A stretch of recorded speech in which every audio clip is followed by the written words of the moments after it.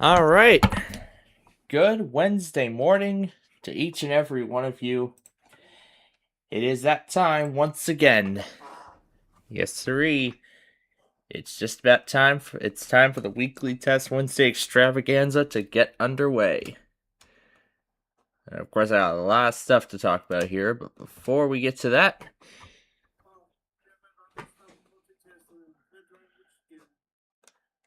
yep, that's coming up.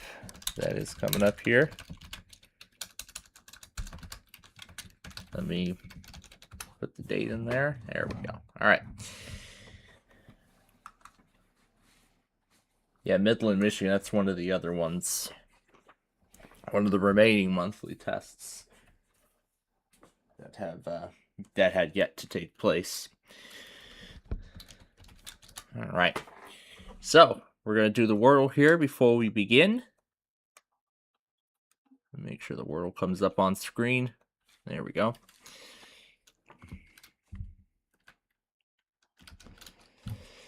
Let's try trail.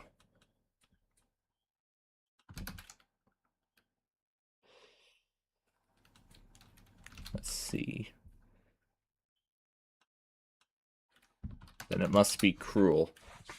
Yep, that's our word today.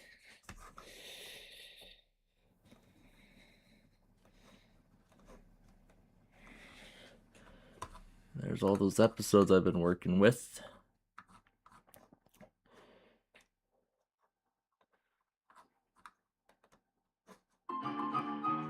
No, not that one. No, not that one. Not that one. That was from last night. Oh, they're sending it again?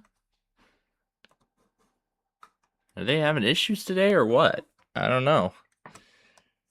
But I don't think this message is any different from the one that came out just a moment ago.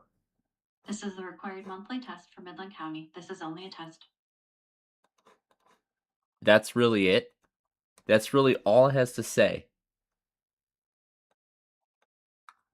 And they have this is only a test in, well, period, and then they put an exclamation mark in the second one.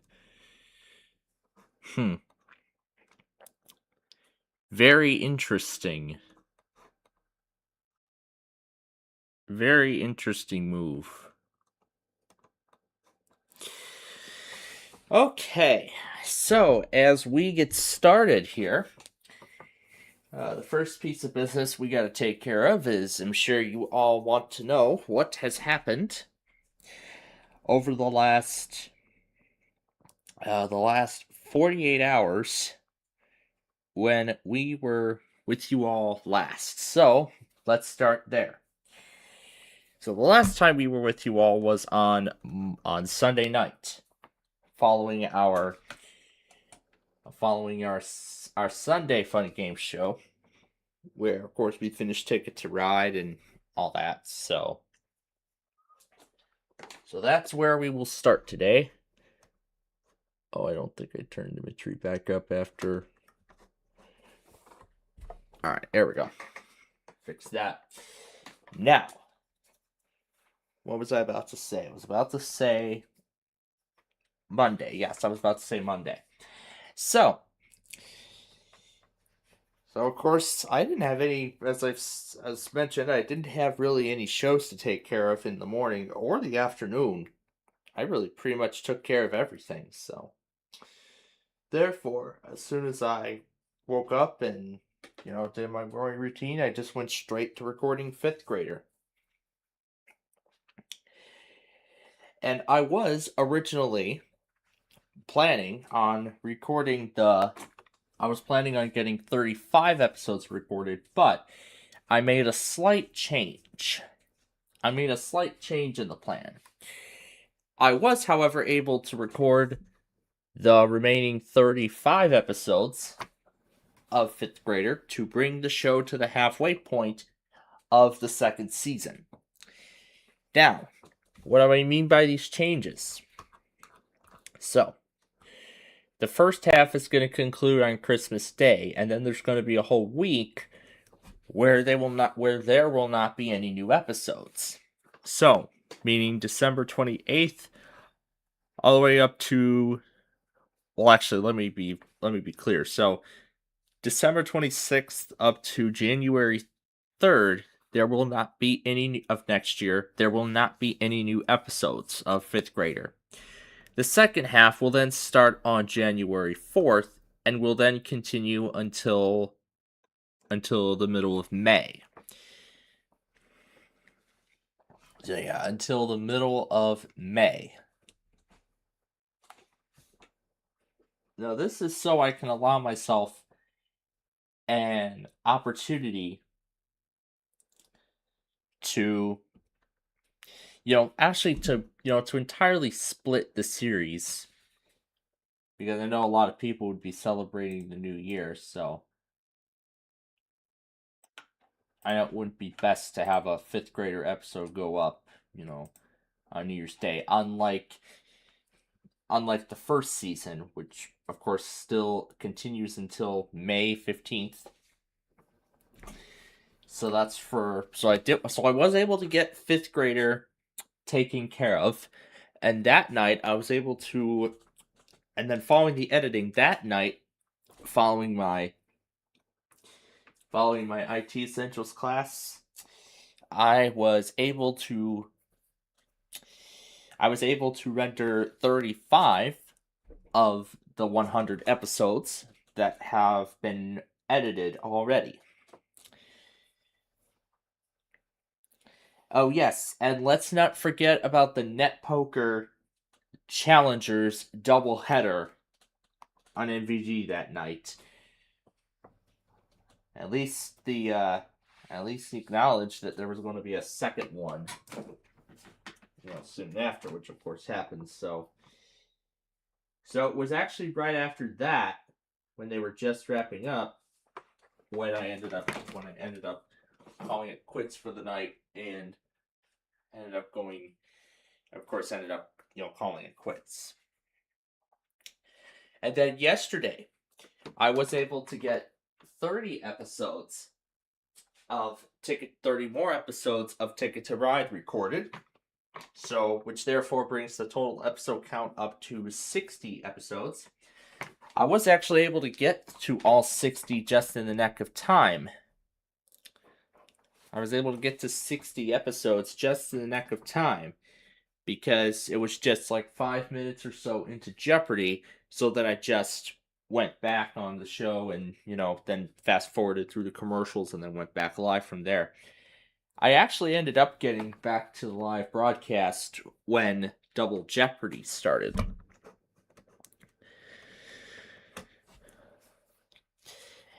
And then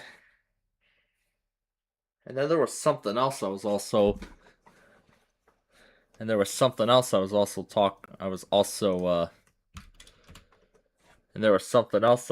had in mind too, but I'll get to that in a minute.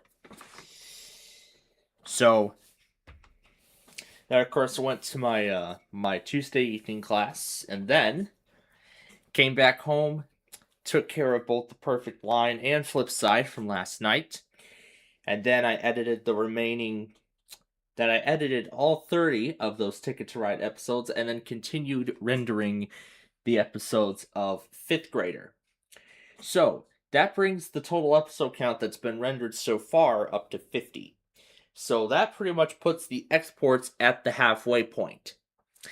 Now, of course, I've still got a long way to go in terms of exporting these episodes. And then, of course, it'll be soon after where I will begin the upload procedure for all of these. And then I'll address the plans for the rest of this week and everything else in just a minute. But I had a little fun with something else during our off-air time. Well, and it has something to do with the character map here, as I found the video about how the Windows 11 boot animation is a font, and then I just looked through the character map and found a whole bunch of symbols. Even copied one of them and then just let Google Translate say it. Unknown currency. Yeah, just have it say it over and over again. And then scrolling down through the character map, I even had it say other things like these two triangles here. Filled up pointing triangle. Filled down pointing triangle. Filled down pointing triangle. And yes, it even says the playing card suits. Diamond suit. Diamond suit. That's crazy. And then there's just a bunch of other things too. The unknown currency is my favorite one, so maybe that's something we can put Tom and Ben through. Oh, and speaking of Tom and Ben, let's bring them in now.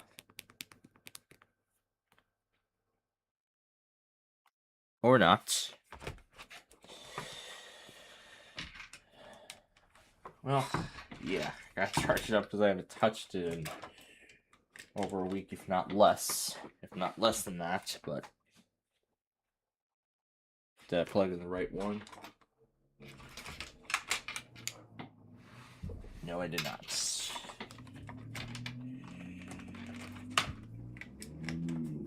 Alright, that should be the right one now. There we go. Alright, we'll let that charge up, and then of course it'll power on when it's ready. Alright, so yeah, that and that time machine that we were having fun with during the New Year's Spectacular. Oh, that was fun. But then I had another crazy idea. How would the Big John's Wheel of Fortune game react to those unknown symbols that, well, obviously we can't call them. We can't do a random character extravaganza, normal gameplay with them, but I was thinking we could try the toss-up mode with them and just see what would happen. But I'm curious to know myself. But that I'm probably gonna do off air, maybe towards the end tonight, or well, actually I don't know if I will because I still have a few more things in my watch later to take care of. To get taken care of. All right. So then, yeah, the phone's decently charged right now, so I'm not going to worry too much about it for the moment.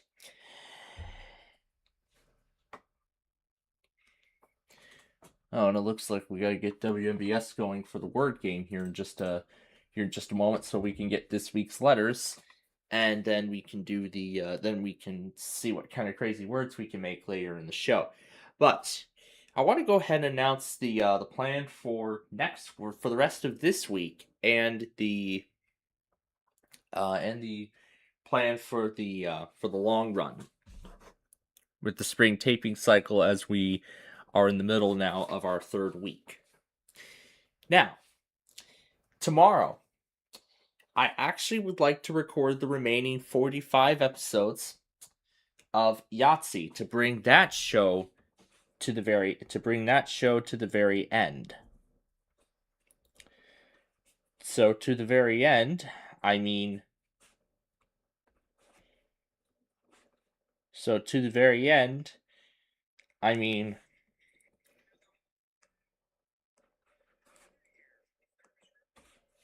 to the very end, record all the 125 episodes that were originally made under the previous branding before it was denied at the last minute. So, I've decided that I'm gonna get up a little earlier on tomorrow to not only take care of the perfect line that will air later tonight, as well as Flipside during my lunch break tomorrow, and also I think an episode of Flipside that I did not see because I remember I scheduled it. So I probably shouldn't have taken it off the list. But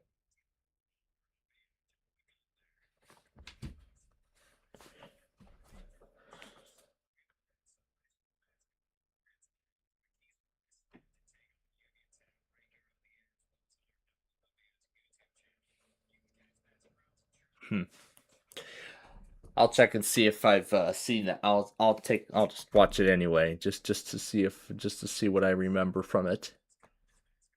If I remember the questions, then yeah, it's an episode I've seen already, and I'll just clear it out. So of course I want to get up earlier to allow myself enough time to record these remaining episodes. Yeah, to record the remaining episodes of Yahtzee. And then of course on Friday,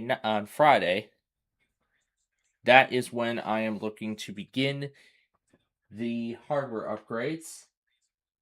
However, I'm still waiting for the rest of the components to arrive. Let me find that list again.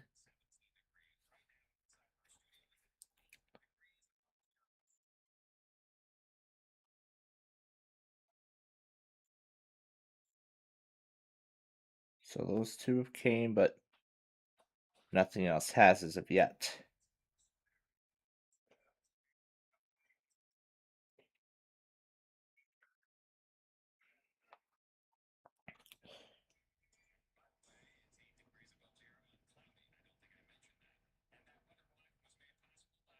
So let's see, a SATA power cable on my on the list. And then I found out that the Crucial Pro DDR4 actually was back in stock on Best Buy, so I ended up opting for that instead of the ATEC. Because personally, I think Crucial is a little bit more of a reliable brand than something like ATEC. Because I mean that's half the cost compared to the ATEC.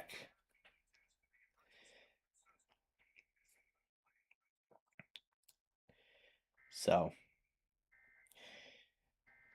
and then I'm not sure if the Wi-Fi card's going to show up.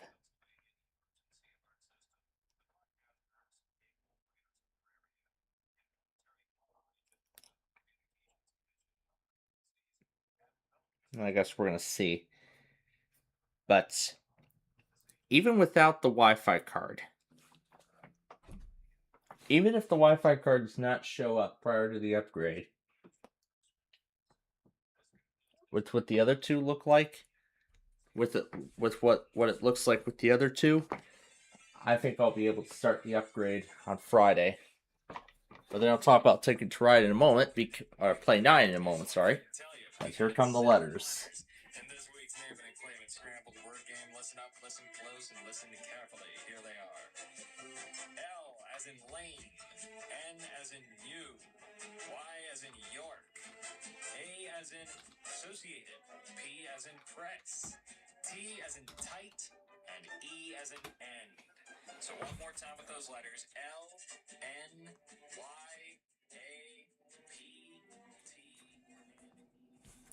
And of course, we will, and yep, those are the correct letters. Of course, we will try to see what kind of crazy word we can make with them at the later on in the show. Of course, probably when we get to part 2, most likely. So of course we'll get to that. All right, now back to what I was saying about the plan for the week. So I mentioned that tomorrow I would like to record the rest of Yahtzee and bring that to the finish line. Well, not really to the finish line, but rather to a checkpoint. I'd say checkpoint. Because 125 episodes is the checkpoint, because that's where we're going to be, because that's all the episodes that are going to be airing later this year. So then it's when it's 50, so all the way to the end of the series, that's the finish line. So now let me pull up the calendar. Well, you're not seeing the calendar, but only I'm seeing it. But that's all right. So Thursday the 29th, as I've said, that's tomorrow. That is when I plan on recording the rest of Yahtzee, bringing that show to the checkpoint, and then Friday the 30th. Now, of course, that was the day I wanted to do Play 9. However, I believe by that point, a majority of the components will have arrived. So, it's going to be at that point where I will end up being ready to do the hardware upgrades. So, I'm just waiting for the rest of the components to arrive. So, as soon as they do, and I know we have a set date for one. So, once they arrive, I will do the upgrades. But there is actually one more piece of college work I need to get taken care of before I do that. And I saw it come up after we went off the air. Right after we went off the air on Sunday. Yep, here's Tom and Ben News. In all its glory.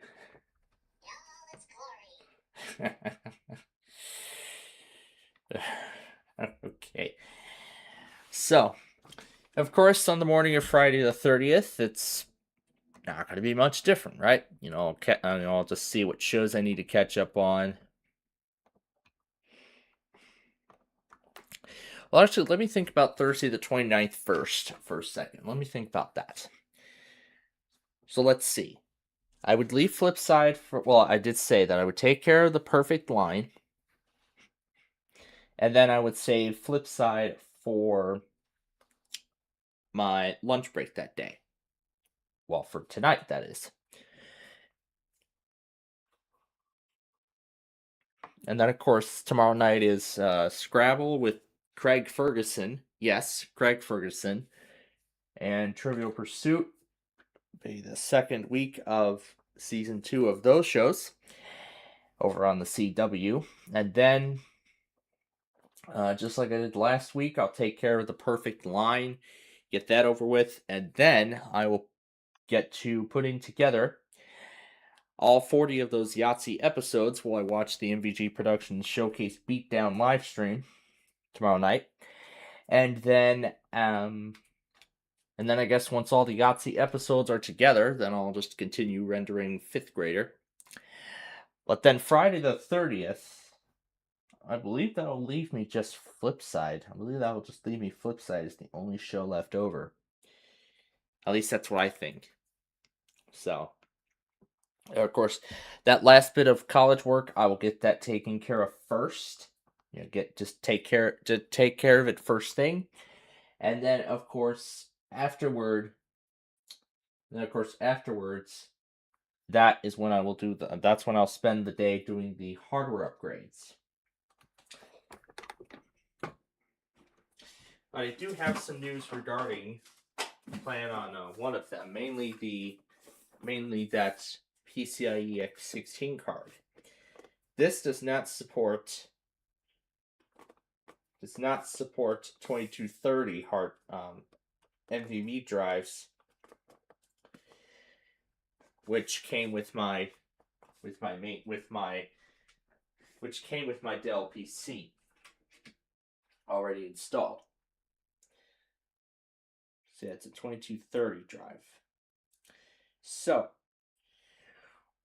pretty much then, the new plan now is I'm gonna put the original hard drive. I'm gonna put the original SSD back into my main PC, and the 2 terabyte drive will be going onto that PCIe card. Yeah, it will be going onto that PCIe. It will be going onto that PCIe card, which has 4 M.2 SSD slots on it. So I plan to put the 2 terabyte drive on there, and then a 128 gig SSD, which would be coming out of my Dell XPS machine prior to retirement, and then I'll just preserve that drive as an additional storage medium. And then if I plan on getting additional SSDs, of course, I'll build on top of that. So, what's the plan then for that 2 terabyte drive? Well, to make the long story short, what I'm thinking about doing, same thing. So, just store some of just keep storing the Windows 7 virtual machine on the main partition, and then on everything else will be stored on the 2 terabyte drive, and then the 128 gigabyte storage drive will just be used as an additional medium. I don't know if it'll let me do a storage pool. If not, then you know what, that's okay. That is going to coincide with the addition of 32 gigabytes of RAM to my main system. But then I'm going to also add more memory to both my old Inspiron PC and my small form factor. So I plan on upping the RAM on my Inspiron PC, my old Inspiron PC, to 20 gigabytes, which I mean is good enough for its purpose, and then 16 gigabytes for the small form factor PC. That, along with a Wi-Fi card. Now, I will be proceeding with the upgrade on Friday, whether the Wi-Fi card shows up or not. But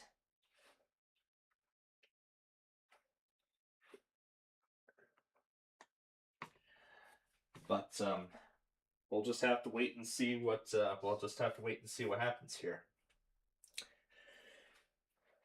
So yeah, of course I'll be spending the day on Friday finishing up my college work for this week, and then doing all the hardware upgrades on my PCs. Now, all the data on that 2 terabyte drive, since that's going to be going onto so I don't think we'll be able to boot off of it, but I can still retrieve the data off of it and clear any other partitions that may just remain, so that way it can just be reused. So that way it can then continue to be reused as a data drive. But at the same time, I need to make sure I have that old version of 3U ready, because that's the version we're going to need if we want to continue doing all of our shows. Because yeah, that's the whole reason why Ticket to Ride never went. That's why Ticket to Ride didn't even get anywhere on week 1 of the spring taping cycle. But I'm glad I found out right then and there, rather than in week 2. So, since this would eliminate Friday the 30th from recording Play 9, and now that 5th grader has reached the finish line, I was thinking I could maybe take a week off from recording pretty much everything so we can bring Play 9 to the end. So, here's what I was thinking. So, 13 episodes have been made so far. So, we'll record 9 episodes on Monday, another 9 on Tuesday, Thursday another 9, and then Friday would be the remaining 13. So, I know I'm going to kind of cheat on the original plan a little bit, but I think this is a good idea, because of course I want to render everything else, and then at the same time bring Play 9 to the finish line, because we were not able to record episodes of the show for like 2 weeks straight. Well, this will be 2 weeks straight, because we weren't able to do more on the 23rd because of the extreme cold. We're not going to be able to do it on the 30th this week because of the hardware upgrades. So that's why I'm going to be reserving an entire week to get Play 9 to the finish line. So then Friday the 6th is when I plan to bring Play 9 to bring that show to the end. So bringing Play 9 to the end. So once they've all been recorded, then that show will be done. So even if that means that even means that if I don't record more Ticket to Ride episodes, then, that's fine too. So, then what about Ticket to Ride after the 6th? So, as I've said, 60 episodes have been made already. So let's see, if I record 30 more on Monday the 9th, that would put it at 90. Another 30 on the 10th, as usual. That would bring it up to 120. Then another 30 on Thursday, which would bring it up to 150. So then it would be Friday the 6th.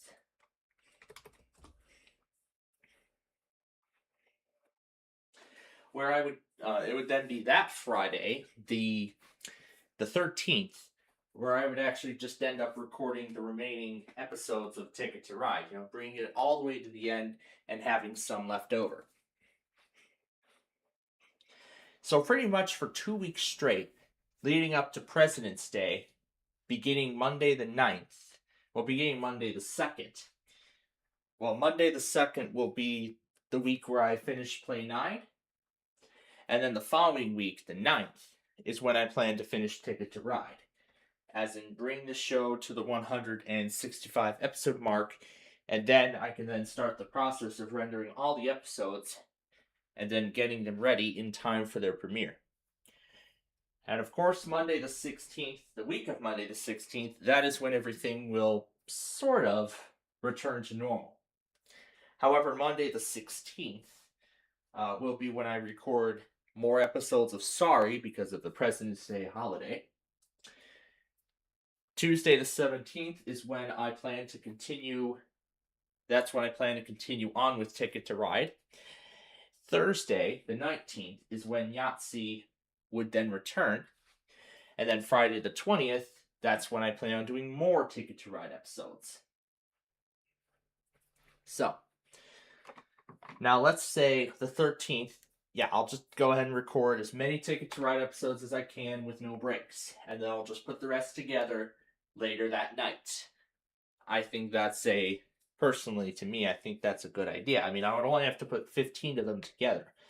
So then after all 15 have been made, then that's it. It's done just like that. Plain simple. So then, if we do calculations here after that week, and then I plan on recording more, that would bring it up to 270. So for the next 2, 3, possibly 4 weeks, I would have two taping days for Ticket to Ride. Tuesday and Friday. 30 episodes, and then another 45. So 30 episodes and then 45 for a grand total of 75 episodes each week. Now, I think that's a good thing, but now the question is, do I want to add more? Well, so 30 and then 30 and then another 45.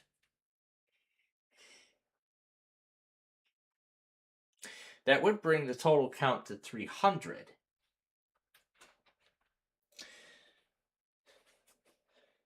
So it would take another few weeks to bring the show to the end. But at the same time, I'd like to start production on the 5th grader DS game, which will be the second half of season 2. Now, I have not done testing of the DS game yet, but whatever time I have remaining following the hardware upgrades, I will do the testing of the DS game and, making sure that everything goes smoothly. So of course, I'll do the testing on the 30th, and then, internal testing of the game on the 30th, and then on Saturday the 21st, that's when I plan on doing an on-air test. When I plan on doing an on-air test of the game. And then, of course, that's all in preparation for when the season premieres on, when the second half of the season premieres on January 4th of next year. I'm getting all these guys ready here.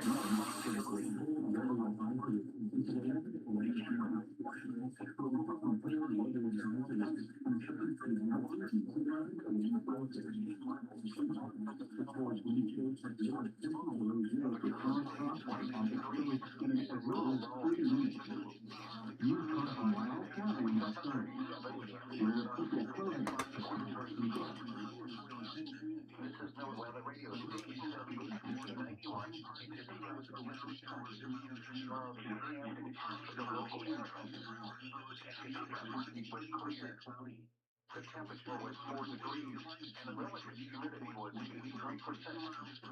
The wind was calm. The pressure was 30.35 and steady. In Manhattan, it was clear. The temperature was 1 degree, and the relative... All right, there we go. So I got all those ready. And of course, I already have Discord open on another PC, so I can just launch over the tests as they happen.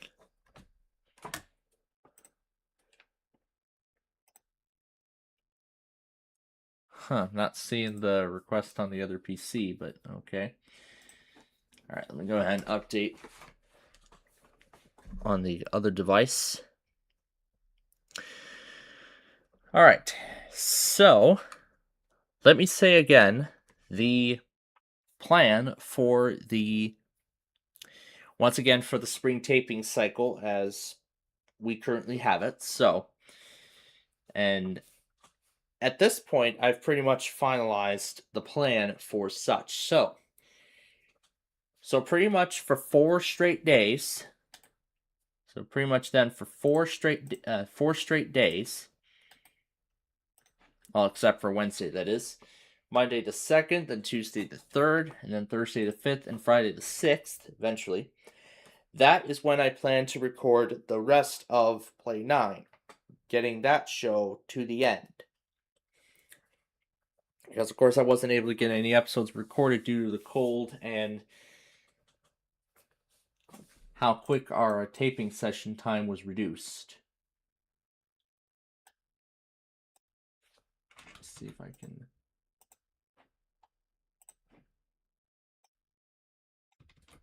No, not that.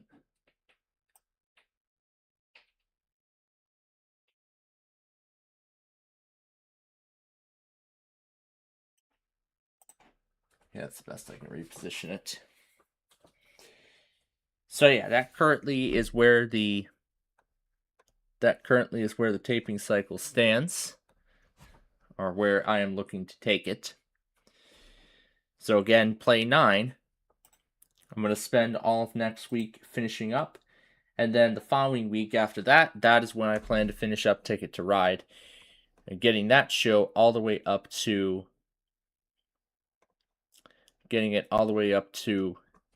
the 165 episode mark, although it actually will be much higher. Which will then take it up, which I'm looking then to take it up to 200 episodes. So then, of course, the 16th is when everything would return to normal. So, except for Monday, where I would be recording Sorry instead of Fifth Grader. And of course, Tuesday the 17th is back to the 30 episodes of Ticket to Ride. We would hit the 200 episode mark at that point. Yeah, at that point, we'd hit the 200 episode mark. And then Thursday the 19th, it's back to Yahtzee. And then Friday the 20th is another day of Ticket to Ride. But I was thinking, I was thinking maybe of another possibility. We could maybe have Friday the 20th, we could switch between Ticket to Ride and Yahtzee each week. I think that could work. We could switch between Yahtzee and Ticket to Ride over the course of those next several weeks. So, like, for instance, Friday the 20th, we could do Ticket to Ride, and then the following Friday, the 27th, we would do Yahtzee, and then Ticket to Ride, and then Yahtzee, and then Ticket to Ride and Yahtzee, and then so on and so forth. Until all 500 episodes, both shows, until all those shows have been recorded.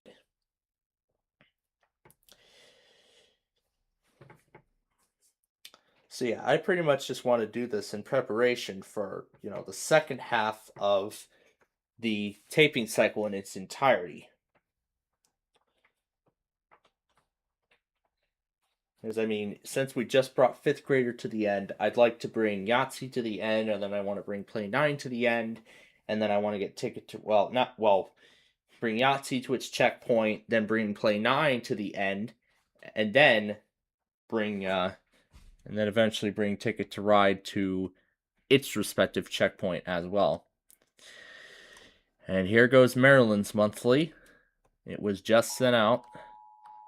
And Puerto Rico's NWR test is going out too. This is the Maryland Department of Emergency Management with the coordinated test of the emergency alert system. Broadcasting successful deployment to warn you during an emergency. Let's conclude the test of the emergency alert system. Para Puerto Rico y las Islas Vírgenes estadounidenses. Durante situaciones de emergencias, esta alarma será activada. La prueba se realiza los miércoles entre las 11 y 12 del mediodía si las condiciones del tiempo lo permiten. De no ser así, se llevará a cabo el próximo miércoles. The National Weather Service in San Juan has interrupted the normal broadcast to conduct a weekly test of the emergency alert system for Puerto Rico and the U.S. Virgin Islands. During emergencies, this alarm will be activated. This test is conducted every Wednesday between 11 and noon. If weather conditions are unfavorable, the test will be done on the following Wednesday. Now we return to the regular programming. Ahora regresamos a nuestra programación regular.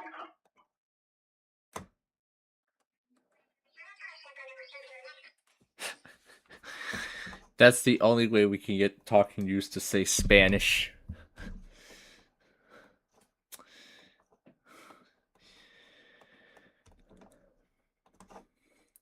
So yeah, that's currently my idea for the spring taping cycle in the long run. Well, yeah, in the long run. But I was still thinking we could get Yahtzee taken care of in just 8 weeks. We could just get Yahtzee taken care of in 8 weeks. So, I mean, we would get it up to the 500 episode mark by the conclusion of, let's see, by April, I believe. Well, let me do the calculations again, just to be sure. So I'm hoping to get it up to 125 by the end of this week. Well, by the end of this week. Oh, and Mobile's going now too, by the way. They're testing now.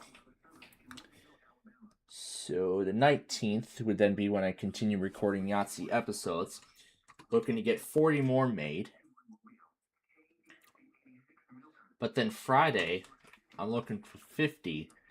Well, the following Friday, looking for 50, and then we do 40, then 50, then 40, then 50, then 40, and then 50.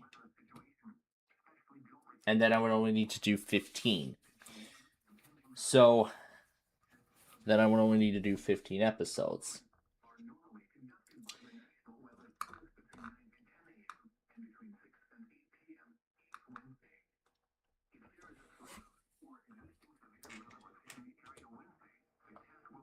So let me get this into perspective. So 40 on the 19th, then 50 on the 20th. Oh wait, I probably should have been more specific on the numbers. So 40, then 90, and then 40 for another week. So 40 for the week of the 19th, then 40 and then 90. No, not 80. Oh, it was just adding them all up. Okay, there we go. And then another 40, then another...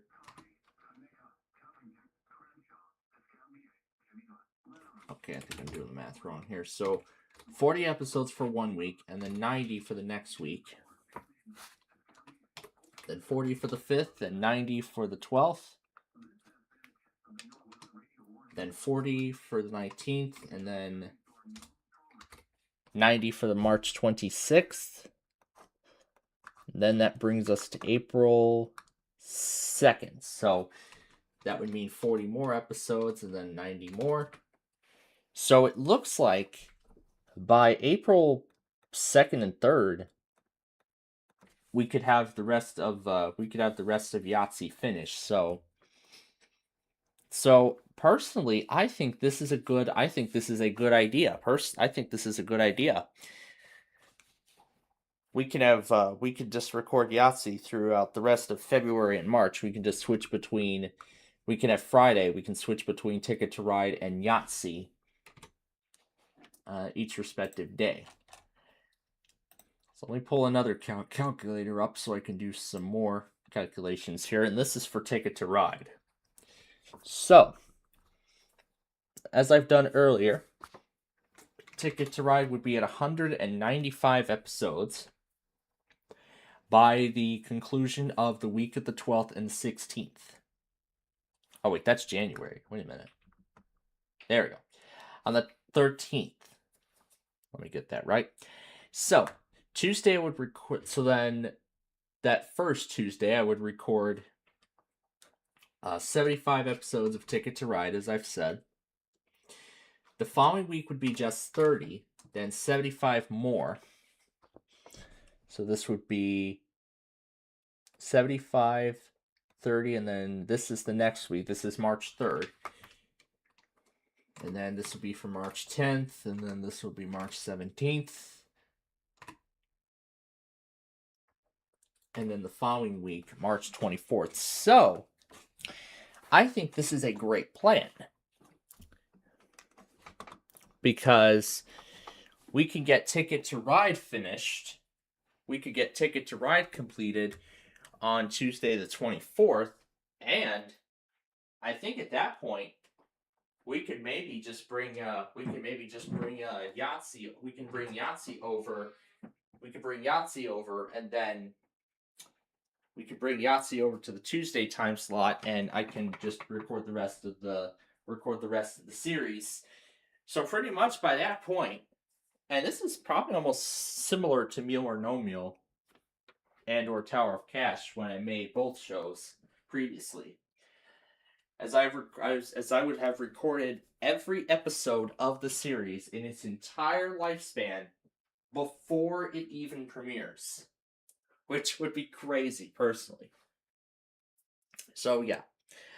I'm looking that by the end of March and the beginning of April, I will have all 500 episodes of both Ticket to Ride and Yahtzee made. I'll have all those made by that time.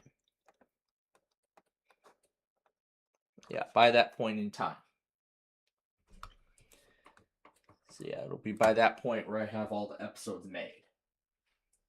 So then it will be April when then I can begin planning and preparation for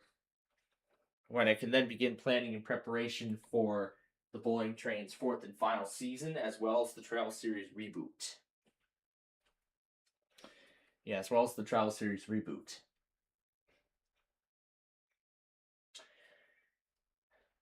And then in terms of the schedule for those shows, well, that I don't know as of yet.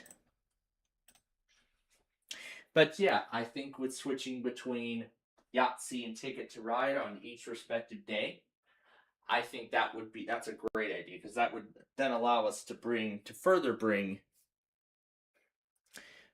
both shows respectively closer to the finish line at or around the same time.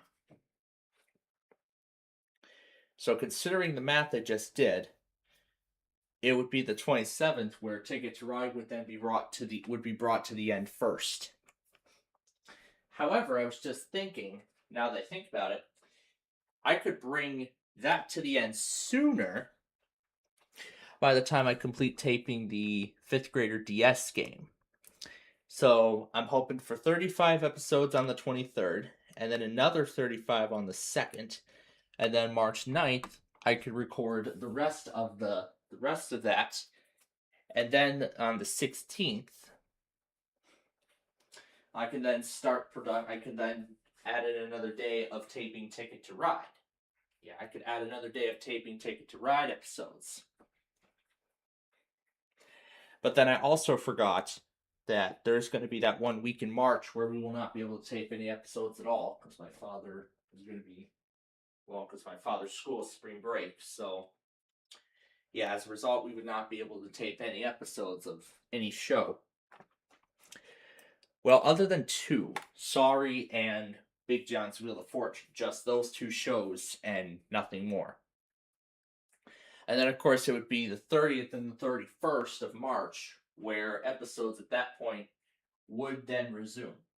But let's also not forget about another thing regarding spring break.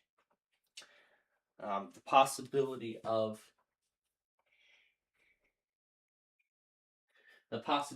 returning to the Lawn of Oaks for spring break. That we don't know yet. It's too early to tell. But if I do need to revise any plans, then of course I will. But then if I pull up my college's schedule, which I have bookmarked which I still have up alongside Internet Archive pages of the Yu-Gi-Oh! Trading card game and the soundtrack, and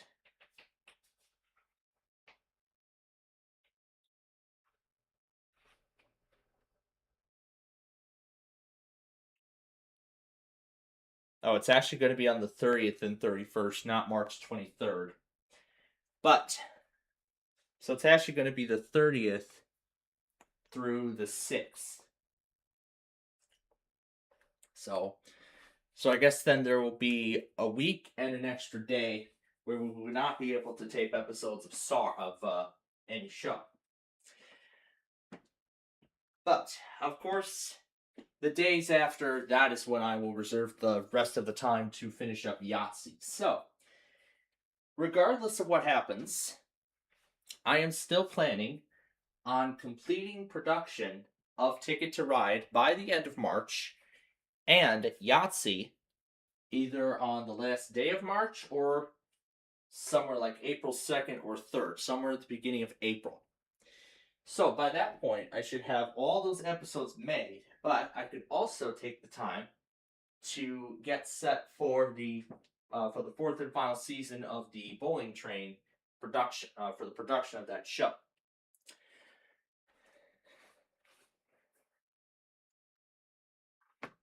But then, of course, I'll be still rendering episodes of every other show that's been made so far each night. So, like right now, 5th grader, I'm still rendering those. I mean, I've reached the halfway point. But I will continue rendering the episodes. I'll continue rendering the episodes, well, not while we're doing the weeklies, but maybe probably while we're doing our games, since the only thing our viewers will really be seeing is the virtual machine. Yes, it's really the only thing our viewers would be seeing is the virtual machine. Let's see.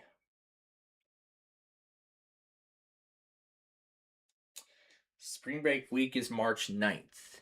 Okay. So, it's actually March 9th. So the big question that's on my mind now is, am I going to be going back to the Lawn of Oaks on that week? Which would hinder the spring tapings a bit more. That we don't know. That I don't know yet. But as soon as I know more, and of course I make my choice, I would let you all know of all the changes that end up coming to the spring taping cycle at that point. But still, the plan is to have all those aforementioned shows taken care of by that point. That still is the plan.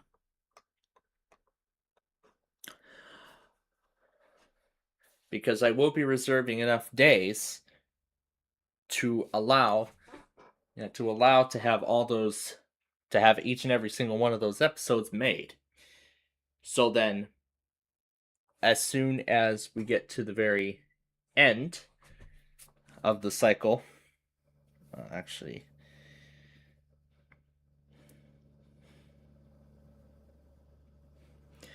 Oh yeah, and regarding the Pluto TV Yu-Gi-Oh channel, I just saw that they've actually transitioned back to the original Yu-Gi-Oh. So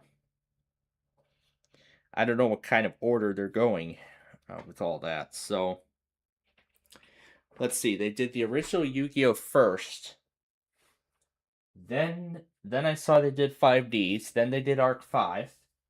Then Vrains. Then Zexal. And now it's back to the original Yu-Gi-Oh again. I don't know. Maybe they just pick one of the series at random and then just plays all the episodes in chronological order by when they premiered. Probably. So, mainly in number order, starting with the first episode of the first season, going all the way up to the last one of the first season, and all the way up to the very last one. So, that's something.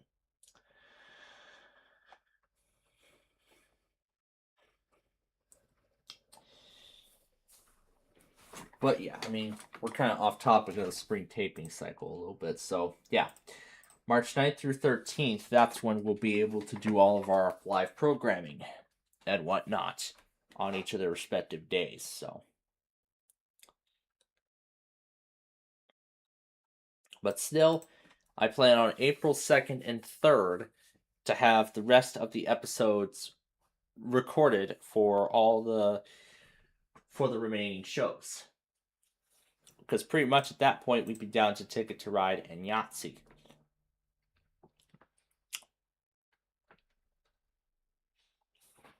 But by March 9th, I said that we would bring 5th grader to the finish line.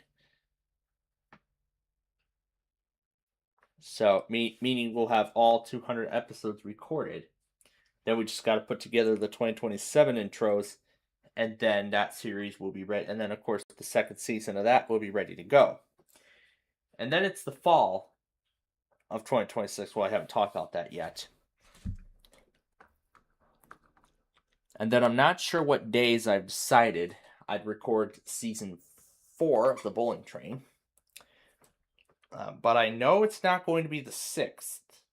It probably very well could be the 7th that I end up starting production on that show. And so I'll probably just do it in order. So I'll just I'll just record the entirety of the 4th season of the Bowling Train on Tuesday, Thursday, and Friday, respectively. If I need to add an additional day, I am more than happy to. I will do that. But I think I've been able to do it like 25 episodes each day. I've been able to do like 25 episodes each day, with the 100th and last one being the grand finale. Now, for that season, I'm thinking of trying a different bowling set this time around, but no, I don't think it's going to be that good. So maybe we'll just have that bowling set come in for the very end. You know, have every bowling set that I have come in for the very last episode of the series, and then I was thinking we'll just do it exactly how it began. So personally, I think that's a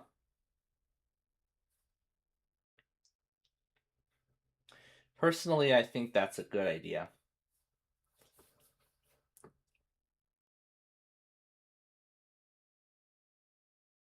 Because to me, it seemed like just shortening it down to 3 frames wasn't really gonna do much, and also I was sweaty by that point. So hence why I couldn't continue recording more episodes afterwards. So yeah. But still, looking forward to getting the remaining episodes of the Bowling Train recorded. So it's gonna be a very quick.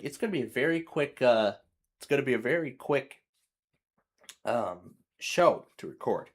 So Tuesday the 7th, Wednesday, Thursday the 9th, Friday the 10th. I actually may record extras on the 10th, and then the 13th, I plan to record the rest of it. So now the thing is, I want to get the Bowling Train completed before the weather starts getting warmer. I'd rather not do it when it's I'd rather not do it in the middle of. I wouldn't rather do it in the middle of May because it would get. Not only would it get very warm outside, and I pretty much would feel hot very quickly after recording nonstop episodes.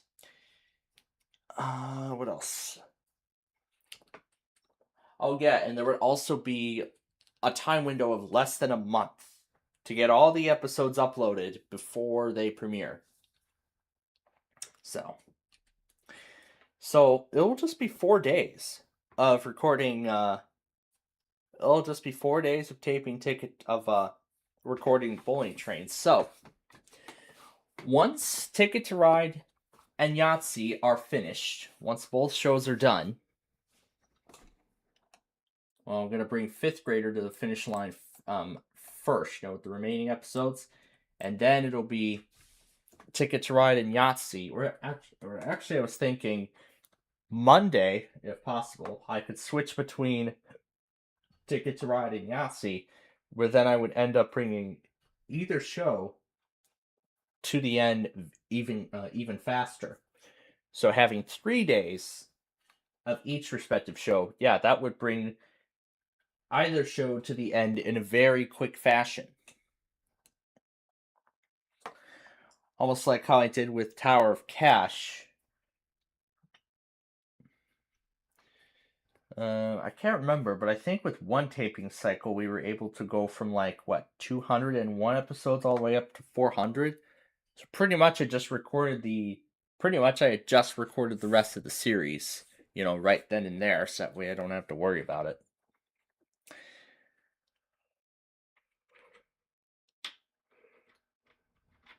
And so yeah, that would just be 4 days of taping the Bowling Train's fourth and final season. So Tuesday the 7th,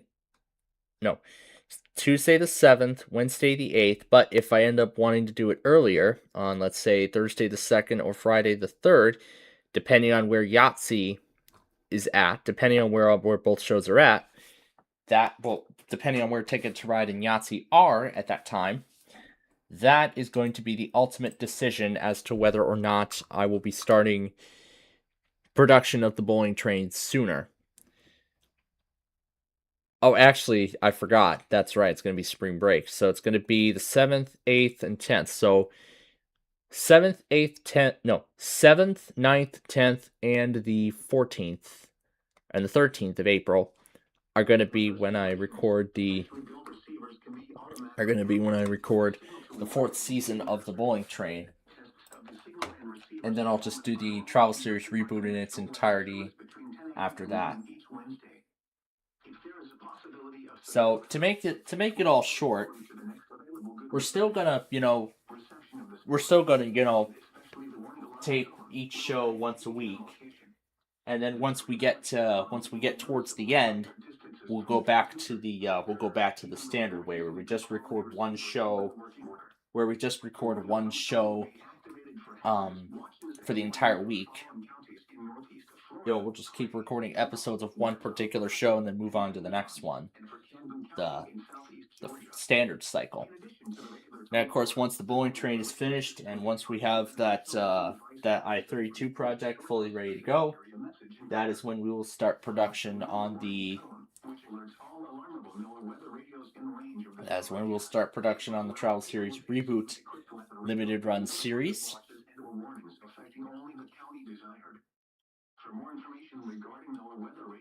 So yeah, that's when we'll start production on that.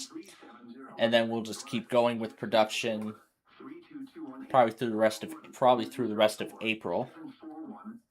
And then once that's done, this concludes the weekly test of NOAA weather radio station KHP39. And then once we get to the end of that is going to be when the rest of the time will be filled in by both Sorry and Big John's Wheel of Fortune, respectively. So it will be just those shows taking over for the rest of the taping cycle. And then, of course, that will continue through the summer. those shows would continue through the summer. But of course, as I've said, there's going to be one day where there is going to be one week where I will not be able to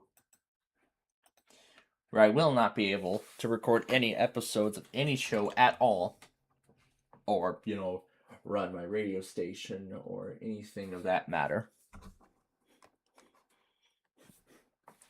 Because of course, because with this upcoming summer vacation, just like what we did with Seattle, everything was offline. All our 24/7 streams, the radio station, basically both of our radio stations, the primary and the secondary, all of that was offline for the entire week we were gone. So, yeah, all of that was offline for the whole entire week that we were away. And then by that Sunday when we returned, that was when we got everything back up and running. But I think we had something else set for that day too. By the time we came back, I think we had lunch. I think we did. I think that's what I remember. That's actually what I do. That's what I do remember. Personally.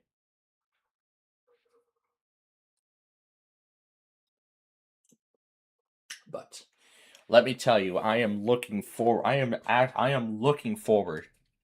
to returning to the low country of South Carolina. I am looking forward to this personally, because I have not been there for 5 years. It's been 5 years since I've last been there. Because I've been everywhere else. I'm looking forward to it. And for my family especially, it's going to be very special. Because I believe multiple birthdays and multiple graduations are going to be celebrated with this trip. So I'm looking forward to coming back. I'm looking forward to it. I've been thinking about it pretty much every single night since I've heard the news. I've been thinking about it every single night since I was told the news of the upcoming trip. And I will continue in a moment.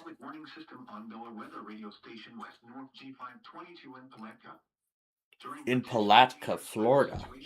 Specially built receivers can be automatically activated by the signal to warn of the impending hazard. Tests of the signal and receiver's performance are normally conducted by the National Weather Service between 10 a.m. and noon each Wednesday. If there is a possibility of severe weather, the test will be postponed to the next available good weather day. Reception of this broadcast, and especially the warning alarm tone, will vary at any given location. This variability, normally more noticeable at greater distances from the transmitter, can occur even though you are using a good quality receiver in good working order. The warning alarm tone will be activated for hazardous watches and warnings for the following Florida counties: Clay, Flagler, Putnam, and St. Johns. In addition to the regular tone alarm, the NOAA weather radio system is equipped with an additional warning device called SAME, which is short for Specific Area Message Encoder. Unlike the normal warning tone, which alerts all alarmable NOAA weather radios in range of this broadcast, SAME allows people with a SAME-equipped weather radio to be notified of watches and/or warnings affecting only the county desired. For more information regarding NOAA weather radio, contact the National Weather Service at 13701 Fang Drive, Jacksonville, Florida, 32218, or call 1-904-741-4370. You can also visit our website at weather.gov/jacks. This concludes the weekly test of NOAA Weather Radio Station West North G522.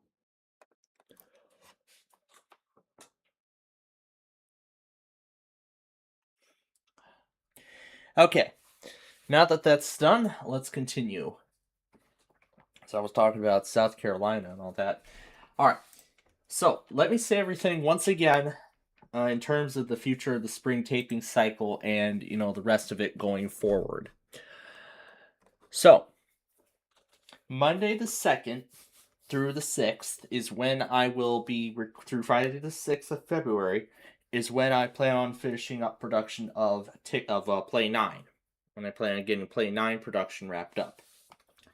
And yeah, Tuesday the 3rd is the monthly siren test, so I'll probably take a minute, just let it run, and then once it's over, then I'll get back to, I know the Illinois Monthly is supposed to go out.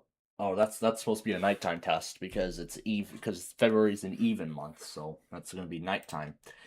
Okay, so after the siren test happens on that day, that is when I will resume production. That's when Play 9 production will then commence that day. And then the week of February 9th through the 13th is when I plan on bringing Ticket to Ride to its checkpoint. So, meaning all 165 episodes will be made. And then it's the week after that. The 16th, Sorry episodes. And then the 17th and the 20th will be Ticket to Ride days. But of course, Thursday will be with Yahtzee as usual. However, Friday, for the next several weeks, I'm going to actually switch it between Ticket to Ride and Yahtzee in an effort to bring both shows to the completion point in a more quicker fashion. So the 20th would be Ticket to Ride, and then the Yahtzee on the 27th. March 6th would be the next Ticket to Ride, and then the next Yahtzee after that would be the 13th. Then the 20th, and then the 27th until every episode has been made. However, February 23rd is when I plan on starting production of the 5th grader DS game. And then March 2nd would be week number 2 of that. It would be week number 2 of that. But then March 9th is when my spring break would start. So, not sure what's going to happen that week, but of course I will let all of you know when, of these plans once they become more clear.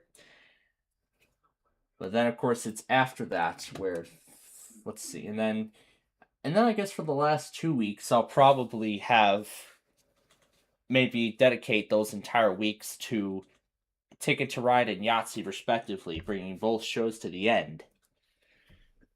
Yeah, bringing both of those shows to the very end. And then it'll be Tuesday the 7th, then Thursday the 9th, and Friday the 10th, and then Monday the 13th of April, where then I'll start production of the 4th season of The Bowling Train, splitting all 100 episodes over the course of 4 25-episode days, respectively. And then I'll spend the rest of the month putting together the Travel Series reboot, and then the entirety of May will be spent recording Sorry and Big John's Wheel of Fortune. And then the 29th, the Rochelle Railroad Days event will mark the conclusion of the spring taping cycle altogether. Oh, yeah? I don't know if you've heard, but there's supposed to be a coast by coast trip with a Union Pacific big boy. That's what I was going to say next. That was exactly what I was going to say.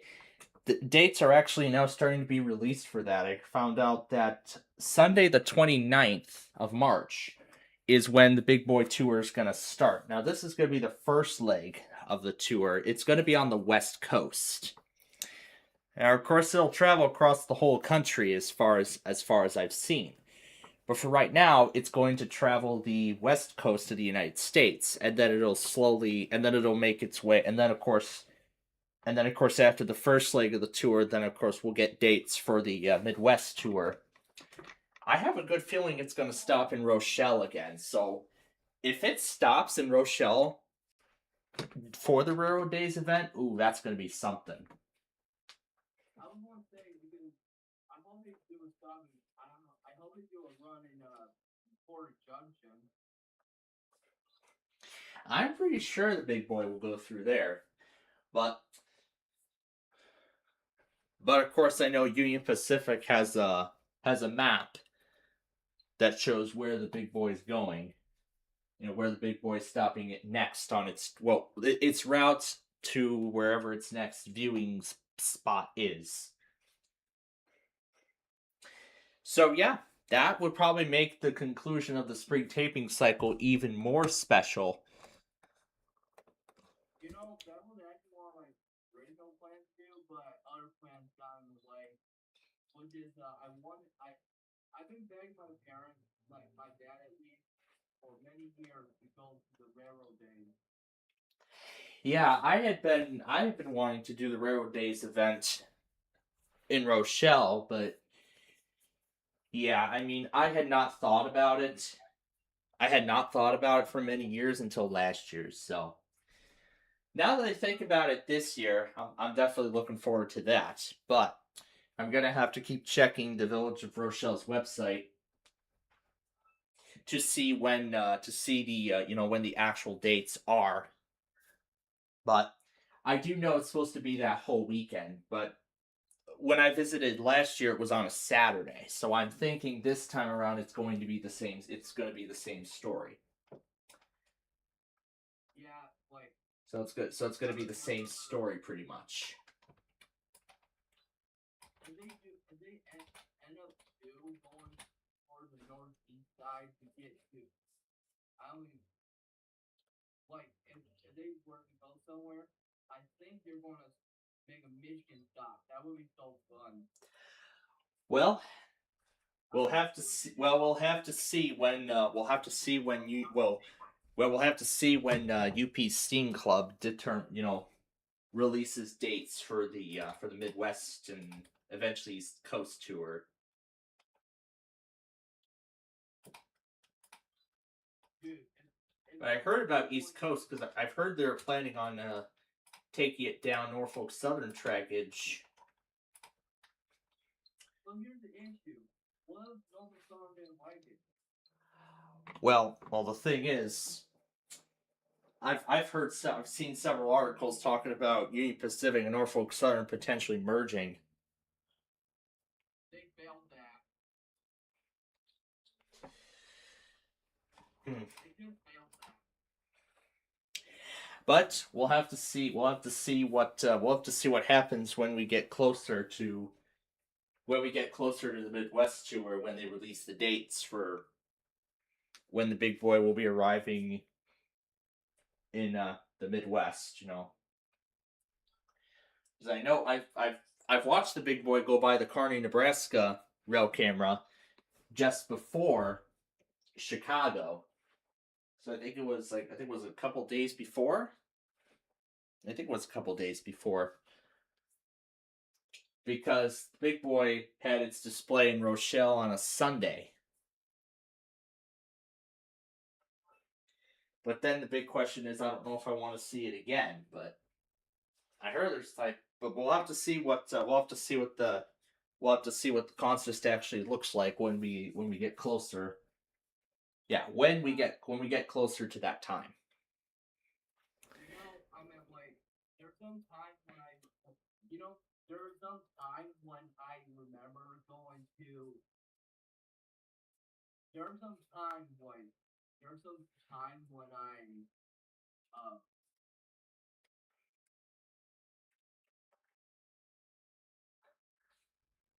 Okay.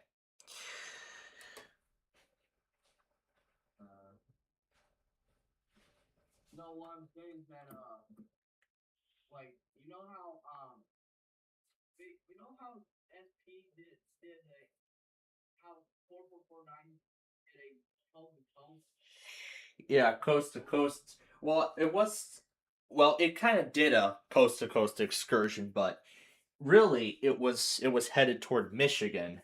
And I mean, I've seen all the videos from Chicagoland capturing the locomotives journey down the racetrack. Oh my gosh. I've seen Downers Grove, I've seen videos of it in LaGrange and even Brookfield. Oh my goodness. And then just seeing those videos, how rare, I think that was a very rare train to see come down the BNSF racetrack during that time. I don't think I was more into trains like full scale trains by that point, but I mean, even just to go down there to see it in person, that would have been incredible had I known about it ahead of time. But I think at that point, by that time, I don't even know if we even had cable. because then we would have our local news and everything, talking about the excursion. But then it ended up taking a different route back, and it ended up taking a different route back home to Portland. I heard it went through I found out it went through Oconomowoc on its way back. It followed Canadian Pacific's Watertown subdivision. I don't know what that is. Well, yeah, the Watertown subdivision that goes through Wisconsin, that's where the Empire Builder and Borealis travel down on its way toward Minnesota. Hey, are you talking about the one that like are you talking about the one that God damn it, how do you describe it? Isn't that where they had that one that Brandon A1 film that was an Ender's message only? Is that what you're referring to? No, I'm not referring to that. I'm referring to Amtrak's Empire Builder and Borealis train service. I know, but I'm talking about the defense tender that heavily uses that on the water film stuff. No, I was not referring to that.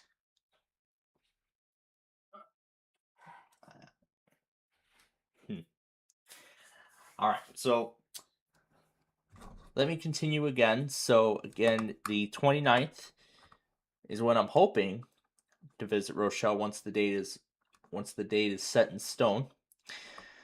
And then during my days off from my part-time job in the summer, that is when I'll be recording episodes of Sorry or Big John's Wheel of Fortune. If there is a severe weather event forecasted to occur within the Chicagoland area on any of those days, we'll just be ready to suspend taping at a moment's notice. So meaning as soon as we get the watch, well, we're not going to go to coverage like right away. We're going to get to coverage when we get closer or when the first warning comes out. So it'll be at that point. So it will be at that point where we will either suspend the tapings. We'll either suspend the taping immediately, or we'll just let whatever episode is currently airing go all the way to the end. Oh, some more mocks there. So either we'll go all the way to the end of the current episode, or we will just let we'll either let it go to the end, or we'll just stop it right then and there and retake it when the event is over, if we even get to that point, because it'll depend on if we're going to be live on air for any programming or anything like that. It'll all depend. So yeah, it will all depend on those factors.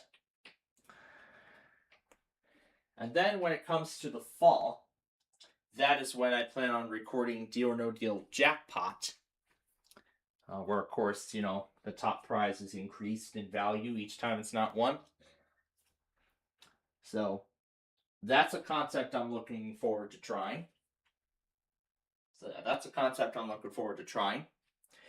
And then it probably either will be later in the fall, or it'll be sometime in the spring, where then I will end up taping episodes of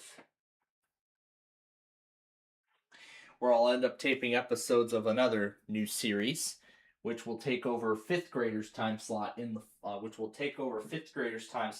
fall of next year. And then, of course, I plan on renewing that series for multiple seasons. I don't know exactly how many episodes I'll be going for on it, but probably 4 seasons. But I'll probably take it for 4 seasons. I'll probably just let it go for 4 seasons, like the Bowling Train currently. And Downers Grove will probably be at its 5th season by the time we finish taping. That other show. But again, none of that for the fall of 27. or tapings for the fall of this year or the spring of next year are set in stone. Once everything is set, once everything's all set and done, that is when, of course, I'll let you all know of any plans and everything like that. Anything like that and what's to come. All right, so now, since we have about 15 minutes left here before the weeklies get going, I've already went ahead and put in all the stations for the Eastern Seaboard, so we're pretty much ready to go at this point for that. So we're pretty much ready to go with the Eastern Seaboard. Now, I want to talk about the plan in terms of today and going into tonight. So let's take a moment and discuss that. So of course, the weeklies here, as we usually do, the first half, the main portion, I should say. Of course, that's going to get going here in just a matter of minutes. And then after 2 p.m., once we get to that point, that is, of course, when we're going to play our usual games. Of course, we'll play Hyperball. Of course, we'll do the Wheel of Fortune Deluxe. And yeah, I think that I might have to reset because I'll be transferring over I'll probably just transfer the virtual machines in their original form. In their current state, I'll probably just transfer them over prior to when I put my original hard drive back in and the new RAM and everything.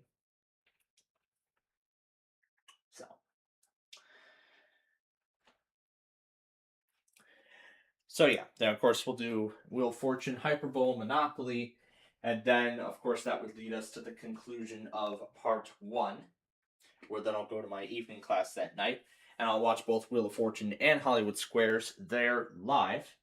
And then when I get home tonight, I don't know, I'll probably just watch the Price is Right in prime time live as well. I'll probably just watch that live as well. Just to get it over with. And then I'll watch The Perfect Line.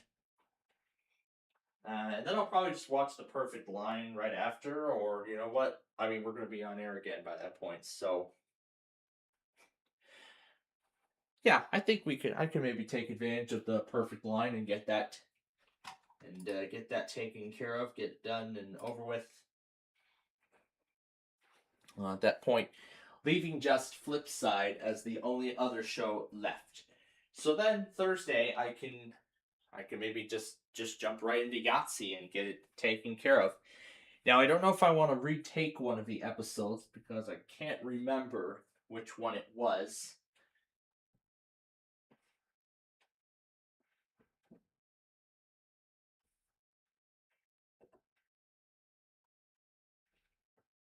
But I'm thinking about maybe just retaping 75 all the way up to 80 episodes. So, just doing episode 75 going all the way up to the end. So if that ends up being the case, let's see. So,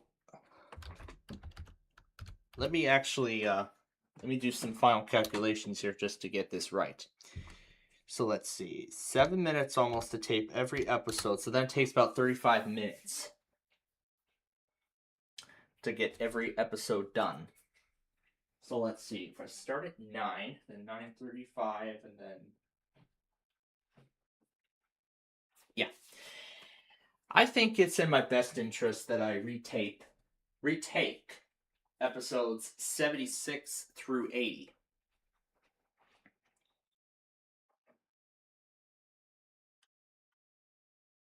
Because I know those episodes were on a Friday.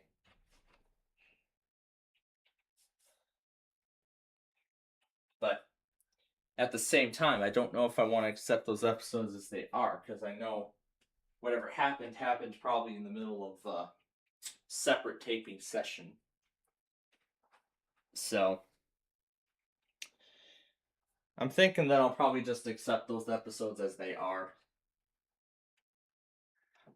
Because to me, I think the sound in the game actually did a pretty good job at the noise cancellation. So that pretty much it would take 35 minutes to record an entire week of Yahtzee episodes.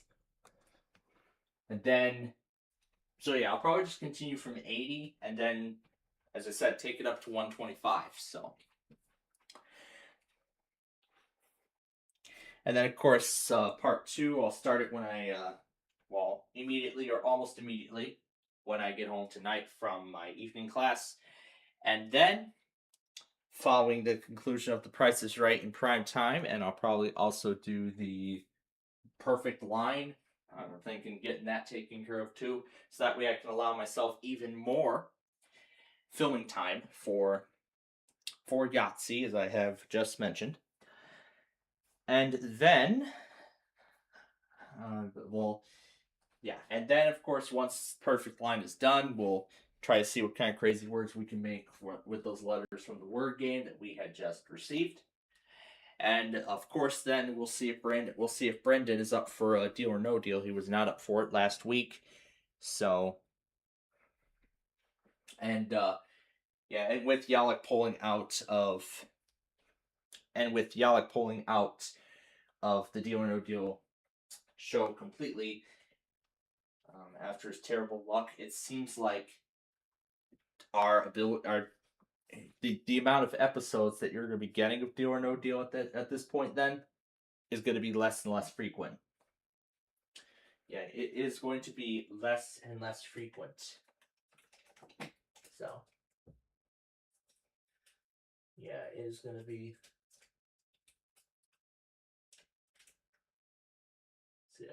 So it's going to be less and less frequent with that under consideration.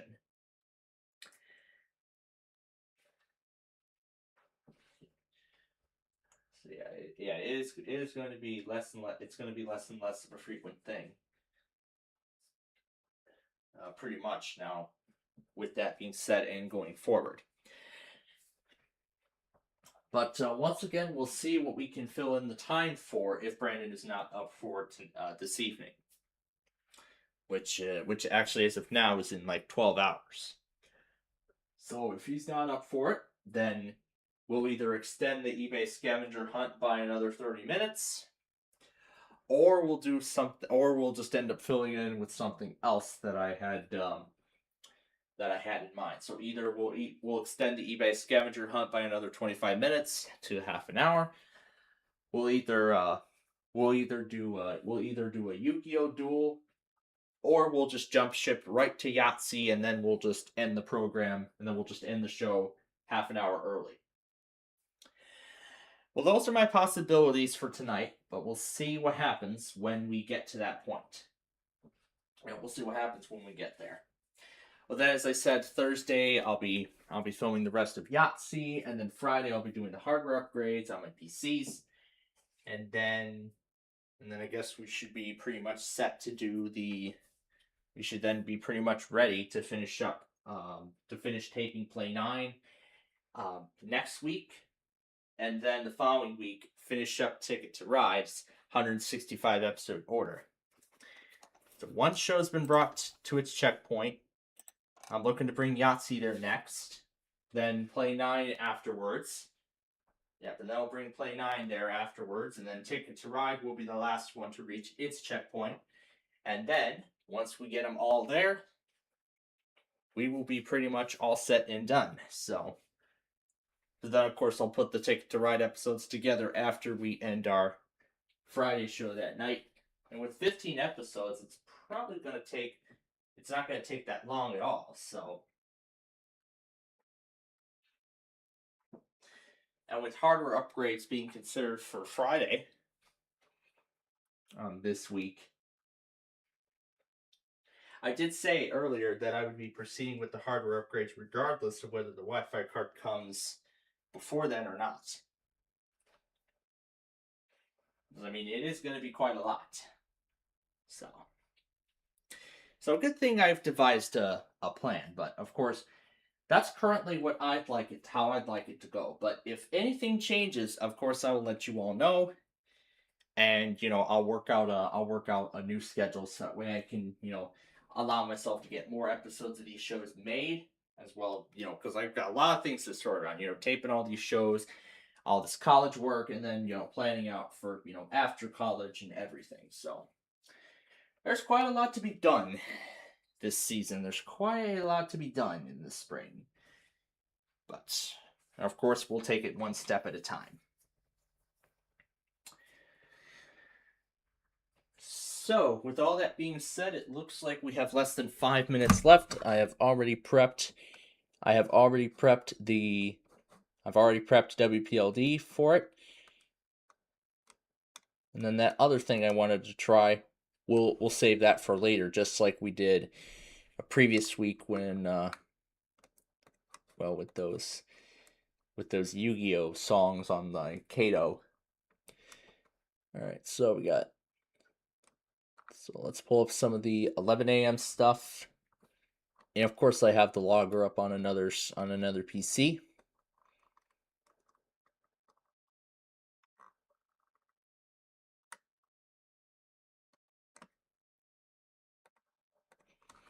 And then Syracuse, let's see, and then Pittsburgh, Amarillo because it doesn't log for some reason. And then I'll do Chattanooga, Tennessee, which will be from Morristown, but of course that'll leave 4 more. That will leave 4 more open for use at that point in time. And yeah, I was thinking let's have David read some of these characters. Infinity. It just says infinity. Right arrow, left arrow, infinity. Right, left arrow, infinity. Left arrow, infinity. Infinity. It just says infinity. It just says infinity. And then when I put it through Google Translate, it just says infinity. Infinity. Infinity D. D infinity.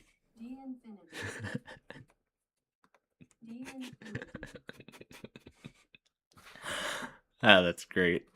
Okay, that's enough. We gotta get these going now.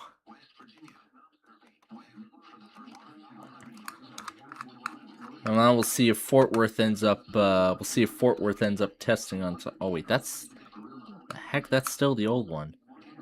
Yeah, that's right. I don't update these VLC playlists anymore. That's right. I don't do that. These are still in their final versions. The final versions.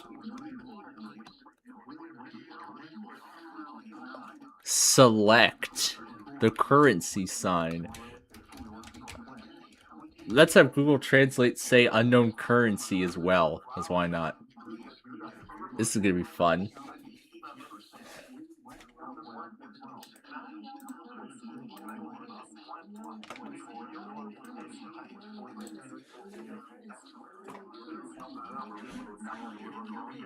Alright. I didn't pull up Certain PA's live stream. Actually, let me do that now. Alright. Here we go. I probably should pull up Newport because they never logged last week.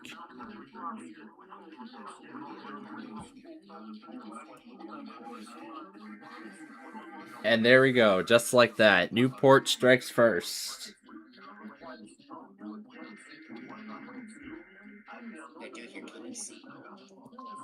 I see he's trying to get KC 83 Baltimore.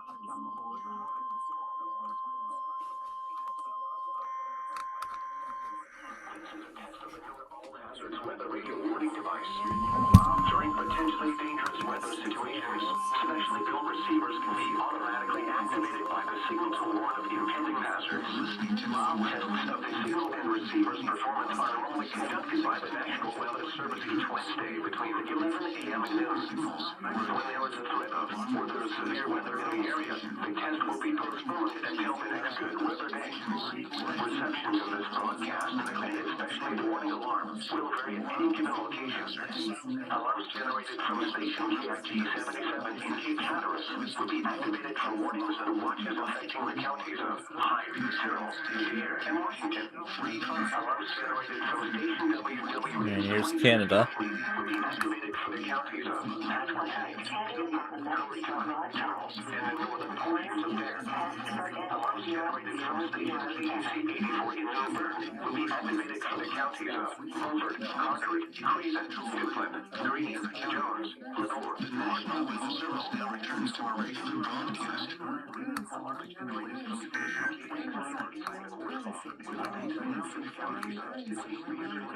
Sampson, Jones, Hillsborough, Pender, Duplin, Lenore. Proceeding signal was attached to the Northwest Radio Public Warning System. Radio receivers are activated by the signal to warn of severe weather or other hazards. Tests are normally conducted each Wednesday between 11 And Charleston's going too. If severe weather is expected on Wednesday, the test will be postponed until the was a test of the station's public warning system. Reception of this broadcast potentially dangerous weather situations. Severely no receivers became automatically activated by the signal to warn of the impending hazard. Greater distances from the signal and receivers' performance are normally conducted by the National Weather Service working 11 a.m. and noon each Wednesday. Phones are activated for instant threat of severe weather where the signal will be postponed to the next available good weather day for consistent reception of this broadcast. Especially towards the alarms 26 and 8 on the warning alerts will be relayed for notices at greater distances from the transmitter can occur even though your transparent quality receiver is working within the 863 provide consistent warning alerts. Warning service possible the warning alarm will be activated for hazardous watches and warnings from the following counties compromises weather radio stations Chapel, Lincoln, Mason, Pelham, and warning alerts from Ohio counties and from Hilliard, Jackson, Warren, Toyota, and Osceola County, Floyd, Carter, for station WW, Johnson, and Fort Pierce. Warning alerts will be activated for Indian River, Martin, Okeechobee, and St. Lucie counties. This has been a test of the NOAA Radio Public Warning System. We now return to the regular broadcast program.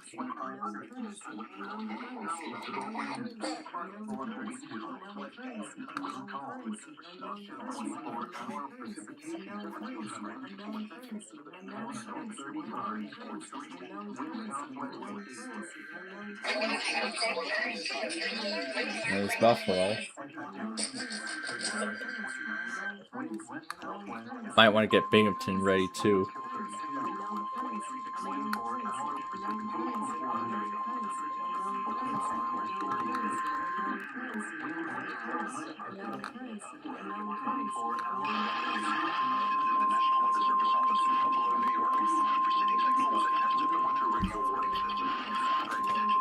Weather situations like those earlier will be automatically activated by this signal. The has received a public warning system on weather radio 3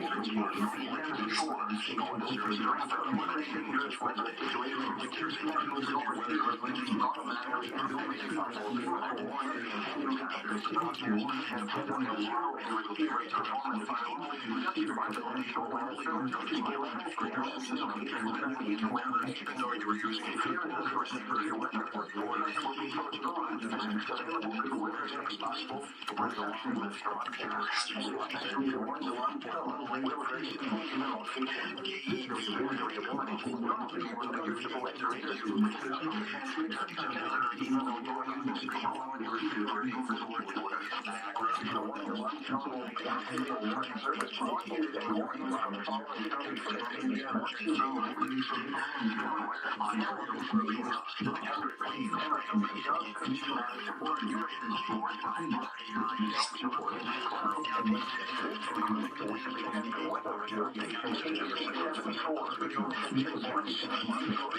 A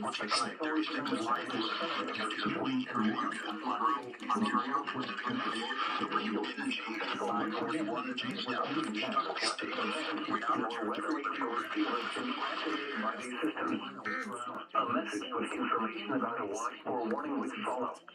Systems are normally conducted by the National Weather Service between 11 a.m. and noon each Wednesday. The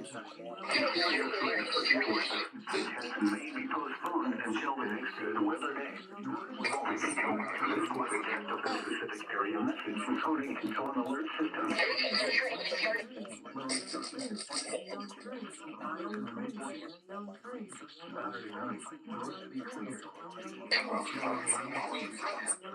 All right. Any second now, KBTO should go.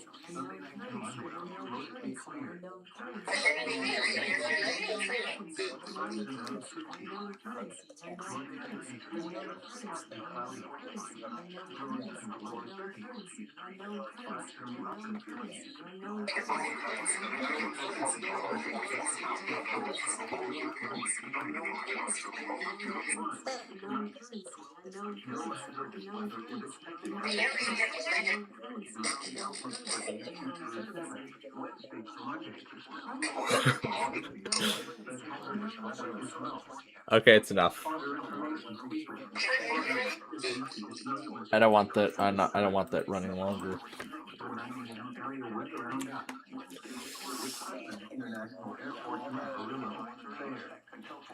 I'll probably just let Tom and Ben handle it.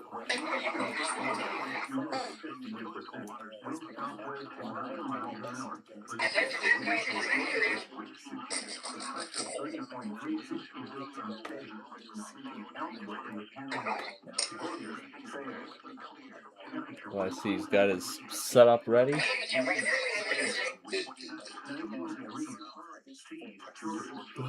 Waiting for DC Mount Holly, and State College. Well, of course, it'll be State College who goes first. Let's see what is Barney the McMemory error? McMemory error.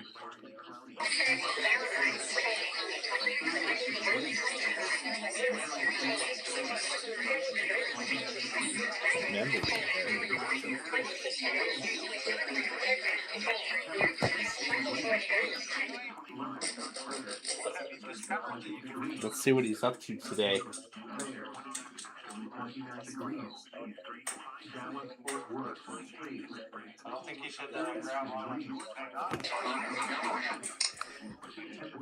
Here goes Tampa.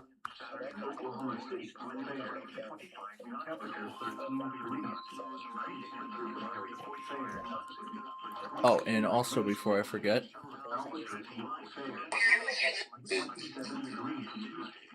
It was mostly sunny.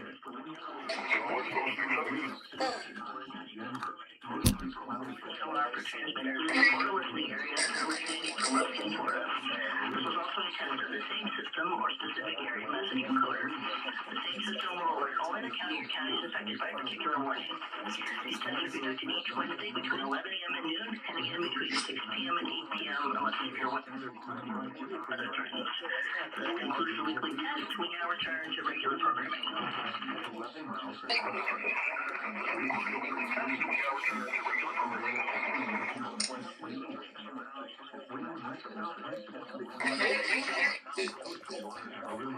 Alright, let's get State College going because it is just about time.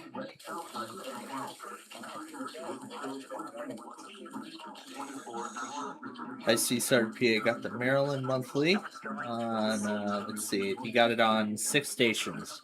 WWDC, WFRE, WWG, WIYY, WIAD, WLAF, and WWMX.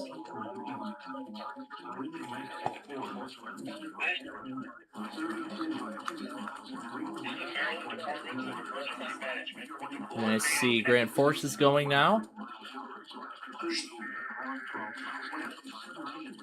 And then any moment, College should go.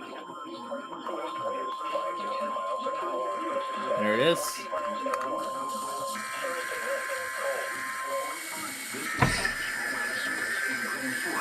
North Dakota.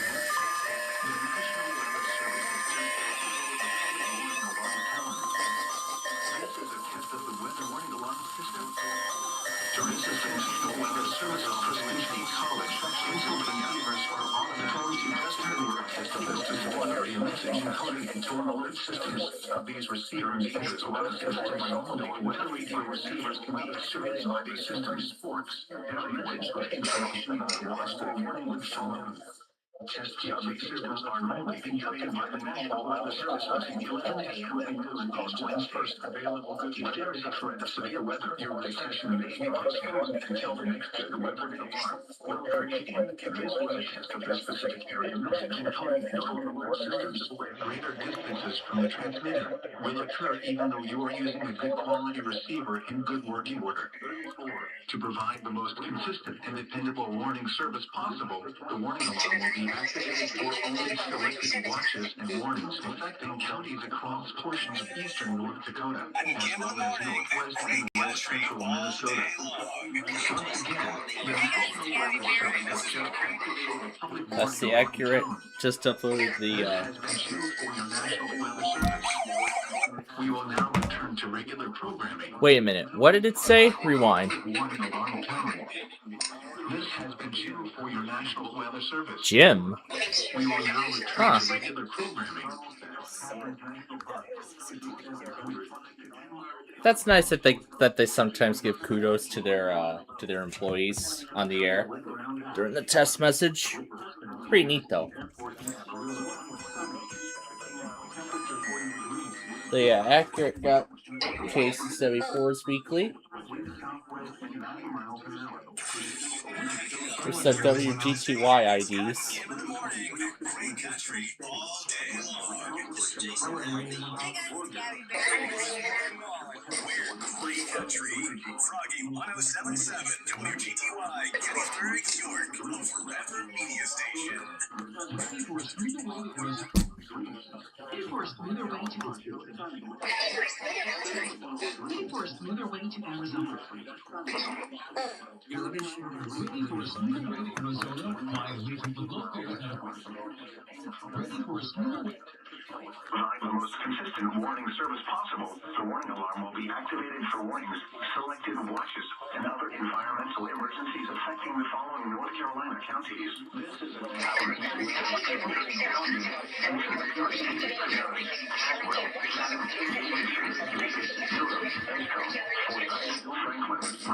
Franklin, Guilford, Halifax, Hartford, Hope, Iredell, Johnson, Lee, Martin, Montgomery, Moore, Nash, Northampton, Orange, Person, Pitt, Randolph, Richmond, Rockingham, North, Scotland, Stanley, Stokes, Surrey, Union, Wake, Warren, Wayne, Wilk, Wilson, and Hampton.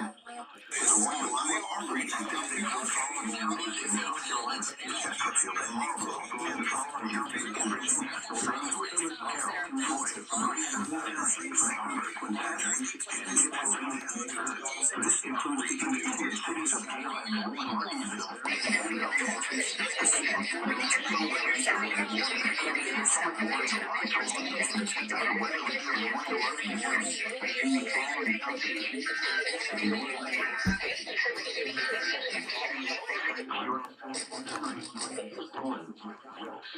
And I see Radio Frenzy got the Maryland Monthly as well. And it just uploaded a warning test for Tampa.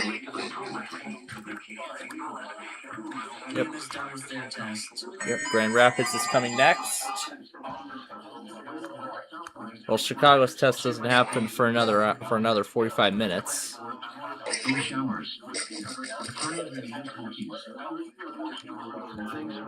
Alright, I got Grand Rapids ready.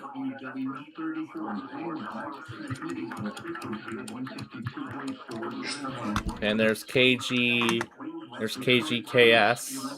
or Cape FM as it says.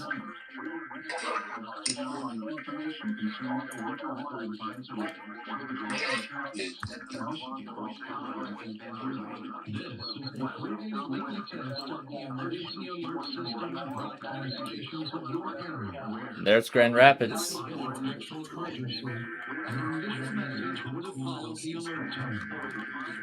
concludes this test of the emergency AEC-74.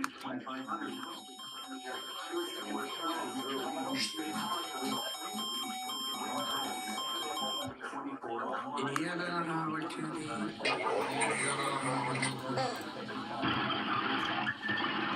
is the National Weather Service in Grand Rapids. The signal you just heard was our weekly test of the No Weather Radio warning alarm system. We normally conduct the test on Wednesdays around 11:15 in the morning. However, if there's a threat of severe weather on Wednesday, we'll postpone the test until the next available good weather day. Be advised that weather conditions will affect the signal quality of the broadcast. We'll activate the warning alarm tone for hazardous watches and warnings for the following counties. On 162.40 megahertz from Onondaga. Those counties are Branch, Berry, Calhoun, Eaton, Gratiot, Hillsdale, Ingham, Jackson, Livingston, and Shiawassee. On 162.425 megahertz from West Olive. Those counties are Allegan, Muskegon, and Ottawa. On 162.475 megahertz from Esparta. Those counties are Muskegon, Newaygo, and Oceana. On 162.525 megahertz from Mount Pleasant. Those counties are Clare, Gratiot, Isabella, Mecosta, Midland, Montcalm, and Osceola. On 162.55 megahertz from Canonsburg. Those counties are Allegan, Berry, Ionia, Kent, Montcalm, Muskegon, Newaygo, Oceana, and Ottawa. On 162.475 megahertz from Plainwell. Those counties are Allegan, Berry, Van Buren, Kalamazoo, and Calhoun. On 162.425 megahertz from Wolf Lake. Those counties are Manistee, Wexford, Mason, Lake, Osceola, Oceana, Newaygo, and Mecosta. This concludes the test of the No Weather Radio warning alarm device. Alright. Now we just wait and see what comes next. But meanwhile, oh yeah, Landon's massive amount of radios that he has.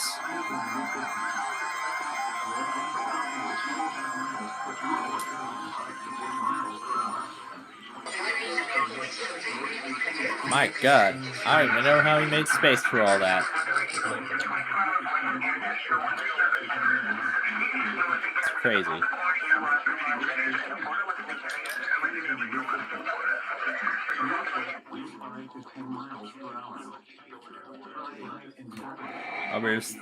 Southern Division Rail Productions. Rail fanning the Metro Evening Rush Hour. What date was this?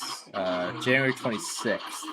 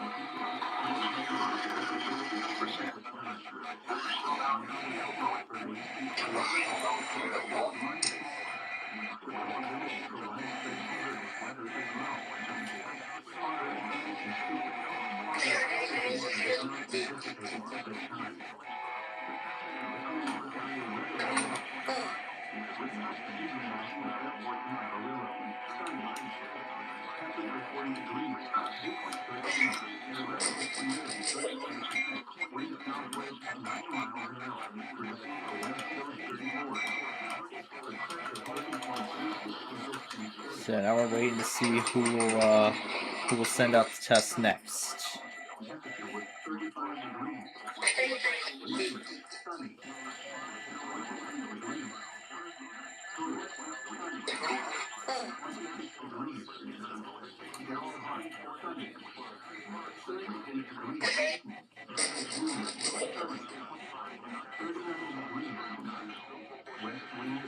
And there's Albany.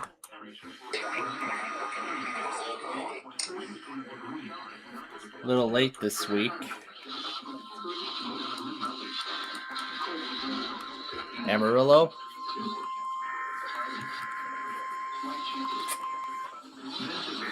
There's Detroit.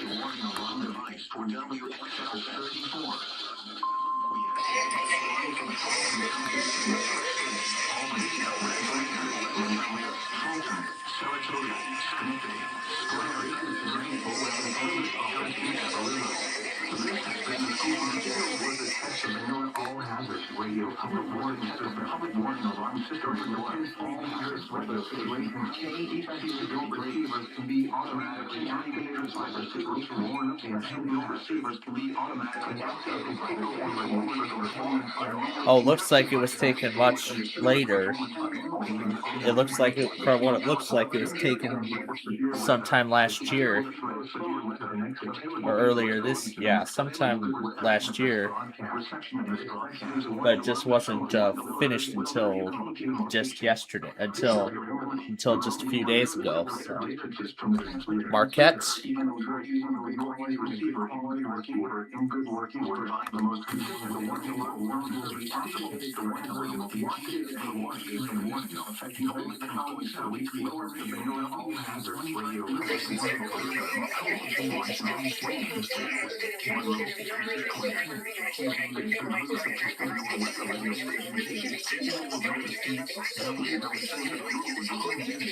WD-2515 Green Beret and WNG 576 Newberry.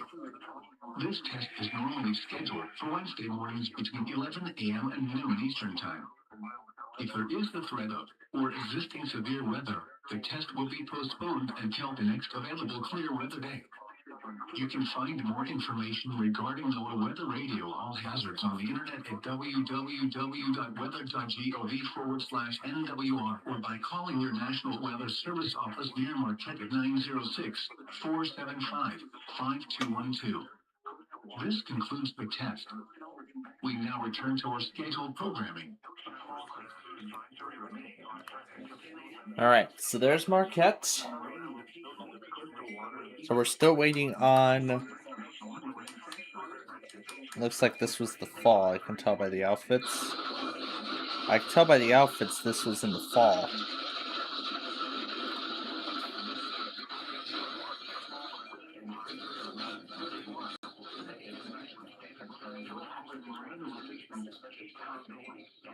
The sounds of Wednesday morning.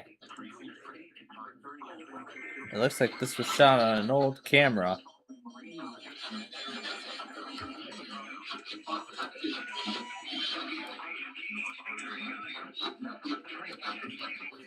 Looks like he shot this on an old camera. I can tell by the low quality. The new Peppercorn Range.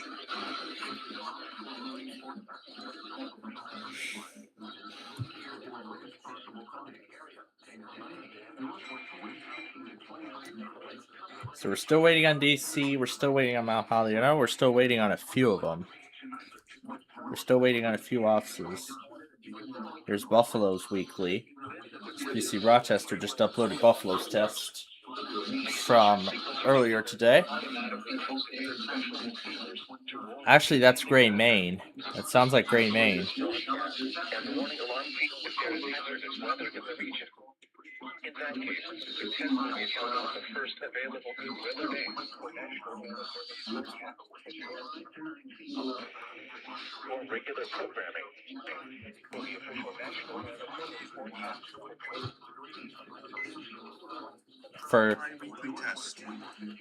that was from Gray, Maine. So yeah, I believe that's Gray, Maine who had just went.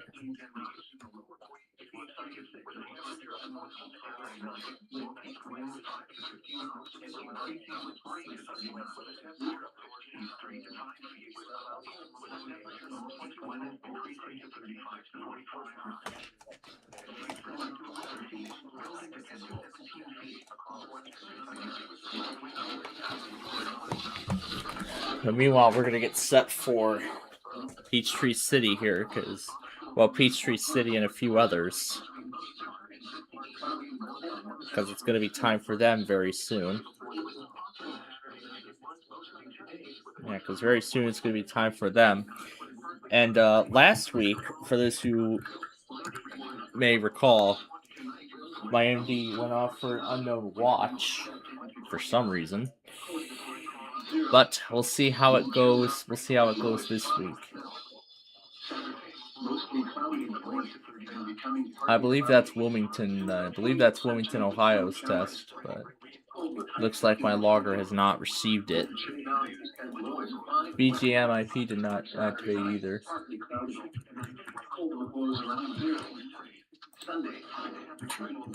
Alright, what the heck of a station is that?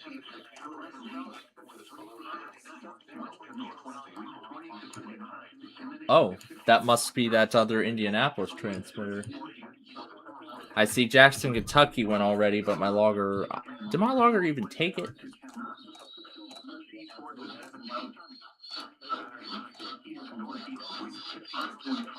I see Wilmington, Ohio went already as well. So... let me see if my logger even picked it up. I see Mount Holly's going now.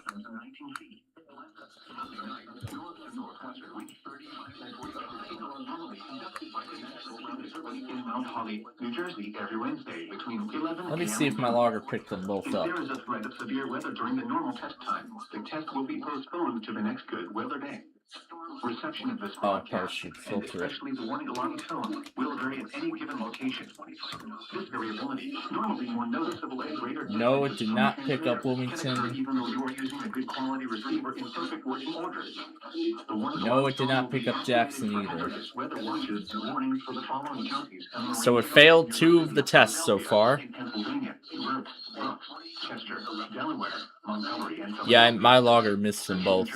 Burlington, Canton, Cumberland, But we can go over here. Delaware, Kent, and Newcastle, including Upper Delaware Bay, and in Maryland, And we can replay all the messages. This concludes the weekly Test of NOAA Weather Radio All Hazards, station KIH 28 in Philadelphia, Pennsylvania.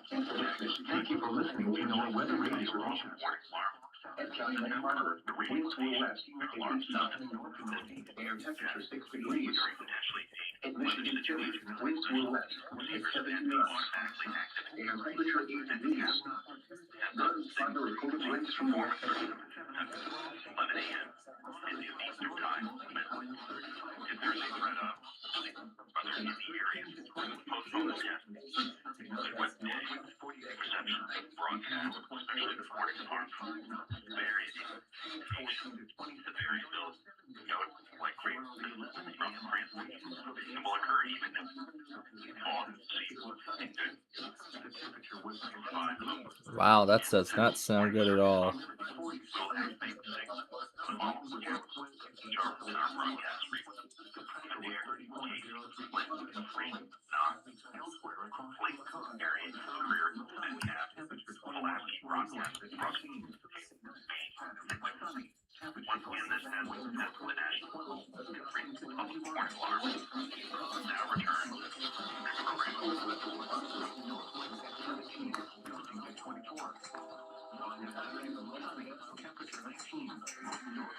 See Morristown going now.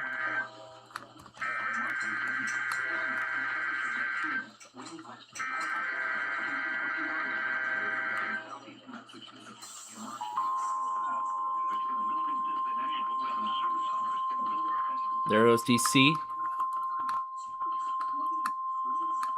This is the National Weather Service in Morristown, Tennessee. The preceding signal was a Test of NOAA Weather Radio station WXK48, broadcasting from Signal Mountain, near Chattanooga, Tennessee.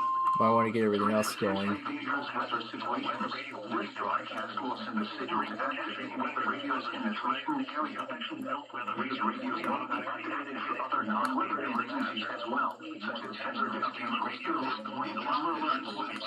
The Weather Radio Alerting Center will test it weekly. It's normally conducted between 11 and noon each Wednesday. If there is an ongoing weather event, the testing may be postponed to the next available. This is only a test. Broadcasters in cooperation with local, state, and national authority have developed this system to provide the public with important emergency information should the need arise. The signal is partially blocked by nearby buildings. It's not what happens with voice on the radio. You can try radio station radio for another to review your weather. This includes this test of the Maryland Emergency Alert System. My name is Vicky Allen. I'm a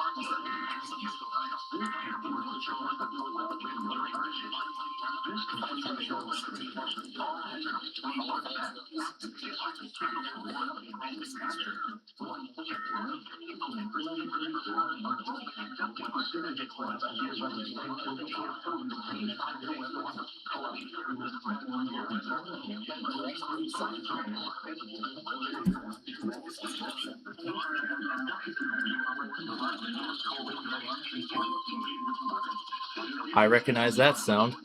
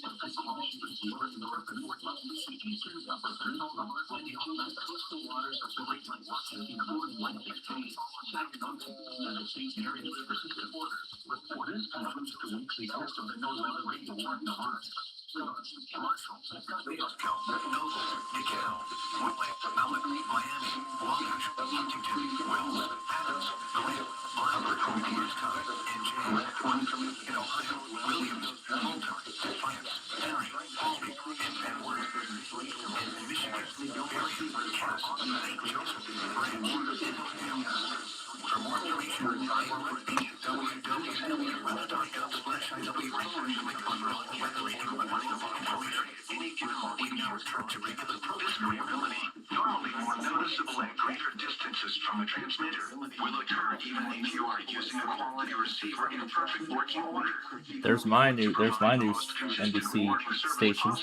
The warning alarm will normally be activated for We shouldn't be showing that, but well, at least we aren't. So this area includes the following counties in the Alleged Listening Area: Northwest Cherokee, Clayton, Cobb, DeKalb, Douglas, Fayette, Forsyth, Fulton, Gwinnett, Terry, Newton, Rockdale, and Walton. This concludes the weekly test of the warning alarm system. We now return to our normal weather broadcasting. The water temperature was 43 degrees, and off the south coast of New England it was Buzzards Bay Tower. there goes Cleveland. This is a test of the National Weather Service weather radio warning alarm from the WXL 51 listening area of Northwest Ohio. During potentially dangerous weather situations, specially built receivers are automatically activated to warn of impending hazard. Tests of these receivers are normally conducted by the National Weather Service every Wednesday between 11 a.m. and noon. When there is a threat of or existing severe weather in the area, the test will be postponed until the following day. This ends the test of National Weather Service weather radio warning alarm. All right, there's that. Now we have not heard yet from Boston.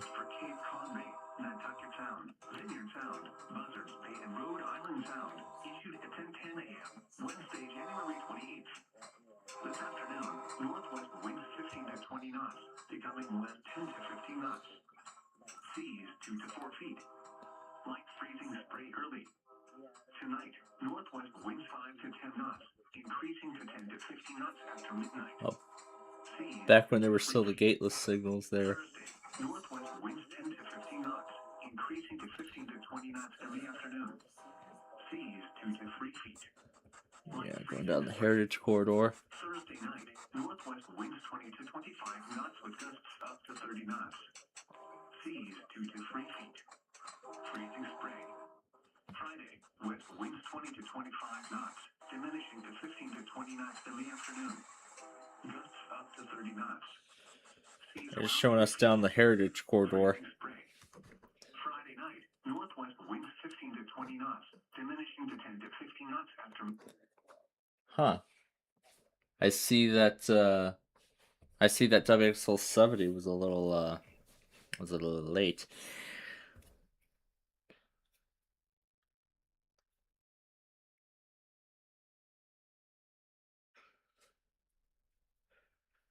And then I see one comment saying that this is one of the most underused Metro lines because of how little it gets and only weekdays it runs. But it did run on Saturday when I was in Lockport on that day. But still, yeah, I don't think doing the Heritage Corridor would be, the greatest idea of all.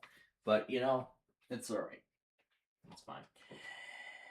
Okay, so as we're nearing the end of the Eastern Seaboard, let's see who went. So I think as of right now we've heard from everybody but Boston and Fort Worth. But remember, Fort Worth has a second chance still. We didn't hear from Lincoln yet, but we're still waiting on that. We didn't even hear from Miami either. As of yet. Let me see if the stream's even working. That's Wednesday, 17:59. Yeah, Miami is still late. Okay, so we'll keep them going. But as for everybody else, well, Charleston did not go, as I do not see them yet.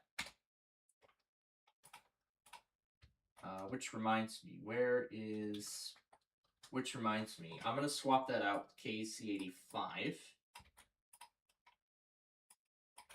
reminds me, I'm going to switch this out with KC85. We'll see if we get a better result. But otherwise, everybody else went. Well, Tulsa, we didn't hear from Tulsa, but we did hear from everybody else. All right, and we're going to go ahead and add in the Central Time Zone.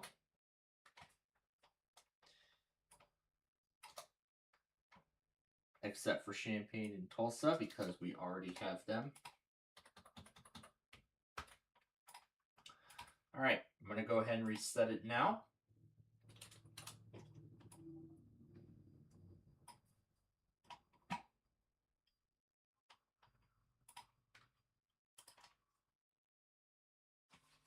Okay.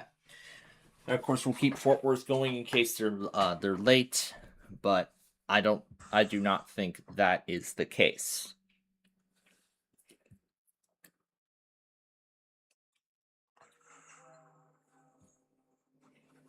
But of course, they could test in the evening. September 30th, 2023.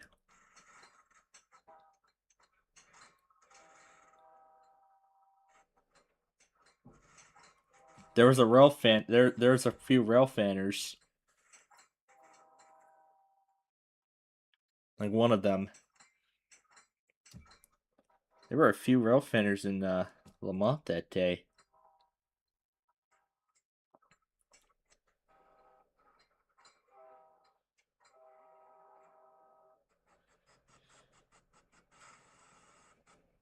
And it's all fast from there.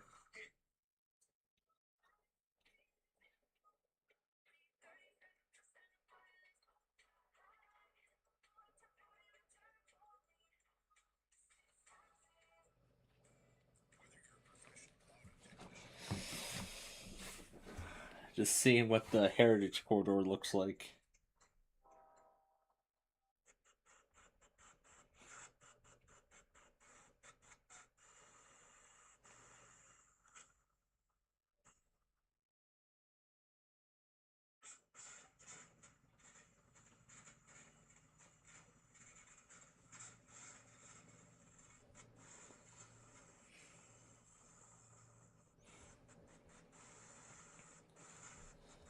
There's where the other set of power lines start.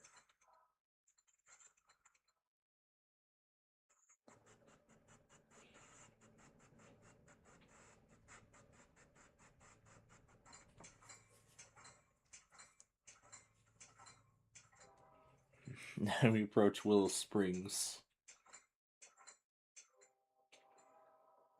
With the SafeTran Hybrid Bell and Type 3 eBell combo.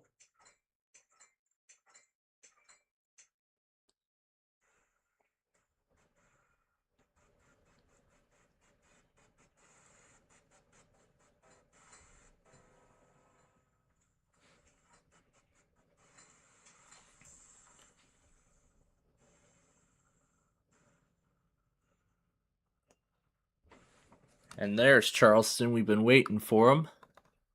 Dixon Center.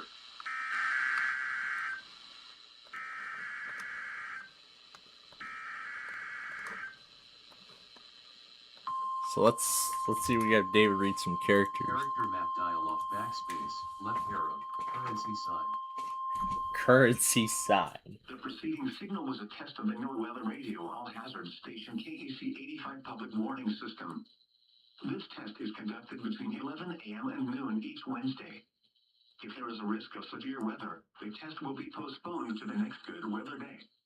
Reception of this broadcast and the alarm tone will vary at any given location.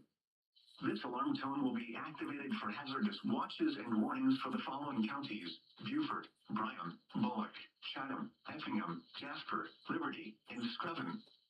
This concludes the weekly test of the NOAA Weather Radio all-hazard station KAC 85 by the National Weather Service Office in Charleston, South Carolina. GA Savannah VLC character map dialog, character grid, select, backspace, left arrow, Latin letter F. Latin letter F. Alright, so Charleston can come off now. Where's that? Here we go. Still waiting for a few others. And then we're going to get ready for the Central Time Zone, which is next in line.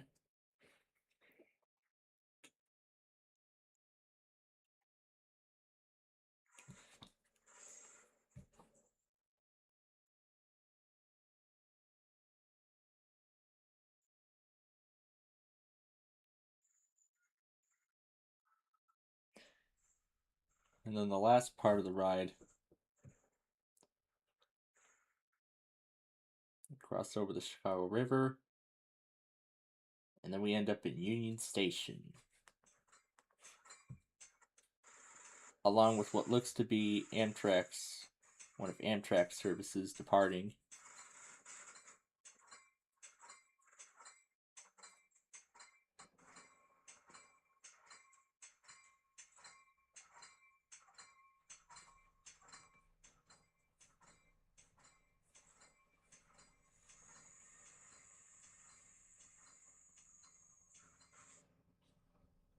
And that's the end of the ride.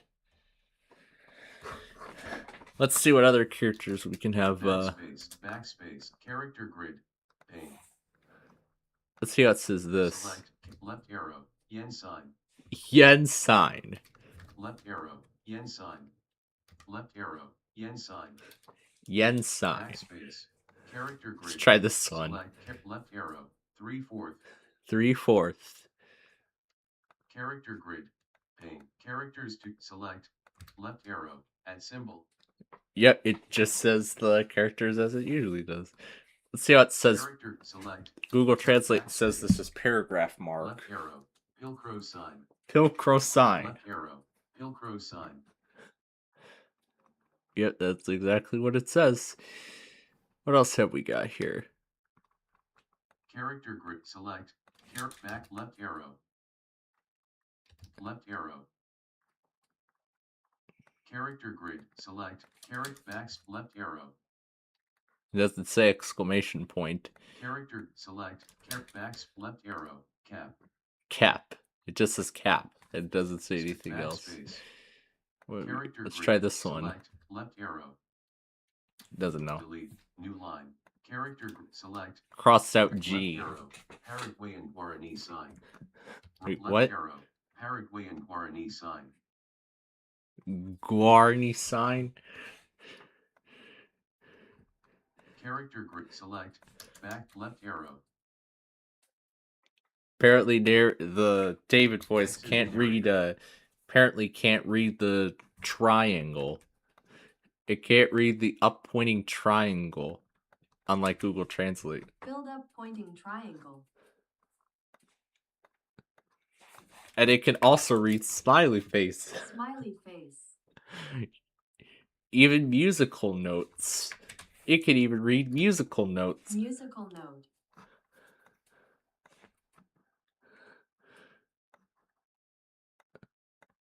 And you can even read this too. Musical note. Just musical note. It Filled just, circle. and it says filled circle. Filled circle.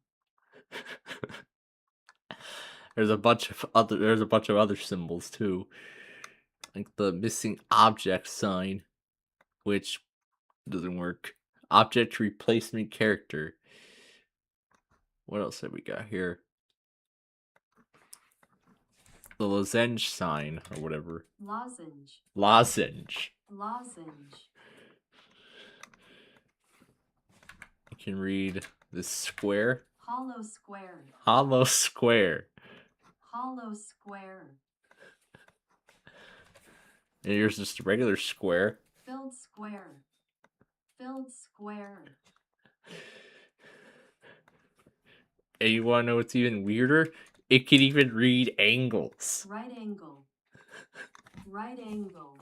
Right angle. Right angle. Right angle. It can even read right angle. What about this? What about this symbol? Partial differential. Partial differential. It can even read this. It can even read the square root symbol. Let's try square root 42. Square root 42.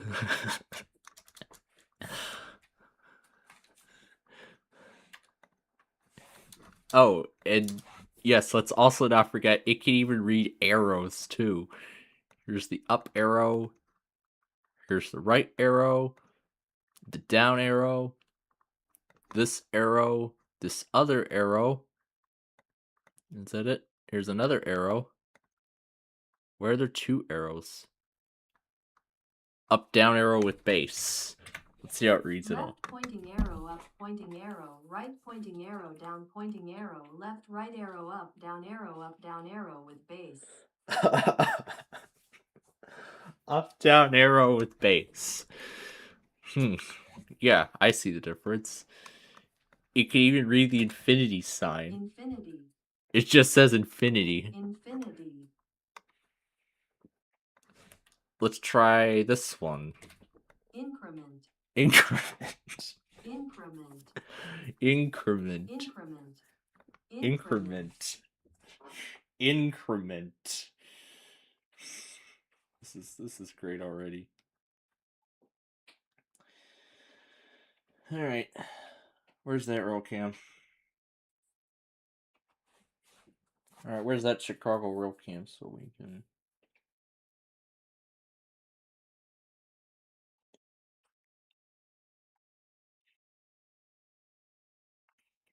or maybe if I just filter. There it is. This is the one we want. This is the one we are looking for. So, Chicago. Here we go. Alright, let's try some more characters while we're waiting. Intersection. Intersection.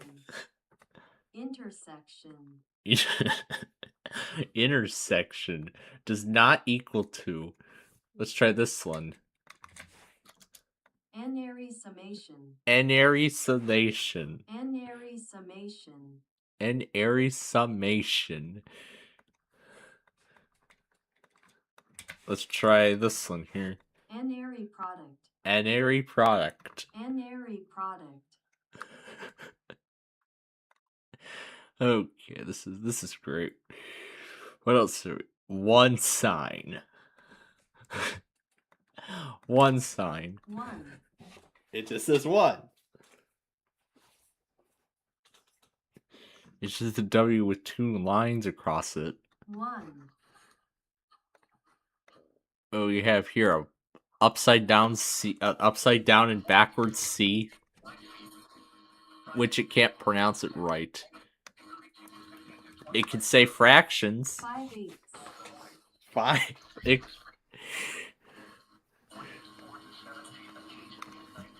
Let's try this this J-like thing. Integral. Integral. Integral. Integral. And yes, it can also read circles. Dotted circle. Dotted circle. Yep, it can read dotted circle. Here's just a regular circle. Integral dotted circle. Hollow circle. Hollow circle. Hollow circle. Hollow as in unfilled. Filled circle. Filled circle. Filled circle. And yes, it can even read whatever this is. Filled square containing hollow circle. Filled square. Filled square containing hollow circle. But it says it, but it's, well, oh, that's inverse bullet. This one just says it as inverse white circle. Filled square containing hollow circle. Here's the inverse bullet. Inverse bullet. I'll turn off the advanced view. Inverse bullet. White sun with rays. This is a character that it can't read. That it can't read. Not even the Spanish translation can say it.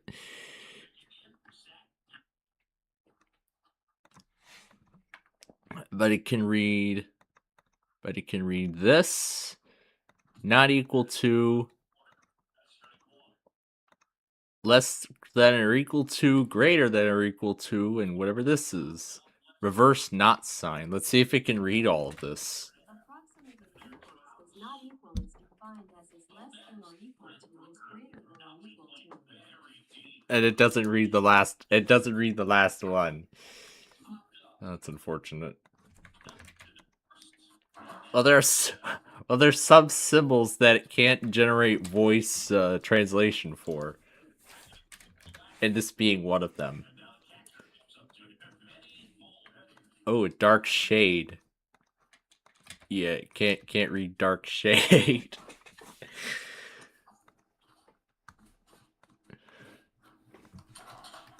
But it can read the trademark symbol. Trademark. Yeah, it can read the trademark, registered, and copyright symbols. It can read all that.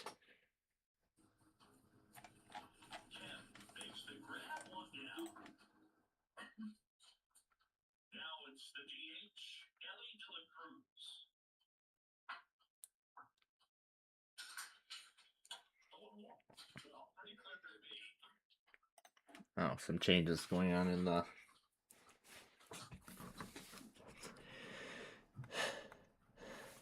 And yes, it can even read powers.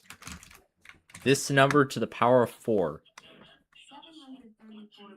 734,539,000,000. CyberPA just uploaded the state college test from the stream.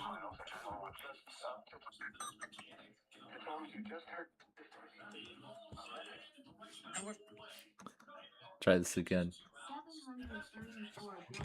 139,046,839 to the power of 4. Shorten it down. 839 to the power of 4. 839 To the power of 4. Why don't we add another power? 839 to the power of 48. To the power of 48. So it says to the power of 48. 839 to the power of 48. And it still says that even though there's a space there. Ooh, the N symbol. Let's try this. 839 to the power of 48 to the power of n. to the power of n, to the power of 48 to the power of n.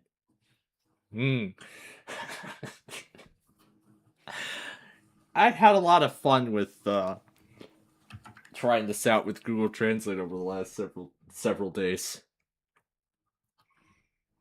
I don't know why, but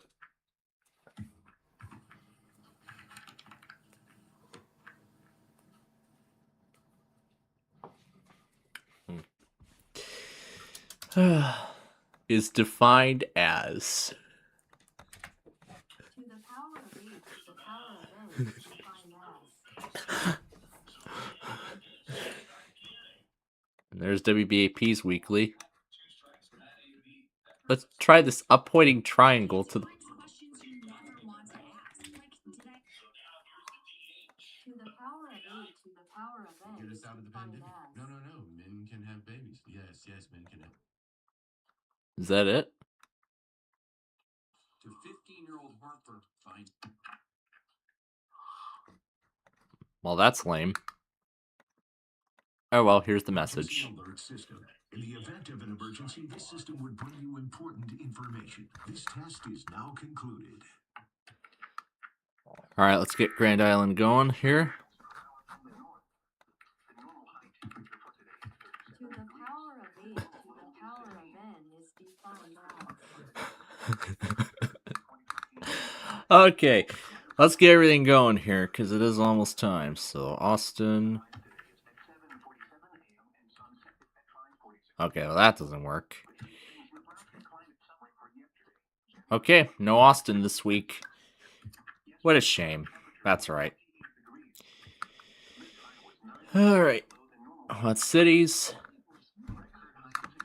Oh, I see Blacksburg's going now. Let's put them on while we're getting ready.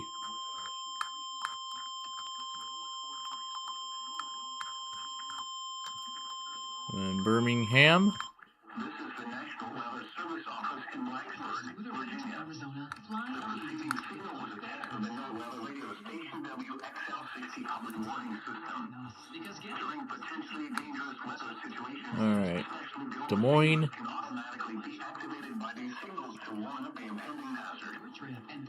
I want to be sure I get everything. Performance are normally conducted by the National Weather Service around noon each Wednesday, except for the first Wednesday of the month when it is conducted around 7 p.m. If there is a threat of severe weather, the test will be postponed to the next available good weather day. I guess we'll leave these three for when something else happens.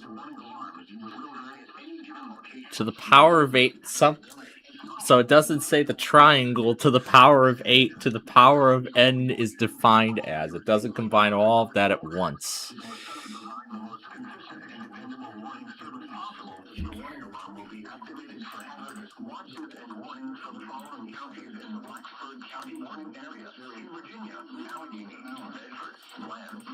And St. Louis is early again. I have to do that just to ensure St. Louis is audible.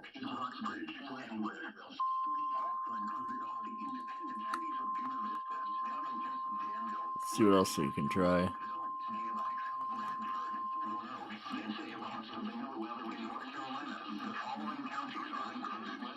Ooh, a flipped N. It can't say it. That's disappointment.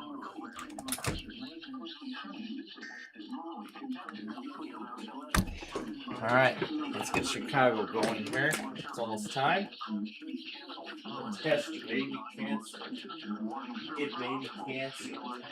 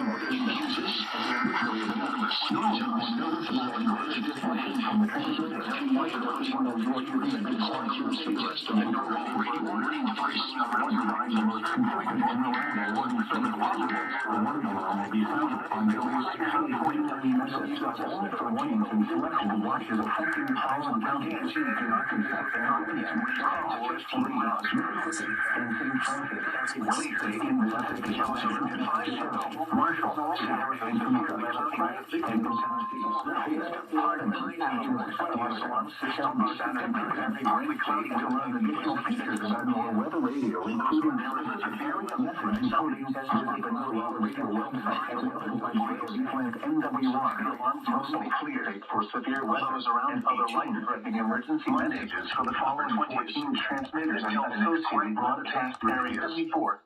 WXL 57 service in Hastings, Nebraska. WXL 94 in Broward County of the New Weather Radio. WXL 84 Fort Dodge. WXL 74 XL Marshalltown. I see Carolina over here. We've got the Wilmington test. WNG serving Central and South Central Nebraska and North Central 51 at Carroll. During potentially dangerous I see you got Newport and Wilmington on multiple transmitters. Immediately WNG 66 in Iowa Falls. Your reception of WNG radio broadcast at various times. See, was able to get Newport's test first. KJY 53 is North City each Wednesday morning for a listing of what counties are served by each transmitter. Please visit the North Weather Radio section of our website at www.weather.gov/Des Moines. We once again, please visit the North Weather Radio section of our website at www.weather.gov are automatically activated by the sequence of warning impending hazards. A test of this alarm system is conducted each Wednesday between 11 a.m. Did New Orleans go already? If there is a threat of severe weather, the test will be postponed to the next available good weather day. The warning alarm tone will be activated for watches and warnings that affect the following NOAA weather radio transmitters. WXJ89 Wausau, KIG65 Green Bay, WXN69 Sister Bay, WWG88 Crandon, WWF40 Coloma, WNG552 New London, KC2XBZ Gresham, WNG553 Wasaki, and WNG565 Rhinelander. For more information, please visit our website at weather.gov/TRB. There's Miami. We've been waiting for you. This concludes the test. We now return to regular programming. We've been waiting for you, Miami.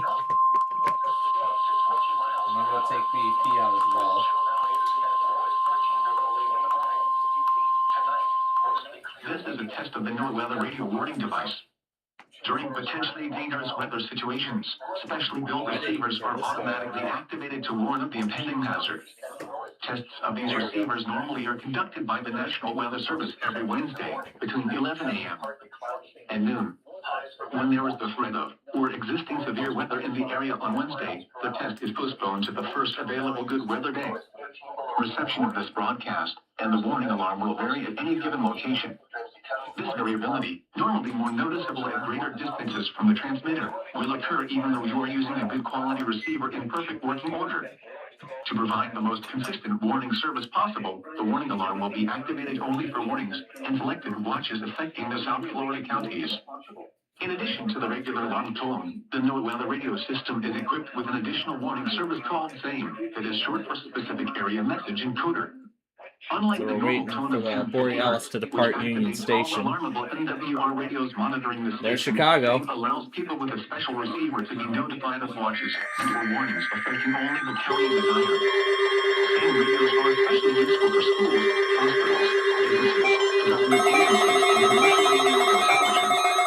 For more information regarding the SAME program, contact your local National Weather Service office.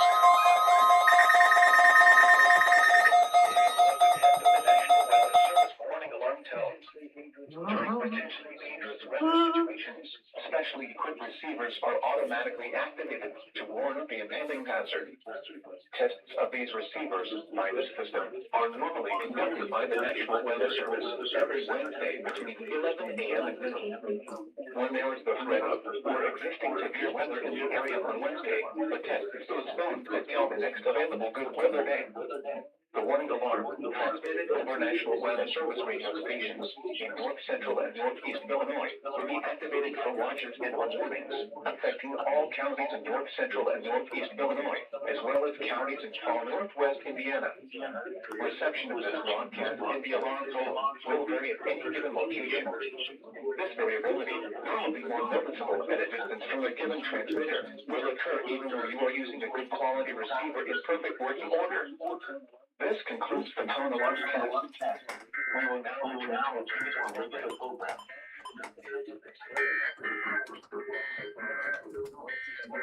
Alright, there's that.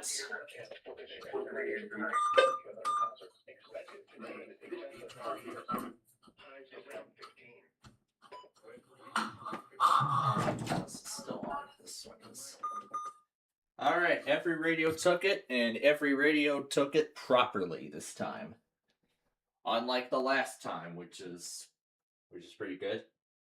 As yeah, remember last week the MD took the weekly as a unknown watch, which was definitely pretty strange, but it got it at least, which is good. So every radio successful with the weekly.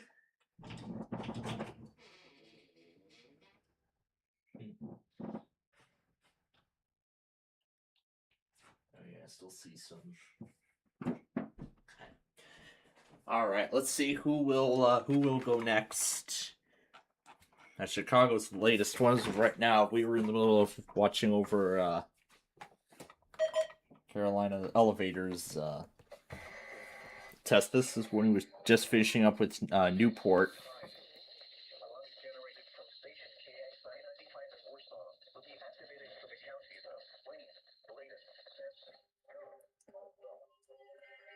So he DX Newport's test in addition to NWS Wilmington.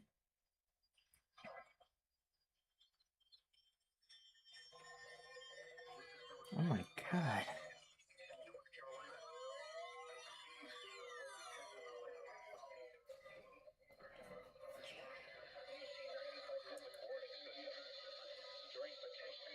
And he managed to DX Myrtle Beach as well. Myrtle Beach, South Carolina. Wow. I'm honestly amazed that it's just crazy how many of these radios he's collected over the years. And there's his HH in perfect condition.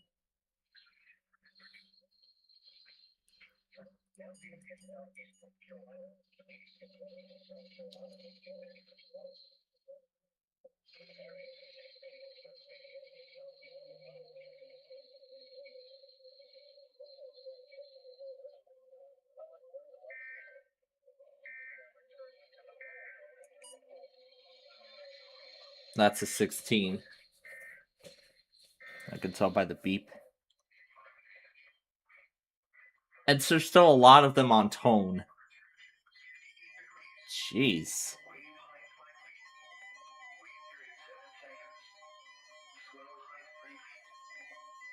I don't know why he left some of them on tone. Statement.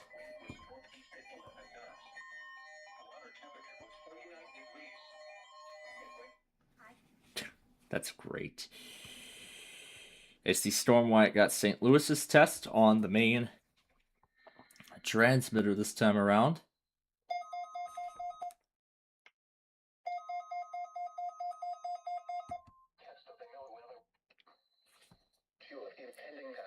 And there's this 12993. I mean, I'm a little disappointed I never got my hands on one, but then again, there's nothing too much different about that and the 991. There's not too much different. And here goes Shreveport now. I was about to check and see if Nashville went already. I see Lubbock's going right now. Ready for a smoother way to... Ready for This is the routine Wednesday morning test of the National Weather Service's NOAA Weather Radio Warning Alarm System. This test is normally conducted during each Wednesday morning between 11 a.m. and noon. If there is severe weather in the area or threatening the area, the test is then postponed until Thursday morning or until the next good weather day. There is no severe warning alarm tone on Weather Radio Station WXK92, KEC 59, I see my Wichita never received it. My stream never received Wichita. Especially bill receivers can be automatically activated by the signal to warn of the impending hazard. Tests of the signal and receiver's performance are normally conducted each Wednesday between 11 a.m. and noon. Reception of this broadcast, and especially the warning alarm tone, will vary at any given location. Variability, normally more noticeable at greater distances from Alright, Nashville doesn't work again. even though you are using a good quality receiver in good working order. To provide the most dependable warning service possible, the warning alarm tone will only be activated for watches and warnings affecting the following counties across central, south central, and southeast Kansas: Allen, Barber, Barton, Bourbon, Butler, Chase, Chautauqua, Cherokee, Cowley, Crawford, Elk, Ellsworth, Greenwood, Harper, Harvey, Kingman, Labette, Lincoln, Marion, McPherson, Montgomery, Neosho, Pawnee, Fred, Reno, Bryce, Rush, Russell, Saline, Sedgwick, Stafford, Sumner, Wilson, and Woodson. And in northern Oklahoma, Alfalfa, Grant, and Woods. Once again, the National Weather Service has just conducted a test of the NOAA Weather Radio Warning Alarm tone. We now return to the recorded program.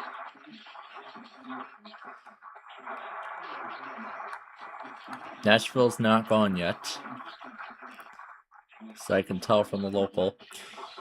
Alright, so as we're nearing 11:15, I'm getting everything up. Was that the... Yep, the Borealis just left Chicago. And now it's on its way to St. Paul. And I want to go back on everything else.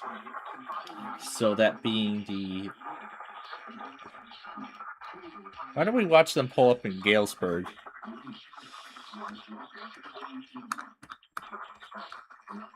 There's Corpus. You're a little late there today. And there's Sioux Falls as well. This is a test of the National Weather Service NOAA Weather Radio Warning Alarm System. This test is conducted every Wednesday between 11 a.m. and noon local time, unless there is severe weather in the area, in which case the test is postponed until Thursday. South Dakota, and this is only a test. The public warning there is no severe weather in the area. Storm will normally precede the broadcast of emergency messages. During potential dangerous weather situations, specially built receivers are automatically activated to advise or warn of impending hazards. Tests of the warning alarm tone are normally conducted by the National Weather Service in Sioux Falls each Wednesday morning between 11 a.m. and noon Central Time. The test will be canceled if severe weather threatens the area during the usual test time. Reception of this broadcast, especially of the alarm tone, will vary at any given location. Variability is caused by such factors as terrain and distance from the transmitters and will occur even though you may be using a good quality receiver. To provide the most consistent and dependable service possible, the warning alarm tone will be activated only for selected watches and warnings affecting those counties within each transmitter's listening area. This concludes our test. We now return to normal programming.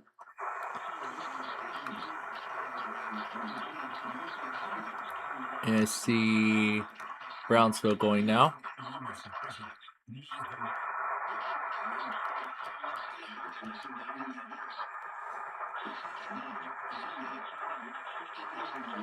We haven't heard from Lincoln yet.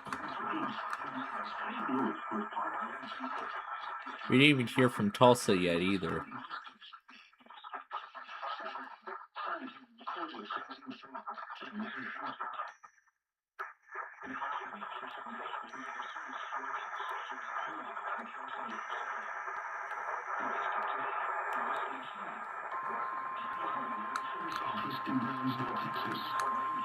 There's Houston. This is a test of the NOAA radio's warning device. The preceding signal was a test of the weather radio station's public warning system. During potentially dangerous situations, specially built receivers will be automatically activated by the signal to warn of the impending hazard. That's Nashville. Signal and receivers performance are normally conducted by the National Weather Service every Wednesday between 11 a.m. and 12 noon. If there is a threat of or existing severe weather in the area on Wednesday, the test will be postponed until the next available good weather day. Problems with reception of this broadcast. Normally, noticeable Bismarck. greater distances from the transmitter can occur even though the radio warning the receiver in perfect working order. And the warning alarm tone is conducted when minimal warning service possible. The warning alarm will be configured for hazards and watches and warnings for the following counties: Austin, Brazos, Burleson, Marion, Norfolk, Madison. To provide the most consistent and warning alarm service possible, the warning alarm will be tested in the warning device for the following Texas counties: Weather radio alarm tone feature on download commercials. Jim These county code and alarm tones will normally be used for weather warnings and emergency messages for 38 counties in western and central North Dakota, Hardy and Perkins counties in northwestern South Dakota, and Sheridan, Richland, and Roosevelt counties in northeastern Montana. Once again, this was a weekly test of the alarm tone and county code zones. This concludes the weekly test. We now return to regular programming.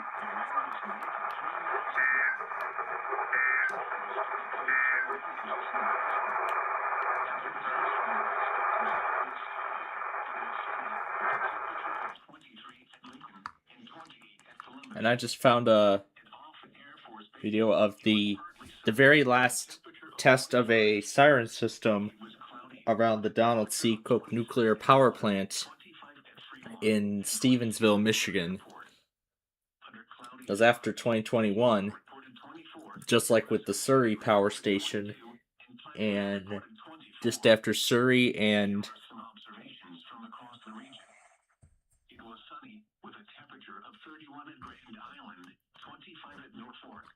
Surrey and after the shutdown of the Surrey power station siren system and some other power station siren system too.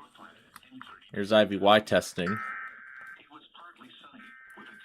So yeah, this siren system was disconnected along with Surrey and a few others in 2021, as I'm sure you all may remember. This has been a test of the emergency alert system on WIVY. Moorhead. Alright, so that's coming off now too. The forecast for Thursday is 30. Considered I'm good still air waiting to quality see if on anything is going to come primary out of air pollution KCWC, forecasts are provided by the Douglas County Health Department. because I have not seen anything yet. Hazardous weather outlook is for southwest Iowa, Omaha is currently 6 minutes late. northeast Nebraska, and So south. Omaha is 6 minutes late For the at this Saturday moment. night, no hazardous weather is expected. Is my secondary even working? And now the extended outlook for the period Good it Thursday is. through Tuesday. There's a 30 to 60% chance for light snow Thursday into early Friday. Accumulations of around 1 inch or less are expected. There's a 30 to 50% chance for light snow Saturday into Saturday night.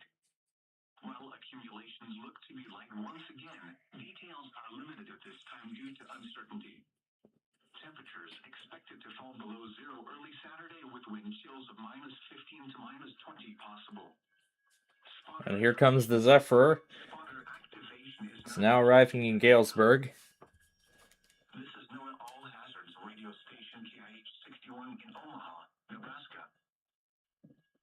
And don't see anything special on the back of it other than the baggage car. Now for the official National Weather Service forecast for the Omaha and Council Bluffs area. Rest of today, mostly sunny. Highs in the lower 30s. Let's see when the chief is expected to show up in Galesburg as well. Mostly cloudy. A chance of snow after midnight. I never saw the 1340 last night because I've been busy on the. Around 14. Because I've been busy on a whole lot of things. 5 miles an hour. Chance of snow 50%. Okay, the chief has not showed up in Fort Madison yet, but that will be our next. That's going to be our next stop. Cooler with highs in the lower 20s. So.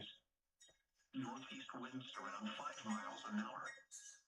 Chance of snow 30%. So the only other thing then, St. Cloud, Mostly cloudy. 8:30 A slight chance of snow. is builder number 8. Cold blows around 5 about. North winds Not seeing around anything 5 special on the back of that. Chance of snow 20%. Friday, mostly sunny. Highs around 14. North winds 5 to 10 miles an hour. There we go. Wind chill values as low Okay, so while we're waiting for more, Friday night, mostly clear. got all of it. That's all of it so far. Blows around 0. All right, Wind chill values as low as 10 let's see what other kind of mostly sunny. characters we can have this thing read. Around 20. A Greek letter. Wind chill values as low as 10 She. below in the She. Saturday night, mostly cloudy with a 50% chance of snow. Not as cool with lows of 27. It doesn't know what this character is, so I'll think it can read it. Sunday through Tuesday, mostly cloudy. Highs in the mid-30s. Lows around 20. Let's see if we can read this rectangle. 11 a.m. in Omaha. It was partly sunny. Ah, I can't read this rectangle. That's a shame. 25 degrees, with 2.7, and the relative humidity 46%. But it can read this horizontal one. Filled rectangle. Filled rectangle. Filled, filled rectangle. Filled rectangle. Filled rectangle. At Columbus. And off at Air Force Base, it was partly sunny with a temperature of 25. It was cloudy with a temperature of Filled small square. 25 at Fremont. Black small 26 square. at Blair Airport. Black small square. Cloudy skies. Takema reported 24. Nebraska City reported 22. All right. In Plattsburgh, I'll go ahead and shut all these off. Here are some observations from across the region. It was sunny with a temperature of 31 at Grand Island, 25 at Norfolk, and 24 at Concordia, Kansas. It was mostly That's the sunny. signal that it's about to leave. At Kansas City, 32 It's at about to Norfolk, leave and continue on its at way. Valentine. It was partly sunny with a temperature of 15 at Sioux Falls and 44 at Denver. It was cloudy with a temperature of 22 at Sioux City and 20 at Des Moines. Once again, at 11 a.m. in Omaha, it was 25 degrees under partly sunny skies. The Omaha Metropolitan Area Pollutant Standards Index for today is 33, which represents good air quality, with particulates the main pollutant. The forecast for Thursday is 30, considered good air quality, with particulates the primary pollutant. Air pollution pollution forecasts are provided by the Douglas County Health Department. This hazardous weather outlook is for southwest Iowa, west Here's the sharp sign that I don't think I can read. Sharp. Oh yeah, sharp. Sharp. for this afternoon and tonight. It could read sharp notes. How about we try this number to the power of n? 47,475 to the power of n. 47475. That's all it says? 47475. Cinco. 47475. And it doesn't say the power of n. 47475. 47,475 to the power of n. How about we try a bunch of, how about we try a few powers?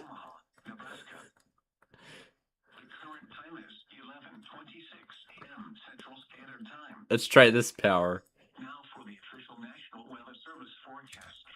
Oh, there's WSPX relaying Houston's test. 47,475 to the power of 48,690. To the power of 48,690. Oh my gosh. 47,475 to the power of 48,690. To the power of 48,690. 47,475 to the power of 48,690. Cooler with highs in the lower 20s. Northeast winds around 5 miles an hour. Chance of snow 30%. Thursday night, mostly cloudy. A slight chance of snow until midnight. Cold with lows around 5 above. North winds around 5 miles an hour. Chance of snow 20%. Friday, mostly sunny. Highs around 14. North winds 5 to 10 miles an hour. Wind chill values as low as 7 below in the morning. Friday night, mostly clear. Cold with lows around 0. Wind chill values as low as 10 below. All right. Saturday, mostly sunny. Now we'll head to Fort Madison to see Wind chill values as low as 10 below. Chief number 4, and then after that, we're pretty much good then in terms of the afternoon stuff. Yeah, then we're pretty much good in terms of the afternoon stuff. Okay. So. 47,475 to the power of 48,690. To the power of 48,690. The wind was north at 3 miles an hour. The pressure was 30.31 inches and rising. Across eastern Nebraska and southwest Iowa, it was sunny with a temperature Oh, it's 23 at Lincoln and 20 at Columbus. Oh yeah, it's time for these three.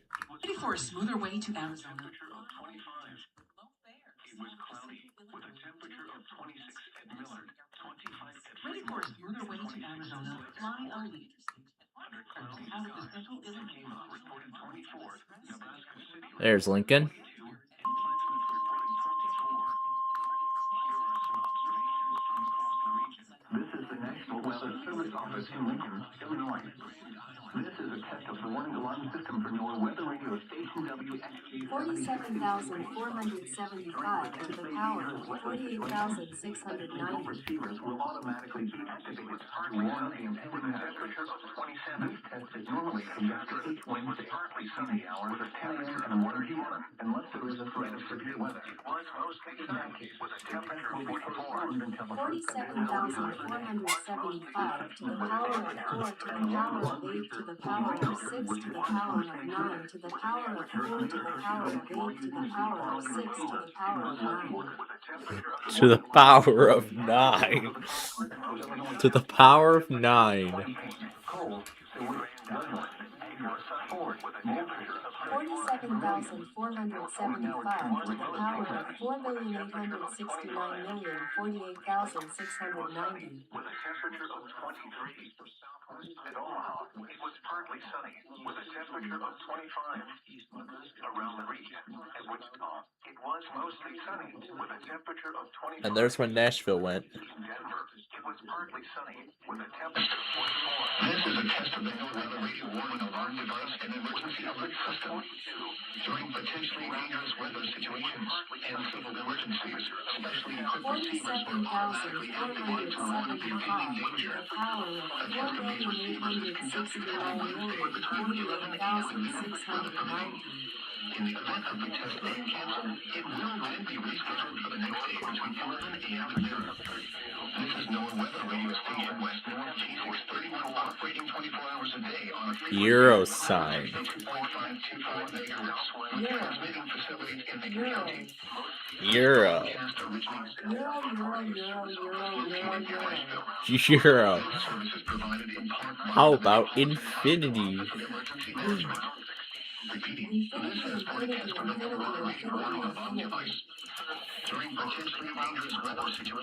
To the power of infinity. 325,789,327 This concludes the test of the NOAA radio warning alarm device and emergency alert system.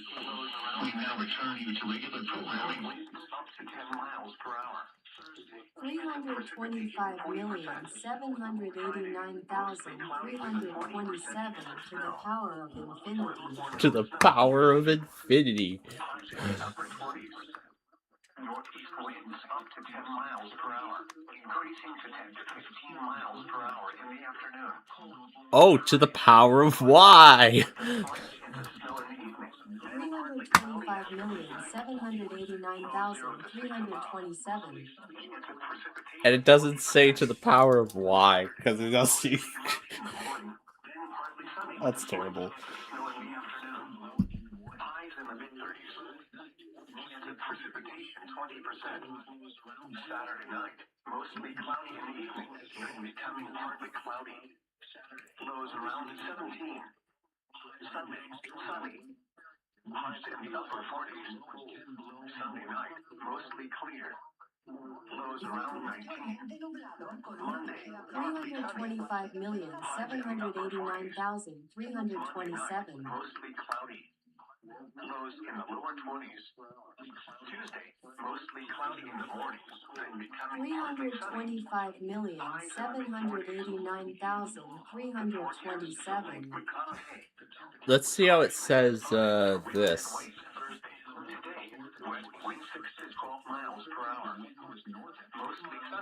That's disappointing. Let's try this one. Can't say it. How about whatever this is?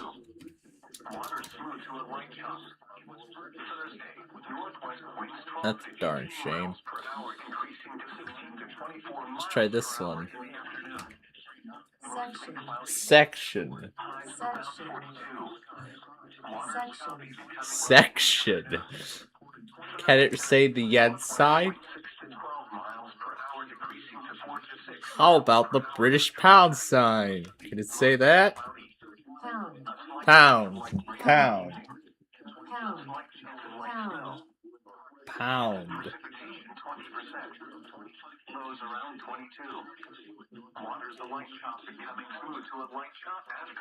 It can't say an upside down question mark. It can't say those arrows either. But it can say degrees. No, it can't. It can't read the degree symbol. Superscript 1.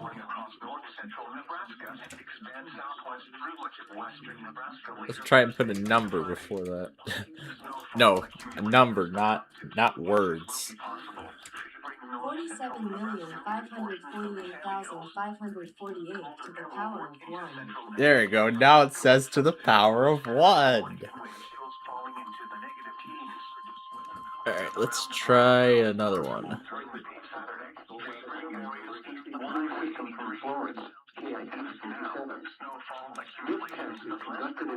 Let's do the paragraph mark on its own. Paragraph mark. Paragraph mark. Paragraph mark. What is this? That time I solved the Millennium Puzzle?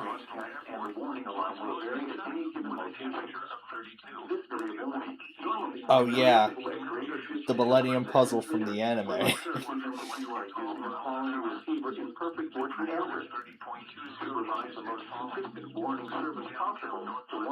2021.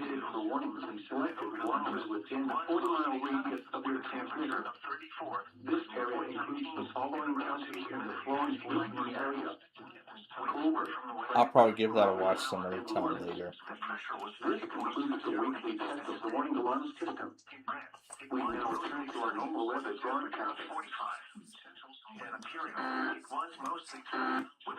I don't need a full screen error log.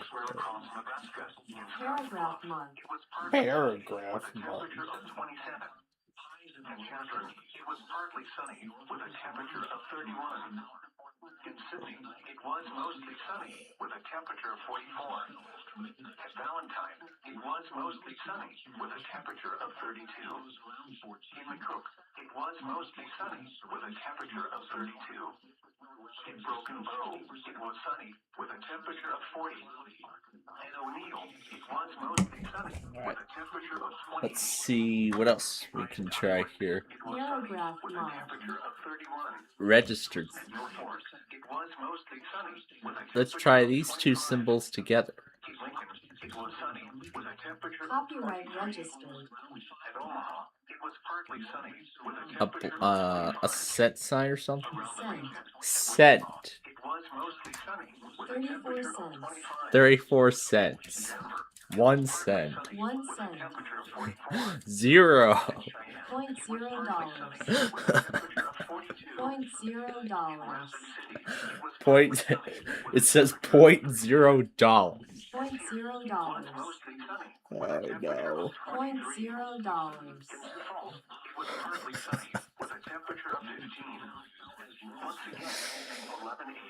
Alright, what do we got here? These short vertical line things. Broken bar. Unknown currency. Yen sign. And then these are all the typical symbols up here, and then you get to the unusual stuff further down the list. Oh, here it is in, I guess, all the other languages. What is it? Japanese, Arabic, whatever. Omaha, you're late again. You're late again.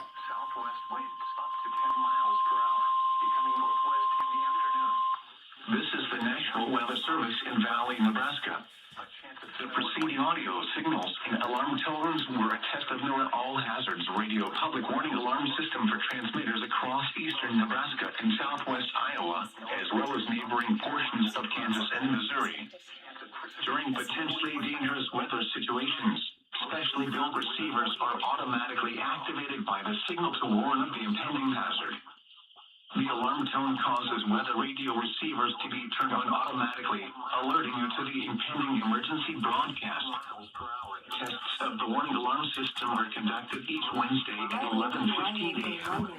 If there is a threat of severe weather, the test is then postponed until the next available non-severe weather day. Once again, this has been a weekly test of the NOAA All Hazards Radio Public Warning Alarm System.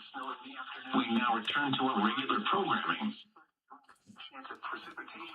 The Chinese voice can't even say right angle, right angle, right angle, right angle, right angle, right angle, right angle, right angle, right angle, right angle, right angle.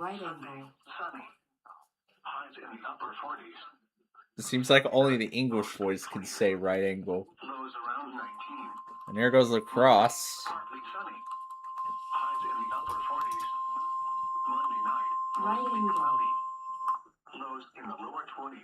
Right angle. Right angle. Right angle. This weather situation, especially for radio, is automatically activated to warn. Caution is advised for wind and the warning alarm tone are west. Wind 6 to 12 miles per hour between 11 a.m. and mostly sunny. If your weather turns around 48. Normal test time. Partial differential, partial differential, partial differential. Partial differential. Around 22. Water soon to a light zone. Check our internet home Thursday. Northwest warning alarm tone will be 15 miles per hour, increasing to 16 to 24 miles per hour in the afternoon.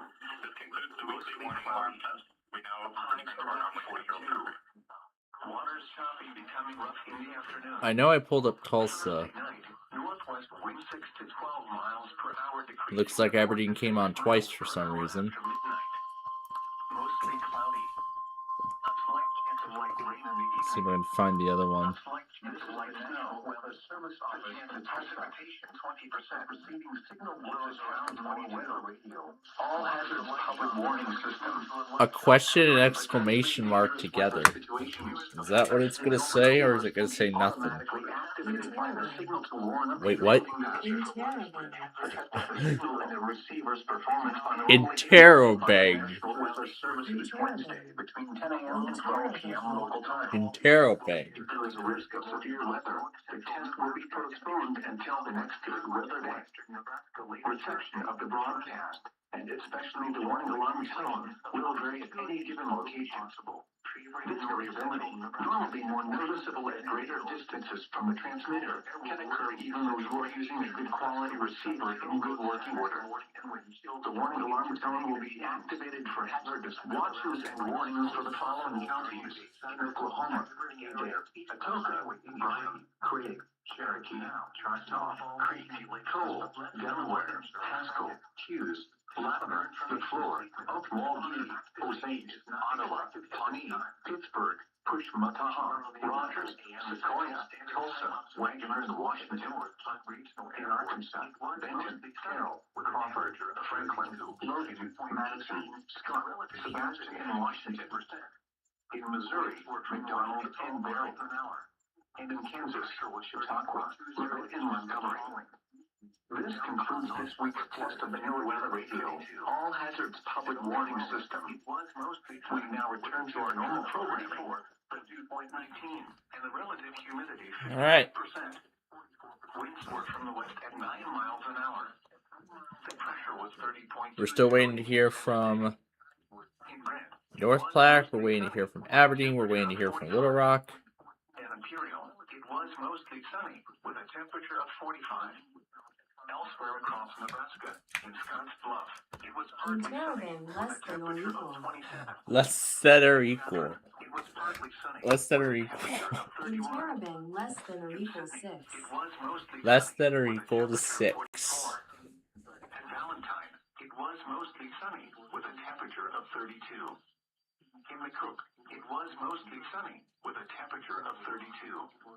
In Broken Bow, it was sunny with a temperature of 40. At O'Neill, it was mostly sunny with a temperature of 28. In Grand Island, it was In sunny with a Terrebonne, less temperature than or of equal. 31. Less than or equal. Norfolk, it was mostly sunny with a temperature of 25. Here's the triangles. It was In sunny Terrebonne, with a less than temperature or of equal, 23. filled up pointing triangle, filled down pointing triangle. With a temperature of 25. Triangle. Around the region, at Wichita, In Terrebonne, less than or equal, filled up pointing triangle, filled down pointing it was partly triangle. sunny with a temperature of 44. Triangle. It was partly sunny with a Built down temperature of pointing 42. triangle. In Terrebonne, less than or equal, filled up pointing triangle, filled down pointing triangle. And here, it was mostly sunny with a temperature of 23. In Sioux Falls, it was partly sunny with a temperature of 15. Once again, at 11 a.m. Central Standard Time, North Platte reported a temperature of 32. At Ogallala, the temperature was 34. The official Let's National try Weather this Service one here. forecast Filled up for pointing triangle, southwest filled down Nebraska. pointing triangle. Today, mostly sunny. Highs in the Let's add a square to north it. winds around 10 miles per hour. Filled up pointing triangle, filled down pointing triangle, filled up pointing triangle, filled down pointing triangle, black small square. Thursday, mostly cloudy. Let's add all these symbols And to it. becoming partly sunny. A circle, a dotted circle, this bullet point, this circle, degree sign, smiley face, In the afternoon. Thursday night, mostly and the cloudy. square. Copy all characters and paste. And here comes the chief, coming into Fort Madison now, as it just rounded the curve. North winds up to 10 miles per hour. Chance of Just the precipitation, 6 coaches, 20%. nothing too special about it. I do not see. 40% chance of snow. Little or no snow accumulation. Highs in the upper 20s. Northeast winds up to 10 miles per hour. There's North Platte.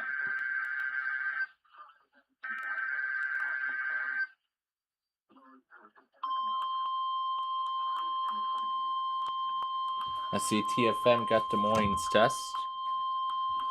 WXL 94 at Brentwood County. Weather Service in North Platte, Nebraska. The preceding signal was a test of the new weather radio warning alarm system for radio stations WXL 73, WXN 72, WXN 82, WXL 68, WXL 76, KPS 502, KKJ 55.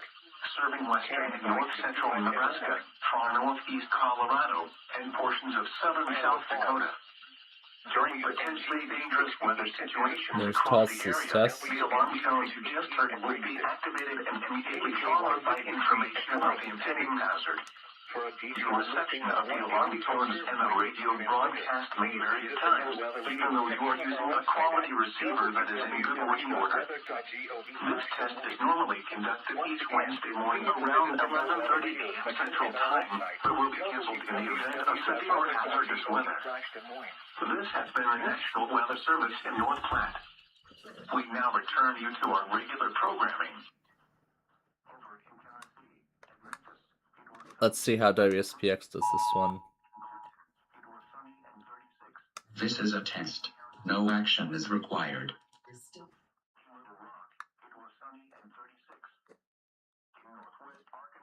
That's all it has to say.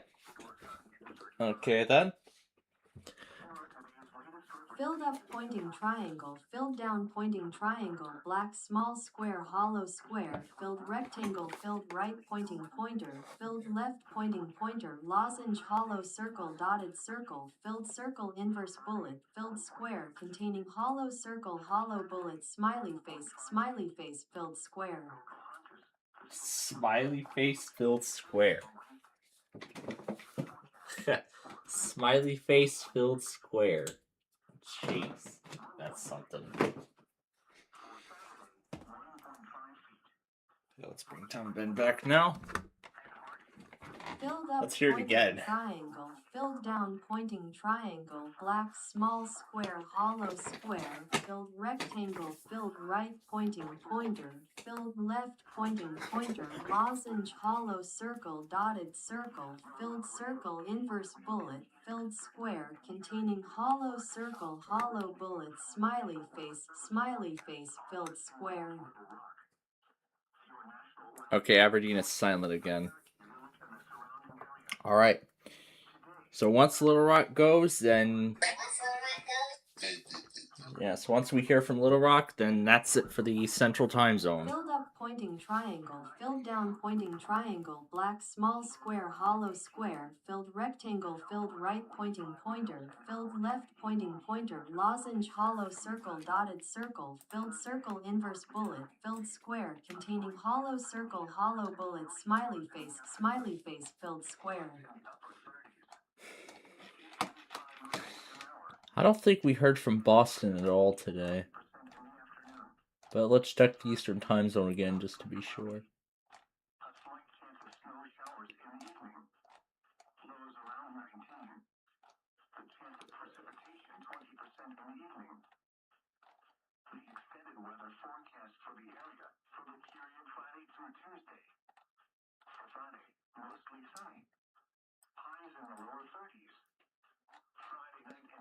Yeah, I guess we never heard from Boston for some reason.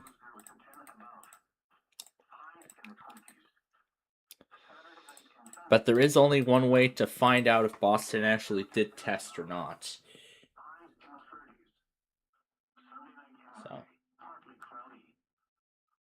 15 to 25. Yeah, there's only one way to find out. Monday night and Tuesday, mostly cloudy. Chance of showers during the day. Lows 15 to 25. Highs in the 40s. Here are the latest weather conditions at 11 a.m. The report from Mountain Home was not available. In West Plains, skies were sunny. The temperature was 27 degrees, with a dew point 8, and the relative humidity 44%. The wind was southwest at 3 miles an hour. And in Walnut Ridge, skies were And I see Robin's still gonna do WS4000 streams, but then sometime next year, after he finishes high school, he's going to discontinue that for good. up in Poplar Bluff, it was sunny and 26. In Jonesboro, it was sunny and 28. Over in Tennessee, at Memphis, it was sunny and 33.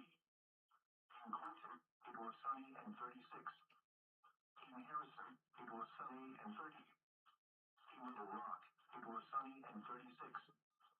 In northwest Arkansas, at Fayetteville, it was sunny and 35. Here are today's latest river stages and forecasts.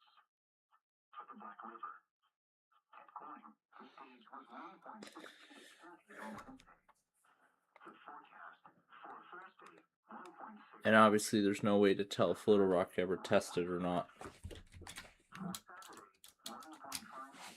Doesn't say. Well, we can make it say pound sign. Sign. Just sign.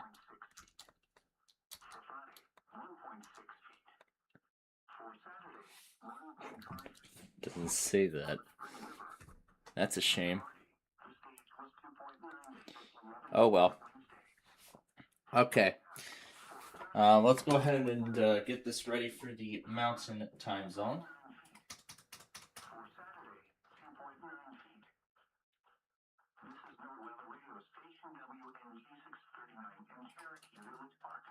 Originating from the National Weather Service forecast office in North Little Rock. Your National Weather Service forecast for Cherokee Village and the surrounding areas. Today, sunny. Highs in southwest. Otherwise, we've heard from everybody else. Southwest winds 5 miles an hour.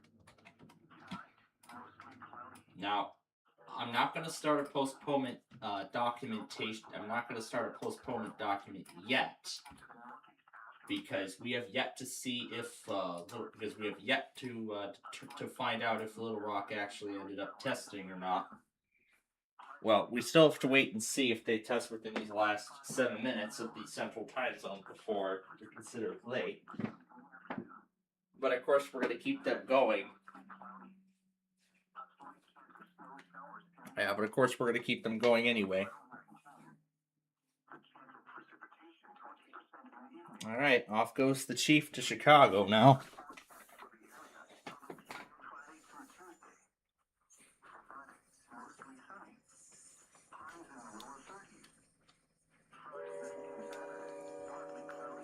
It's nice that they're keeping the older paint scheme on some of the locomotives.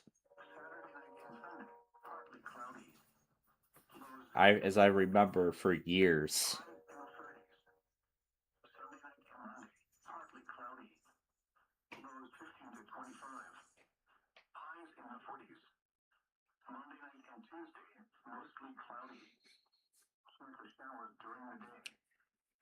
So we'll just go ahead and watch the Chief cross the bridge into Illinois, the final stretch of its journey, and then we'll head over to Columbus, Wisconsin for the weekly siren test over there, as well as get ready for the Mountain Time Zone, which we actually should do right now.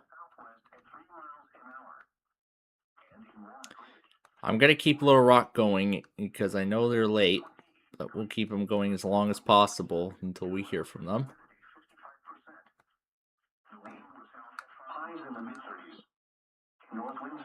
Let's just listen for the confirmation for...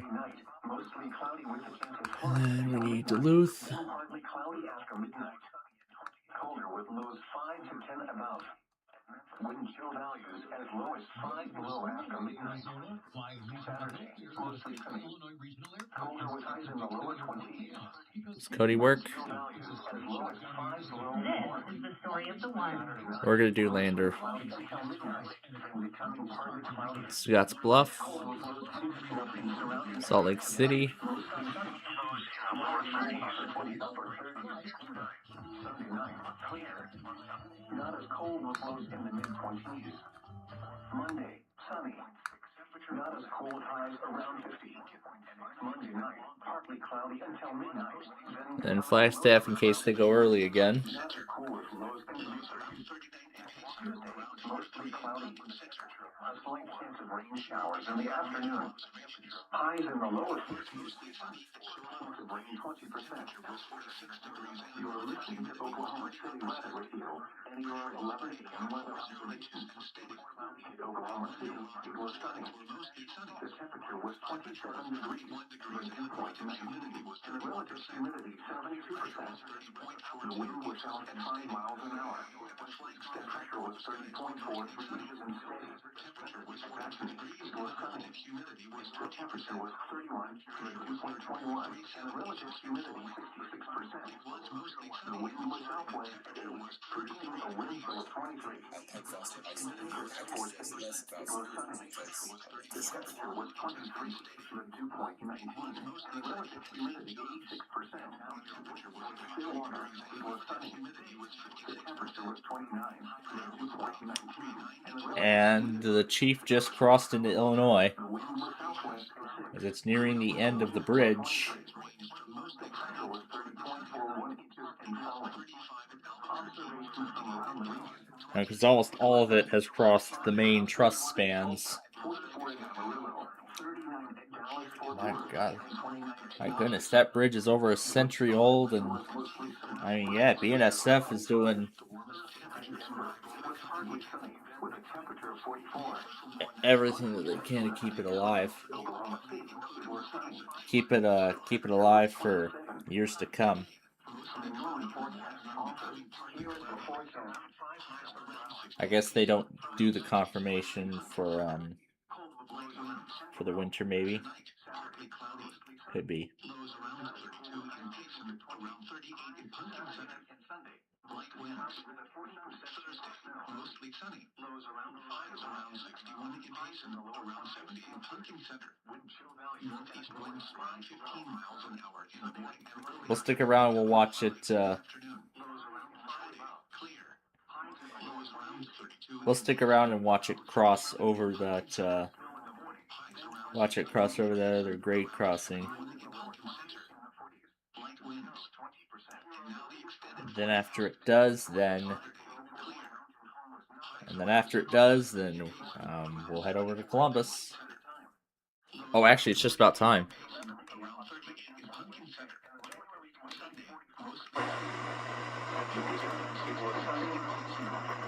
No, it was mostly sunny.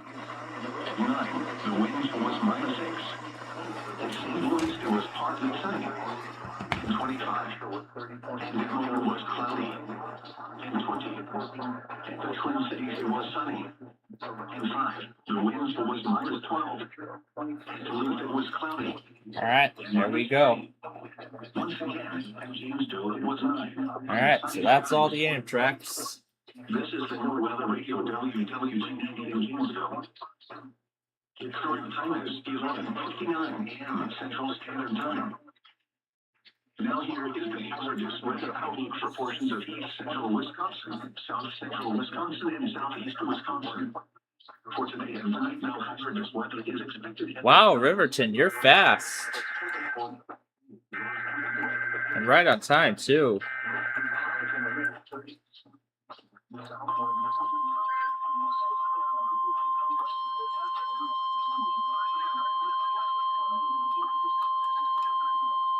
This is a weekly test of the New Weather Radio warning device. During potentially dangerous weather situations, specially built receivers are automatically activated to warn of the impending hazard. Tests of these receivers normally are conducted by the National Weather Service every Wednesday around noon. When there is a threat or existing severe weather in the area on Wednesday, the test is postponed until the next good weather day. The warning alarm transmitted over the Sonoma radio stations in southern Wisconsin will no longer be activated for watches and warnings that affect the following Wisconsin counties: Richmond, Vernon, Madison, Mark, and Warren, Calumet, Madison, Waterville, Northern Warren, Greater Woodland, Cranbourne, Georgetown, Oakland, William, Jefferson, Walker, Green, Forward, Commercial Lines, Ocean, Cheetah, Ferguson, Community Counties, Clark, Warren, Stevenson, William, Lieutenant Civil Emergency Messages, and all adjacent coastal wireless makers. National Weather Service Radio is conducted at 12 noon and 7 p.m. each Wednesday, unless there is a significant risk of severe weather in the area.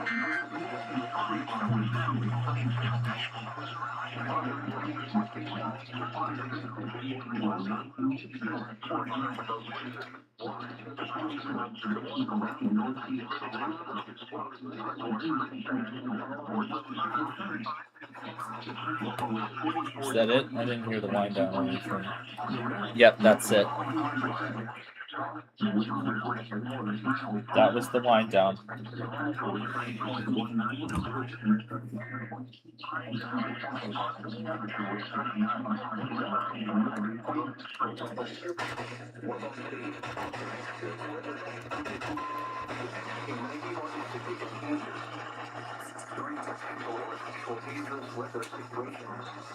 The signal was so terrible that my monitor didn't even pick it up.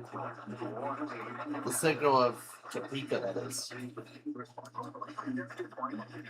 Alright, we're gonna put Phoenix up, and then I'm gonna go get lunch.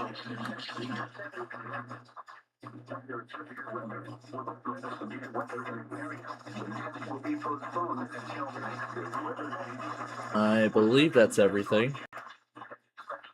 I believe that's everything otherwise, so...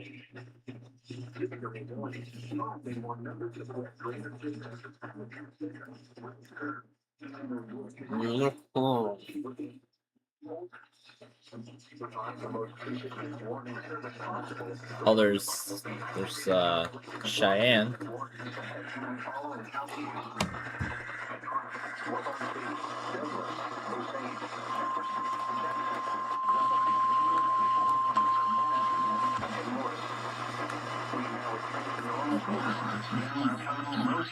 So Luke is going too. National Weather Service radio stations in southeast Wyoming and Nebraska Panhandle areas. During potentially dangerous situations, specially built receivers can be automatically activated to warn the public of impending hazards. Tests of the signal and receiver's performance are normally conducted each Wednesday between the hours of 11 in the morning and noon. If there is severe weather or the threat of severe weather in the area, the test will be postponed until the next good weather day. This warning alarm will be activated for selected watches, warnings, and civil emergencies affecting southeast Wyoming and the Nebraska Panhandle. We now return you to your normal broadcast.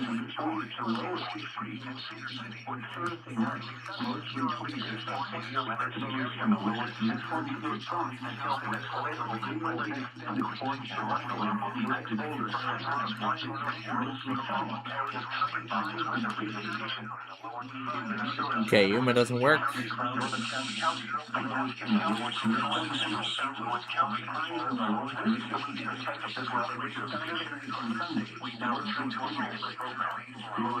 Alright, I'm gonna go get some lunch now. We'll be back.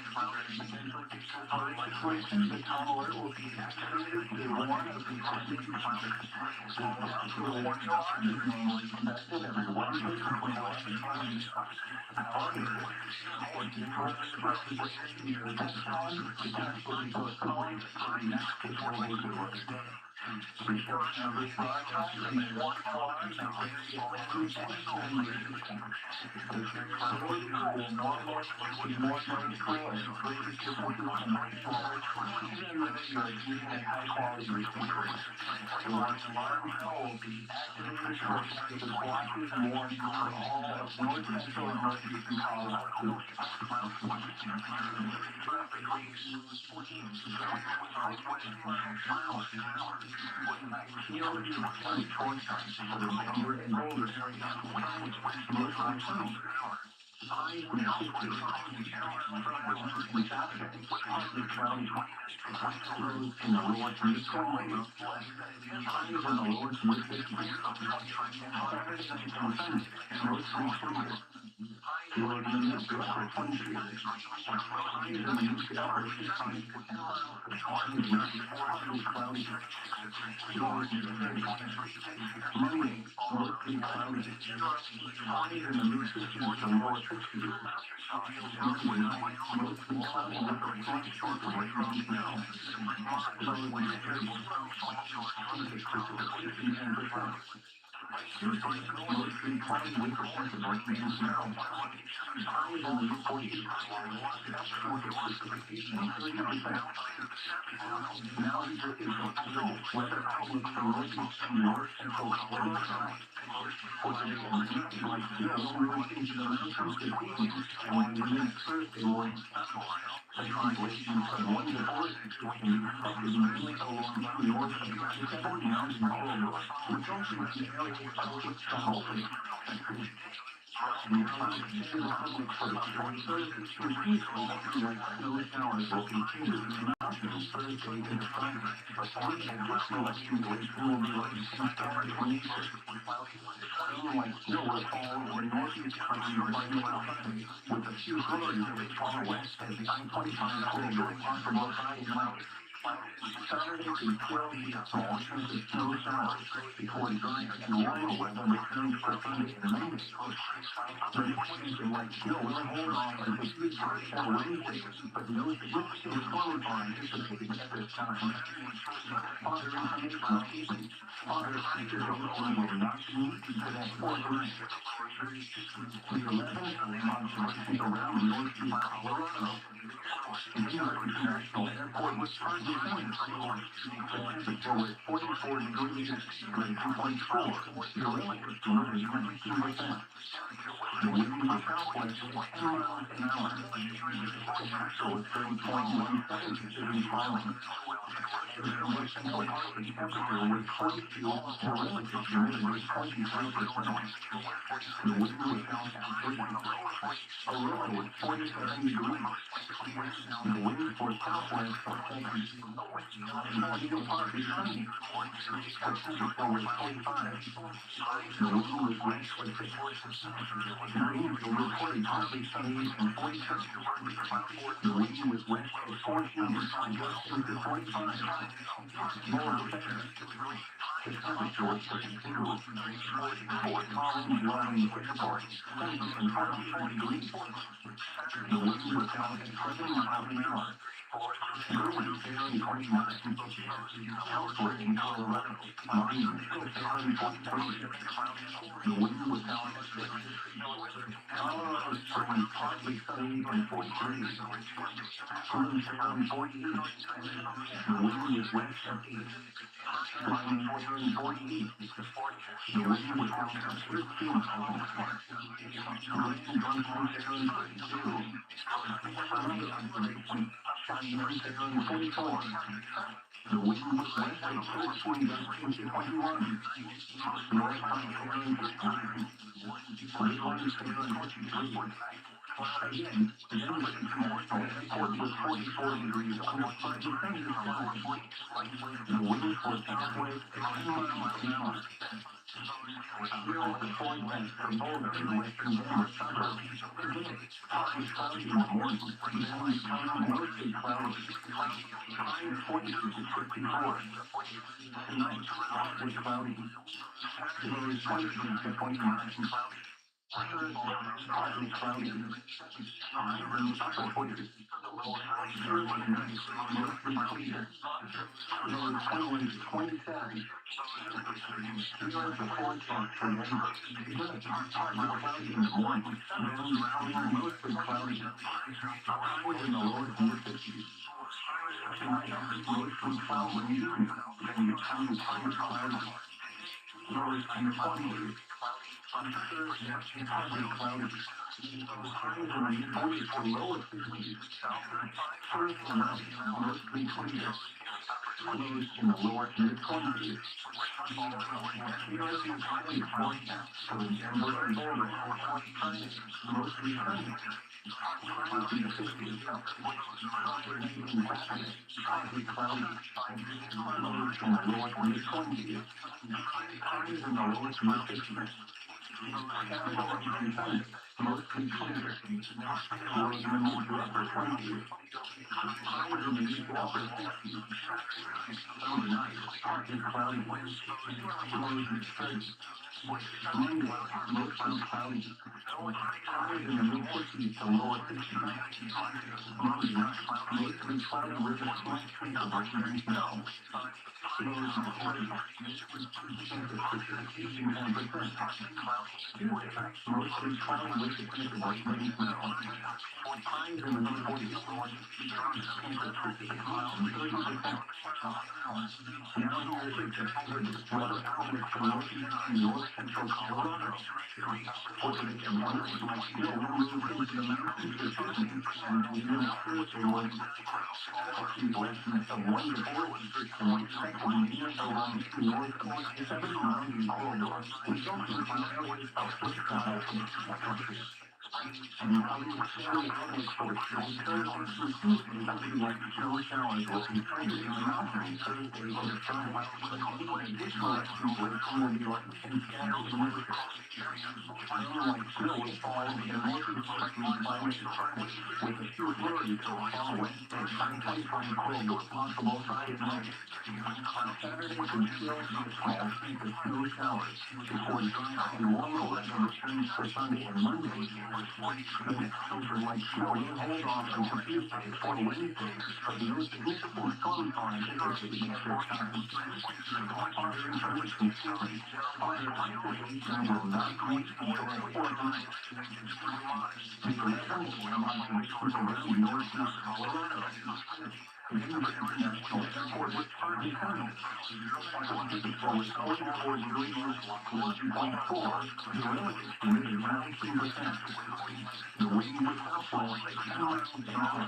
The pressure was 30.17 and falling.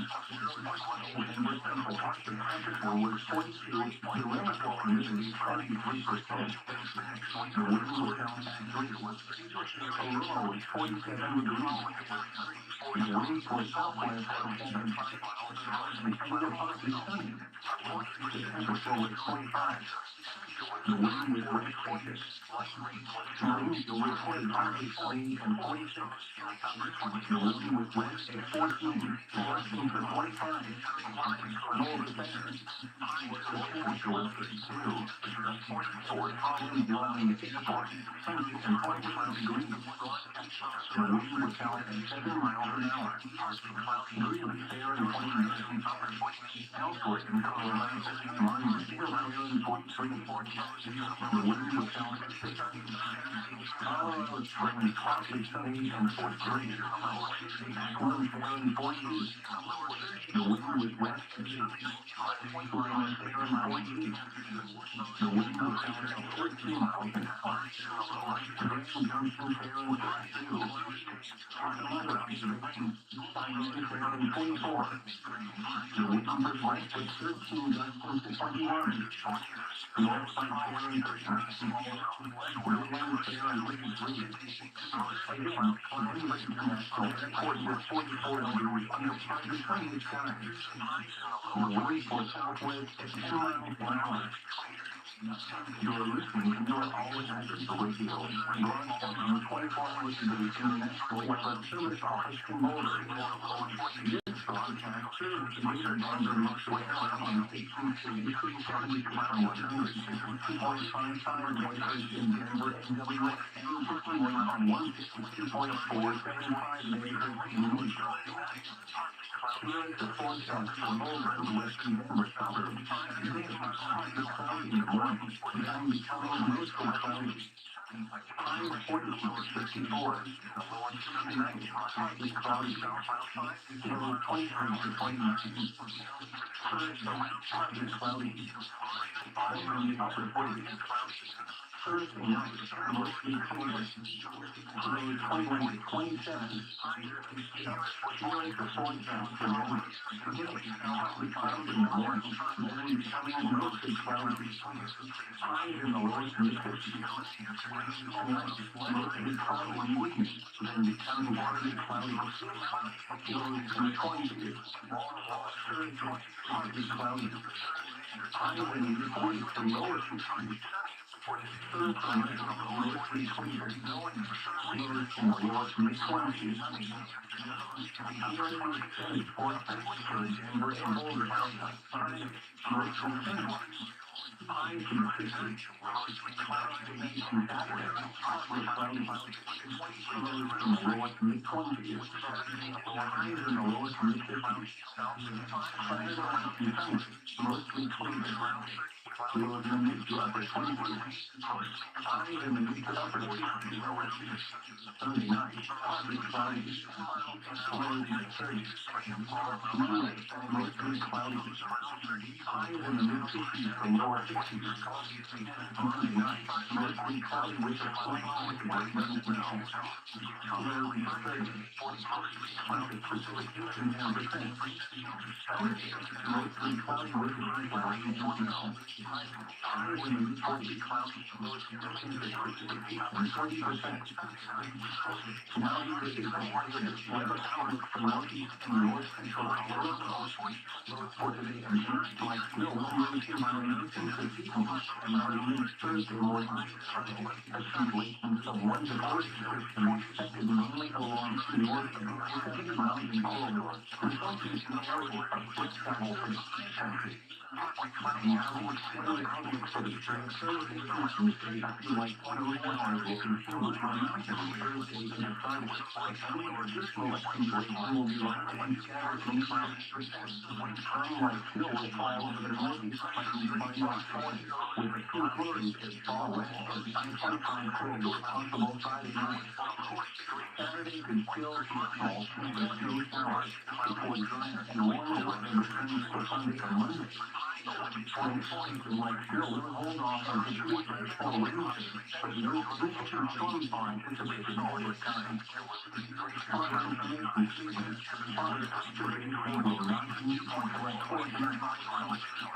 The 11 p.m. on the eastern around northeast Colorado. The national airport was partly sunny. The temperature was 44 degrees, or 2.4. The relative humidity was 10%. The wind was southwest, 10 miles an hour. The pressure was 30.17 degrees Fahrenheit. In Denver Central Park, the temperature was 42. The relative humidity 23%. The wind was south. The was 47 degrees. The wind was southwest 10. The park is sunny. The temperature was 45. The wind was west 46. Winds were reported hardly 41 and 46. The wind was west at 14, gusting to 25. Boulder, the temperature was 32. Fort Collins, Northern Airport, 10.5 degrees. The wind was south at 7 miles an hour. Breeze at 0.1. Southwest of Colorado, northwest of Barron Point 3. The wind was south at 6. Colorado Springs, partly sunny and 43. Orange Barron 40. The wind was west at 8. Lyman Barron 14. The wind was south at 13 miles an hour. Grand Bison Barron 5. Some other information, Cheyenne Barron 44. The wind was west at 13 gusting to 21. Northwest Barron 39. Woodland Barron 53. Again, Denver International Airport was 44 degrees under partly sunny skies. The winds were southwest 10 miles an hour. Here is the forecast for Boulder and western Denver suburbs. Partly cloudy in the morning. Mostly cloudy. High 40 to 54. Tonight, partly cloudy. Low 23 to 29. Partly cloudy. Upper 40. Mostly clear. Lows 21 to 27. Here is the forecast for Denver. Partly cloudy in the morning. Rain coming, mostly cloudy. Highs in the lower to mid-50s. Mostly cloudy in the evening. Rain coming, partly cloudy. Lows in the 20s. Partly cloudy. Highs in the mid-40s to lower 50s. Thursday night, mostly clear. Lows in the lower to mid-20s.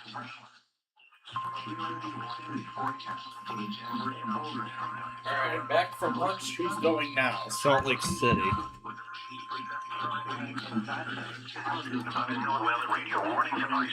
Who went already? XCF did? Automatically activated to warn of impending hazard. Tests these receivers normally are conducted by the National Weather Service every Wednesday between 11 a.m. and 8. When there is a threat of worse severe weather in the area on Wednesday, potentially to respond to the weather. Skies were mostly temperature was around 40 to Monday. Partly cloudy, peaking light winds. And now the extended forecast. Peak light wind. And yesterday from mostly sunny, 3 days. It won't be temperatures and the relative until the next test staff. Arizona. Okay, and then I gotta rewind Denver. This is a test of the National Weather Service's NOAA weather radar broadcast from Flagstaff, Arizona Airport, with 44 degrees under weather situation. Especially the receivers are automatically activated to warn of impending hazard. Tests of these receivers are normally conducted between the hours of 10 a.m. and Mountain Standard Time. In terms of threat of severe weather, this test will be postponed until the next fair weather day. On Wednesday weekend test of NOAA weather radio. And you're partly sunny. The temperature was 45. The National Weather Service relative in Missouri Sunday. The preceding signal was a test of the weather radio station with the XL 2020 wind warning system. It's night, potentially dangerous gradient situation peak and 28 new receivers can be automatically activated by Northeast Colorado. Bending hazard will be light and tests of the signal and the mid-40 performance are normally conducted lower to mid-20 weather service between 11 and 800 each wind alarm. If there is a severe weather, the test will be postponed to the next. That's Phoenix. Reception of this broadcast, especially the warning alarm, will vary at any given location. This variability, normally more noticeable at greater distances from the transmitter, can occur even though you're using a good quality receiver in good working order. To provide the most consistent and dependable warning service possible, the warning alarm will be activated for Hamilton County. This has been a test of the NOAA weather radio warning device. Are normally conducted every Wednesday between 11 a.m. and noon. If there is a threat of or existing severe weather in your area Wednesday, this test will not be conducted. Reception of this broadcast and warning alarm will vary at any given location.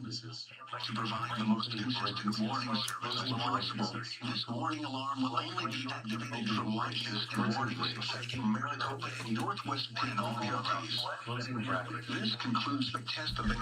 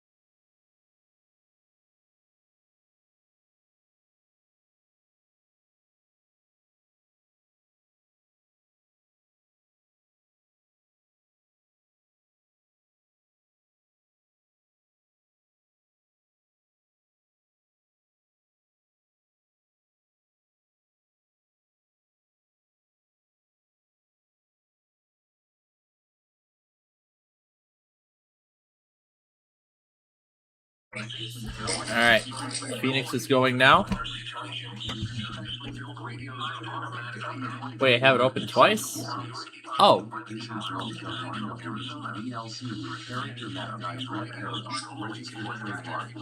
Registered trademark.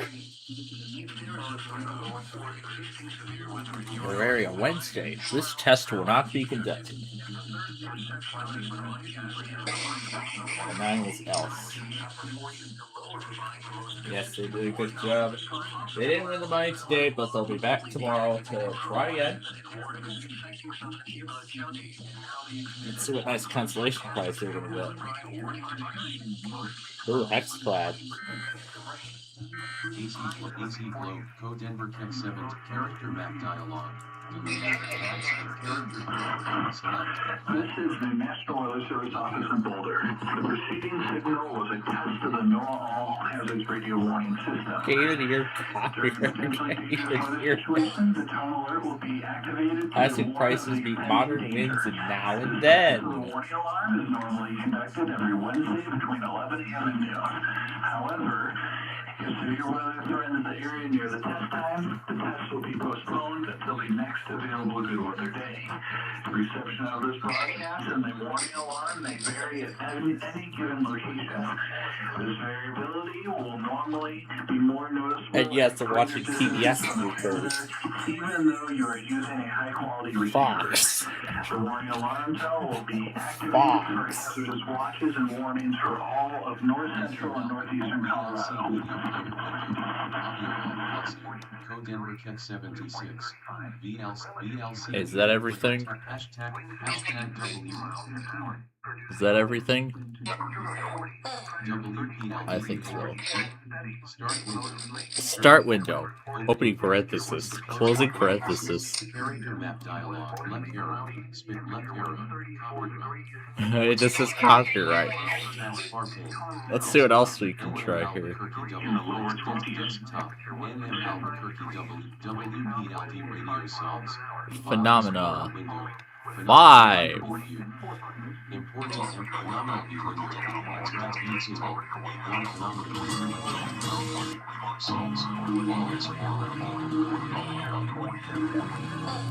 Oh, wait, this isn't the right phenomena, but whatever. Your receiver should have turned on automatically.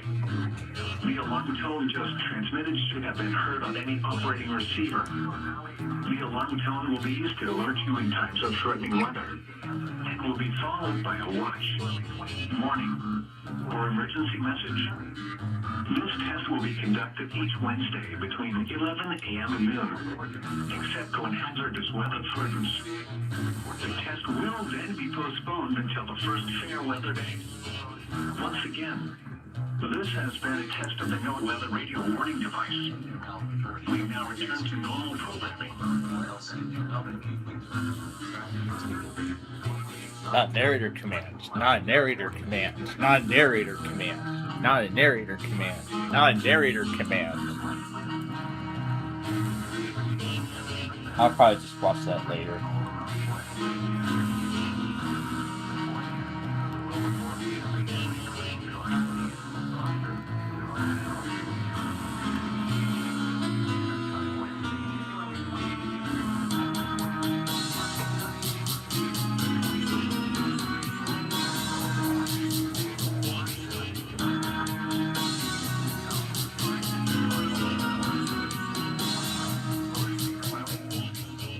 And then I could just reverse it.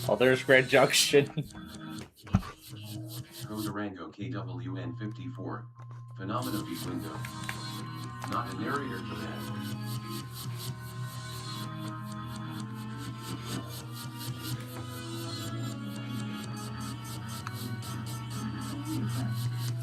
The warnings are issued by the National Weather Service in Main Junction. The one system will automatically activate weather radio equipped with this tone alert feature.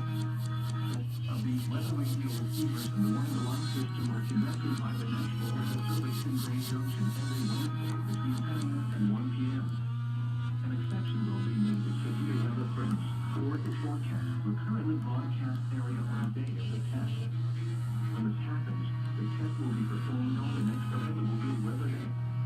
The one-to-one tone will be activated for hazardous watches and warnings for the following counties in western Colorado: Mesa, Barfield, Delta, Montrose, Eagle, Pitkin, Gunnison, Ouray, San Juan, La Plata, Archuleta, Moffett, Route, Montezuma, Dolores, San Miguel, Grant, Jackson, and Summit, in eastern Utah, Uinta, Grand, San Juan, Duchesne, and Emery counties, in northwestern New Mexico, Rio Arriba, and San Juan counties.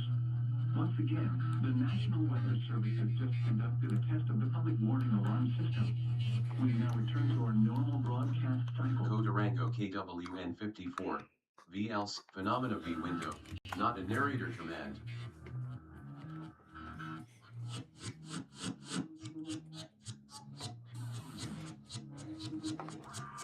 There you go, the speed increases.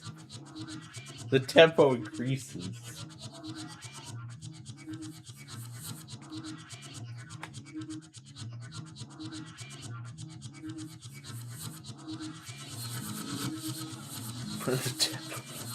The tempo just increased.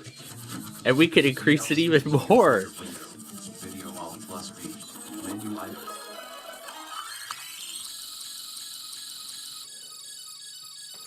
Oh my gosh.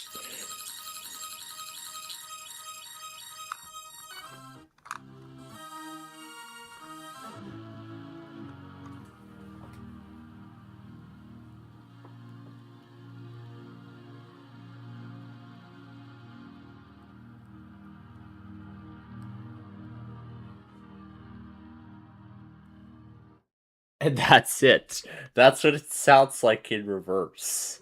Phenomena v window. Main panel task. Now, what was the one I VLC wanted? Player window. I believe it was 1 of this 5. one. Importing MP phenomena for window. Track Yes, complete. this is the one. One phenomena for selected.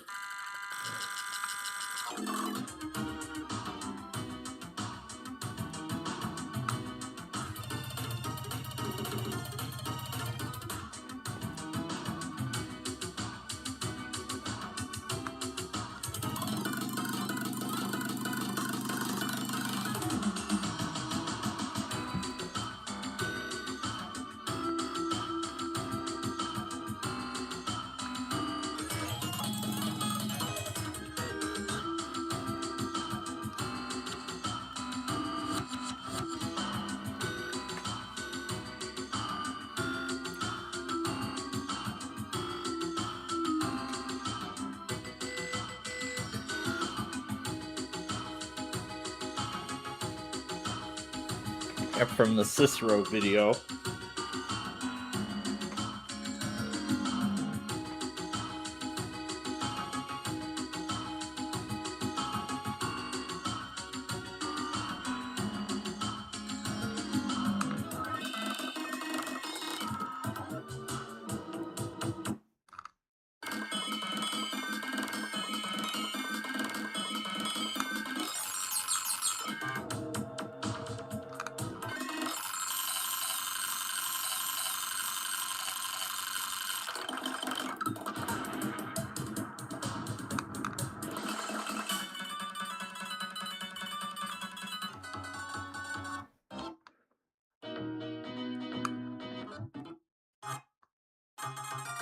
Why won't this darn thing move?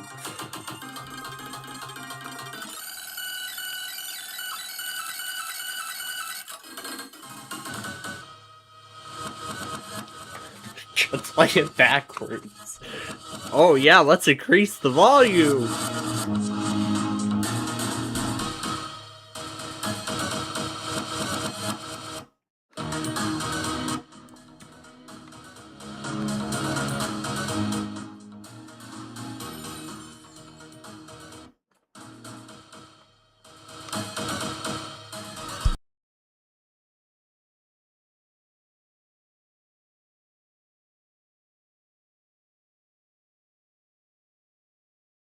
Oh my gosh.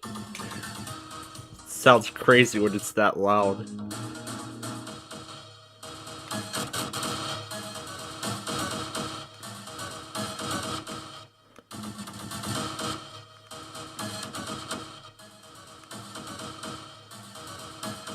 Okay, I don't want to play around with it too much more.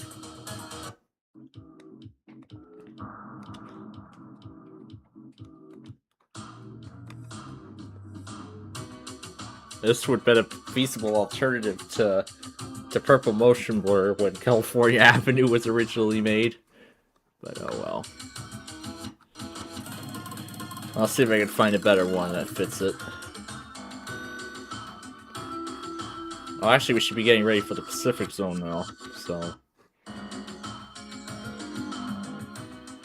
Alright, let's get to it. Character map dialog. Characters to copy. Left arrow. Left arrow. Left arrow. Copyright. Yen sign. Character. Left arrow. Yen sign. VLC media. VLC media player window. AL arrow to Pemmican Twin Cities F6 and 9. 38 of 53. VLC media player window. CA Fresco 862. VLC media player. VLC media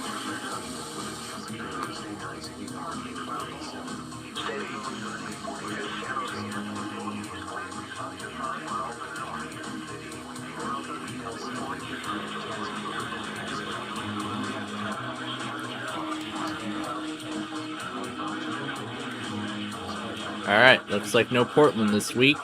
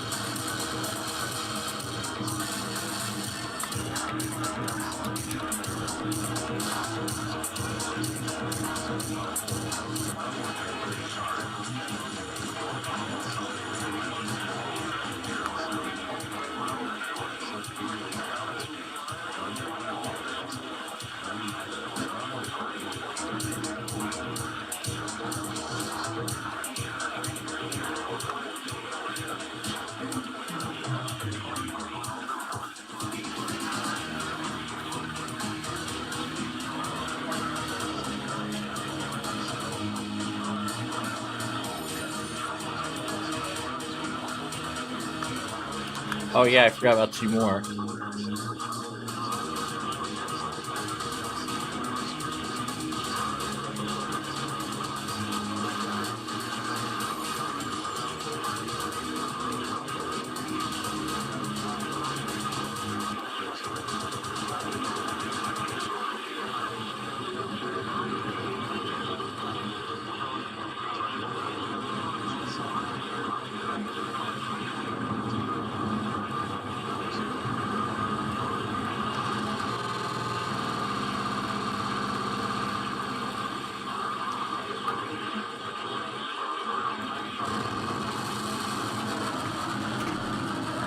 Oh my gosh. The lightning sound effect. The thunder sound effect. Oh my goodness.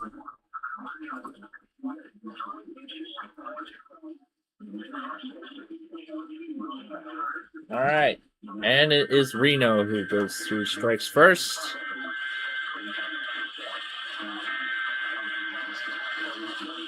Chanhassen.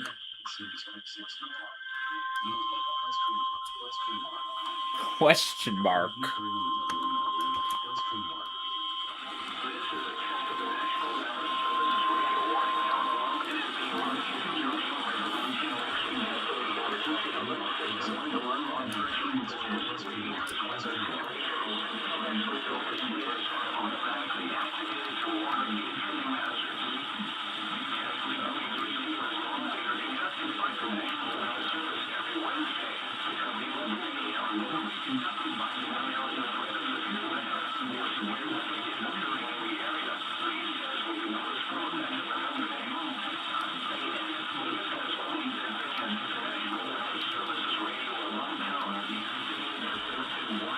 Warnings and statements affecting central and southern Minnesota and west central Wisconsin. This concludes the test of the warning system. We now return to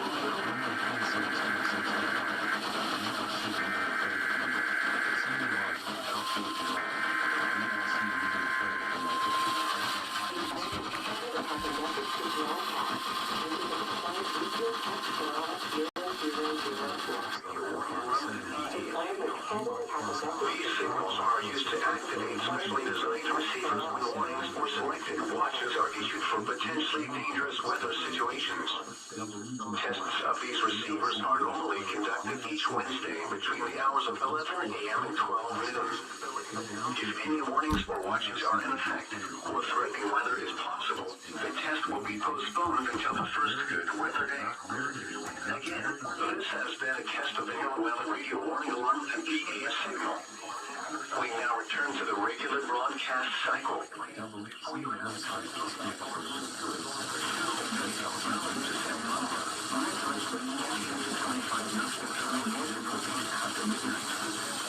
I'm gonna keep this up so I can hear it when it goes.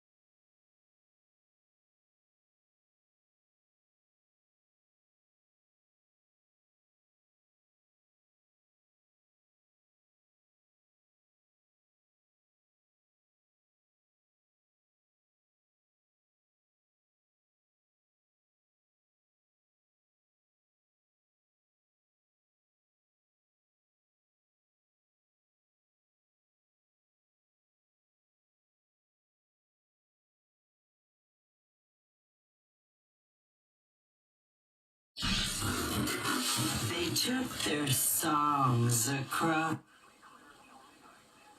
The following is a test of the emergency alert system. The following is a test of the emergency alert system. The following is a test of the emergency alert system. The following is a test of the emergency alert system. Let's hear the whole thing. The following is a test of the emergency alert system. The following is a test of the emergency alert system. Oh gosh.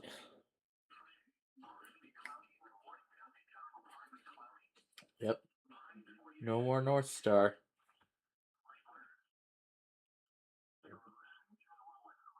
But there's no timestamp either.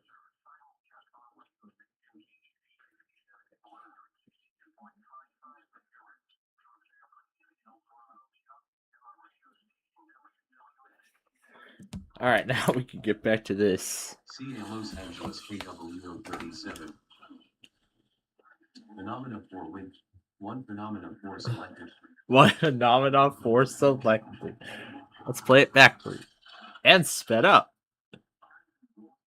Oh, we're at the beginning now.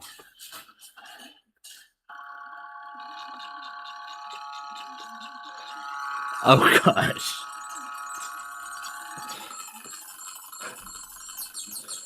It sounds so weird like this.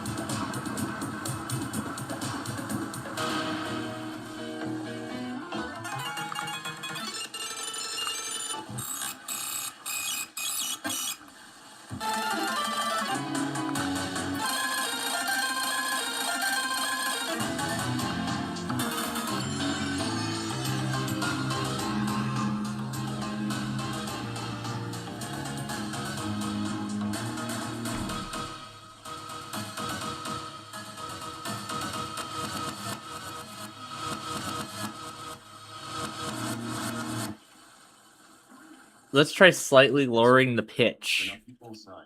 Backspace. Equal sign. 0. Phenomena for window. Track view table. Phenomena for selected.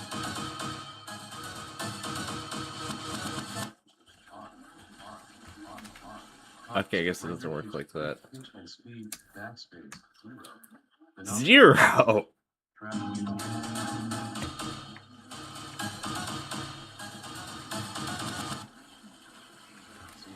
Z.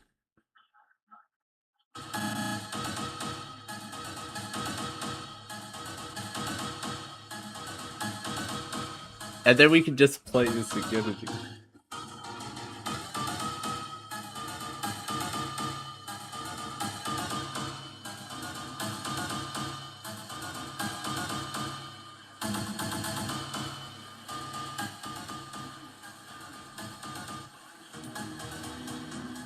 Yeah, I like it in normal speed better.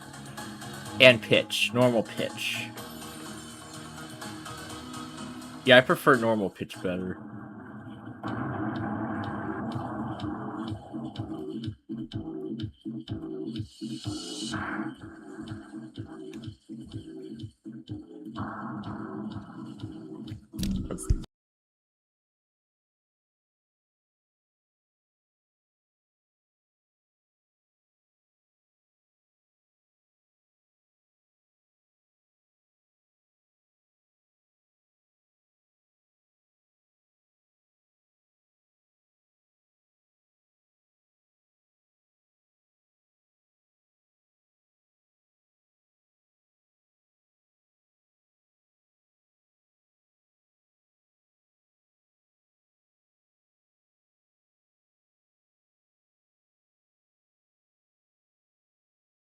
think the RAM from your Alright, PC and here goes Sacramento. Emergency alert system. To provide the most consistent warning service possible, these alerts will only be activated for selected warnings affecting the following counties: Alpine, Amador, Butte, Calaveras, Colusa, El Dorado, Glen, Nevada, Placer, Western Plumas, Sacramento, San Joaquin, Sierra, Solano, Stanislaus, Sutter, Zark versus Yugi, Jaden, Yusei, and Yuma fan dub finale. It's just the entire thing drawn out with a pencil. That's really all it is. It's like the drawings. Just drew the whole thing with a pencil or something. It sure looks like he drew the whole thing with the pencil.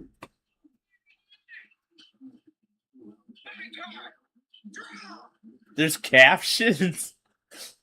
It just finding pictures, taking pictures, and then just reading the captions. And then just reading the captions. And the drawings of the characters? Oh my gosh.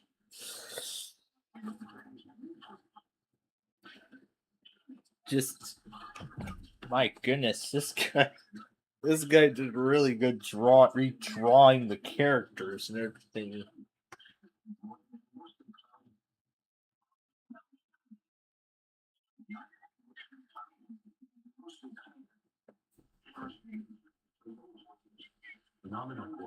Phenomena for Windows.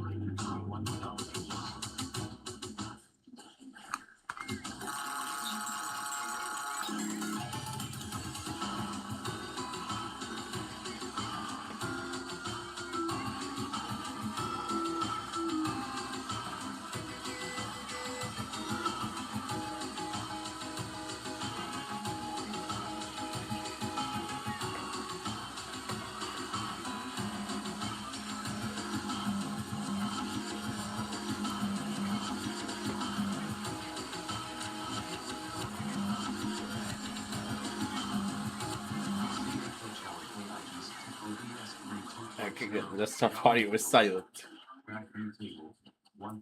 Graph view table. Alright, now let me see if I can find my other documents here.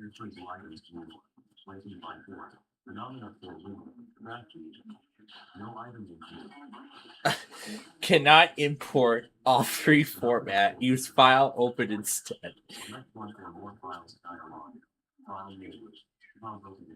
8.61 gigabytes free of 453 gigabytes of space.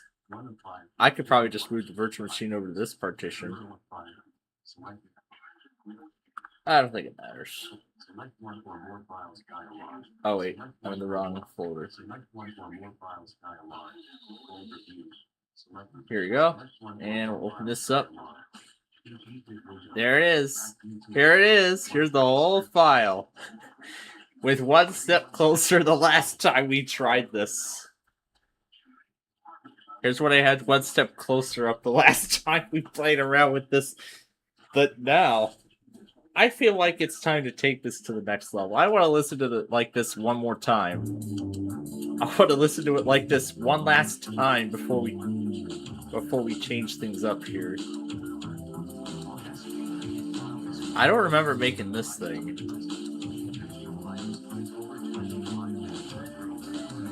Oh. I know what that is now.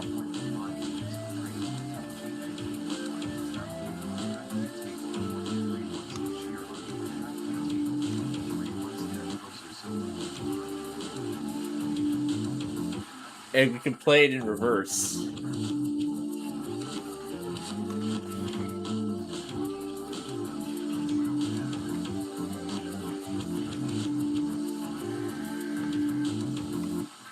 And there's Los Angeles.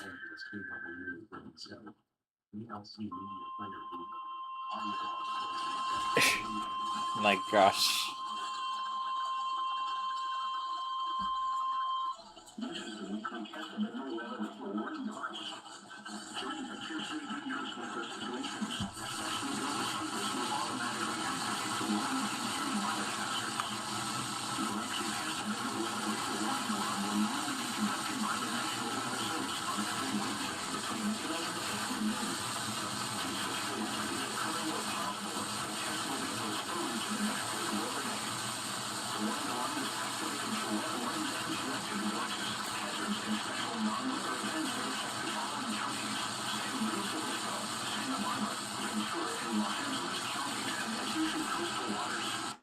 Beat desktop exiting narrator. Exiting narrator. Oh yes, and I think you all might remember this right here. Remember when I discovered like somebody reused the instrumental of somebody I used to know and then just redid all the lyrics into their own? Yeah, that's what led to Anxiety, which doesn't even sound close to what the original was. And because the instrumental is pretty much the same, I thought, you know what? Let's clash the two to see what the two sound like together. I did that just out of curiosity. Anyway, here's the file one more time. And we can play it in reverse.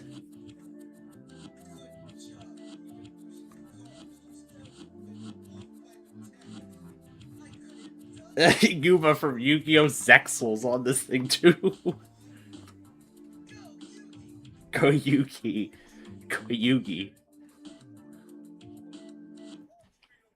I see where he took this inspiration from.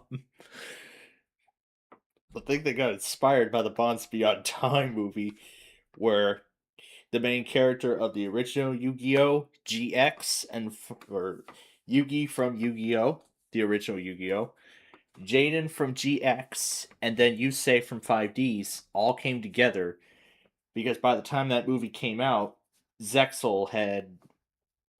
believe Zexel was about to premiere in Japan, or yeah, I believe Zexel was about to premiere in Japan or had premiered in Japan, but had not yet came to the United States, or it had just began in the United States. But I mean, that's the good thing really about Pluto TV, because they have all the episodes that were released here in America. As far as I know, so I mean, they do have all the series that were released in English here in the that were dubbed in English here in the United States. I mean, even the English dubs of Pokemon are still going on too, as far as I found out. Because I found the Pokemon channel on Pluto TV I think it was from one of the mid-roll ads that were running during one of the commercial breaks of the show. I believe that's what I remember. I only saw how the intro had changed, but from one of the snippets that they used in the promo, it looked like the original 1999 4Kids dub of the show was on there. But I could just look it up and I could just search for it through Pluto TV, and maybe I could put my PCs to the test with that after I finish everything else up. But there is only one way to find out, though. It probably goes under a different category, though. Here we go, Pokemon. Here we go. It just shows Pokemon the series. Yeah, all it shows is Pokemon, and it doesn't show anything more. So.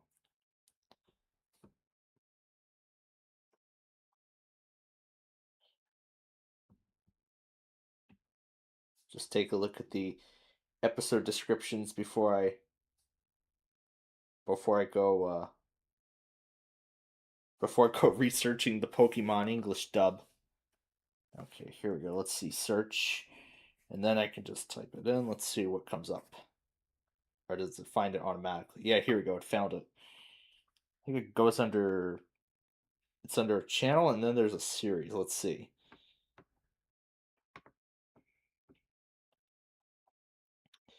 Looks like they only have the more modern iterations. They only have the 11th, 12th, and 13th seasons of the anime. And they don't have any of the previous stuff, it looks like.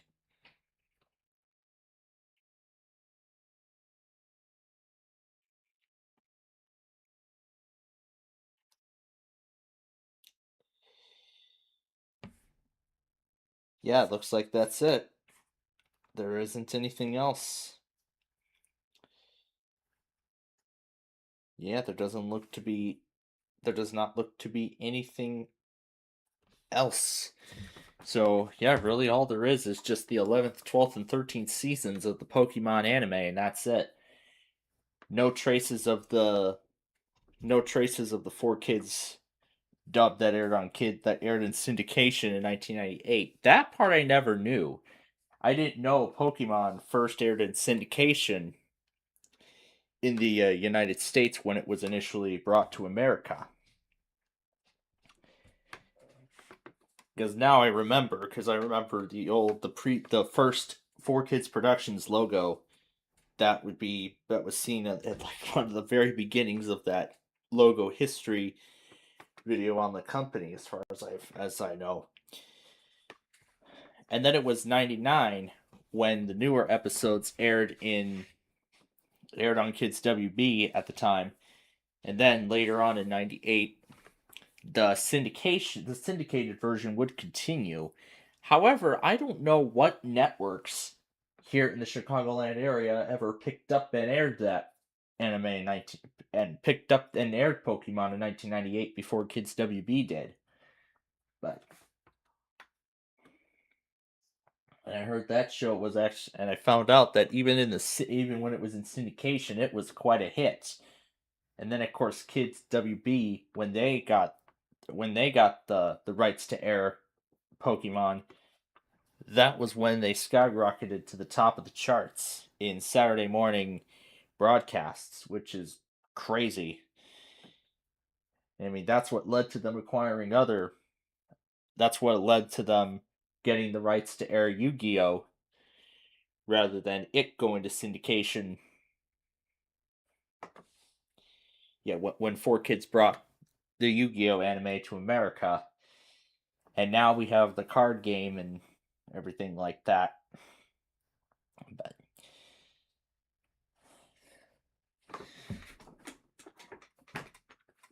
But yeah, the latest one of the series right now is Go Rush, and there hasn't been any other things on when they're gonna make another one, when they're gonna make another series. And furthermore, when they're going to do the English dub of it and bring it here to America and air it on Disney XD, like they did with... As I remember reading that Vrains ended up airing on Disney XD along with Go Rush, but too bad they only aired once and then they just pulled off the lineup, never to be seen again. You know, I think it would be nice if they had done that, but...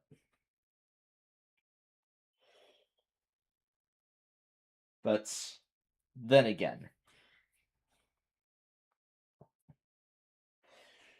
But had I known Arc 5 would be on Nicktoons, I would have gotten to see it.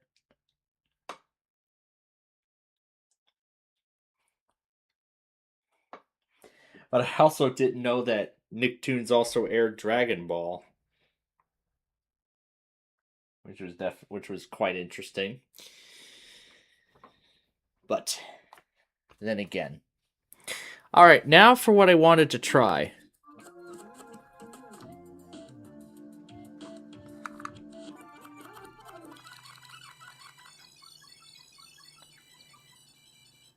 Okay, this is gonna go because now I think it's time to clash two things together. Let's just clear it out. Oh, and that mutes it. All right, let's see here. Yes, we're actually clashing this. I really wanted to play around with this, but I want to get through clearing my watch later and then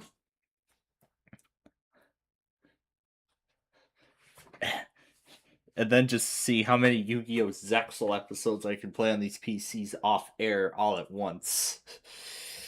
Not every episode all at once, though, but I guess maybe it'll be a possibility once I get more memory once I get more RAM for my main system. This sounds like it's going to be a whole lot of fun. It sounds like it's going to be a whole lot of fun. Made even crazier with the commercials. Oh, jeez. I don't know. I just don't know. All right. We're going to try no matter what first.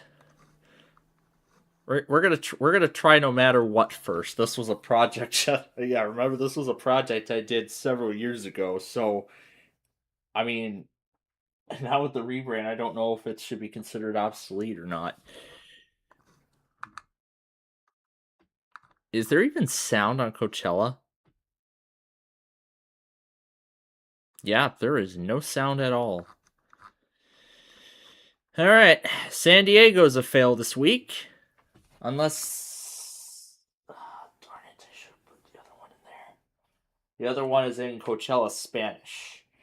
Darn it. That's okay. That's okay, I might want to get Hanford ready here very soon. Alright. Let's see how this looks. And sounds, rather.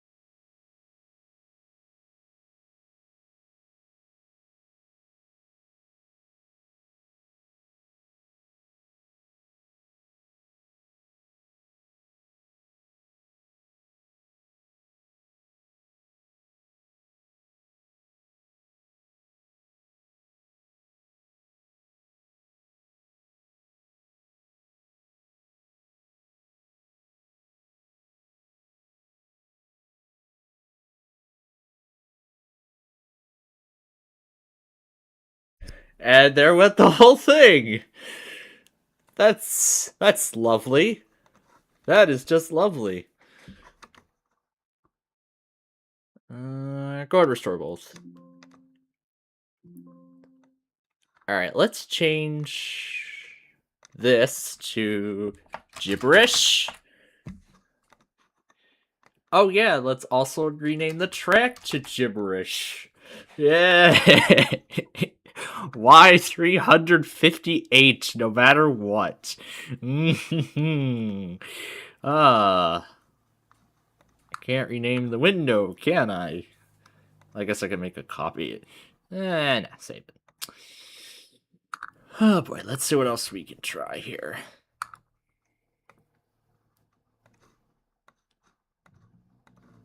This one was blank, so yeah, get rid of it. And we're gonna make a copy of this. And I'll call this BGYGO.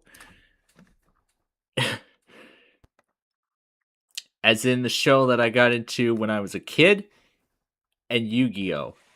We're just going to rename that, and we're going to change this track to that. Yeah, there we go. Now we got something going. And it kept everything. Wow. I'm so happy for this.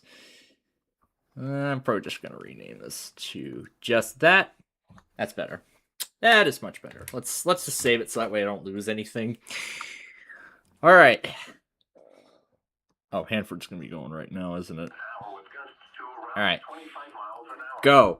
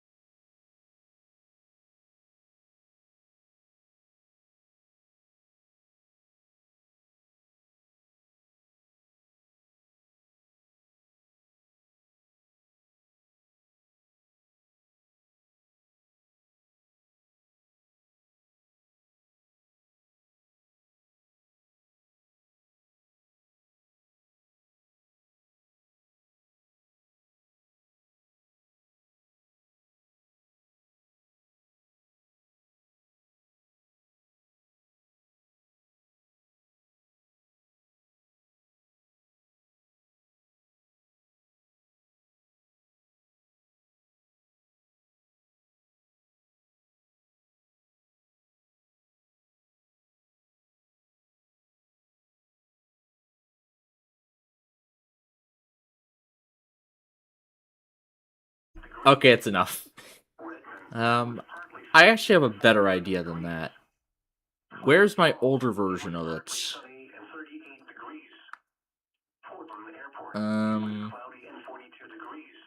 Okay, it's probably not on this drive. It's probably on my other one. Let's check my other one, see if it's there.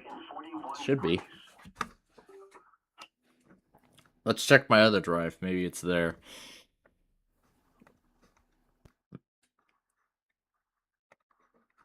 So let's see if it is there. Let's see. Audacity. Okay, this should be all of them.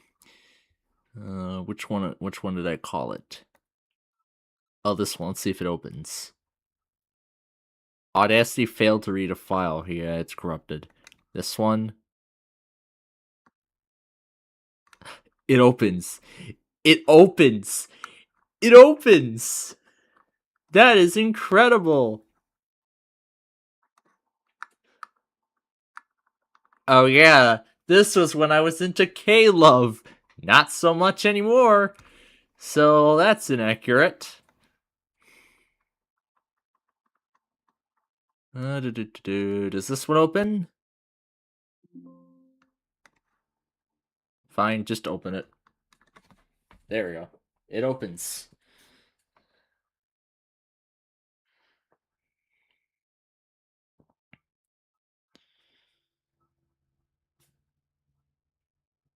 Oh, that must be for the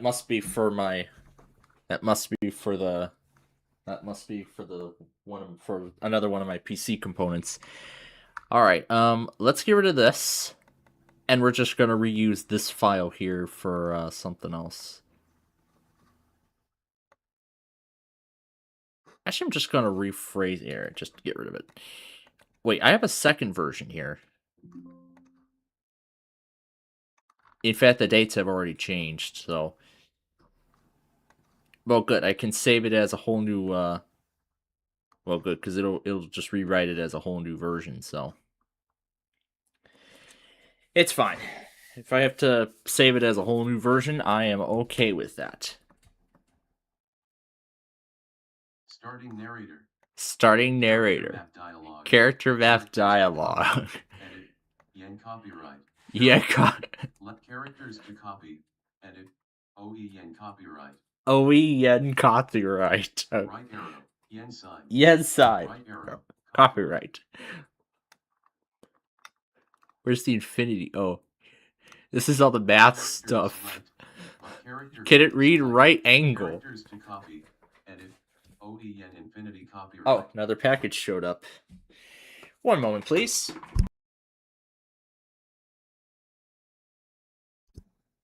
And right as I was about to walk away, here, I'll rename this, BG paste space with enter BG pacer with ego or BG paste. There we go, and then we'll just throw. Let's do face up, face down for this one. We're gonna do that in a moment. During potentially dangerous weather situations, specially built receivers are automatically activated to warn of the impending hazard. Tests of these receivers normally are conducted by the National Weather Service every Wednesday between 11 a.m. and noon. When there is a threat of or existing severe weather in the area on Let's see what arrived. it's postponed until the next good weather day. For Roseburg WXU or Desk or Roseburg U.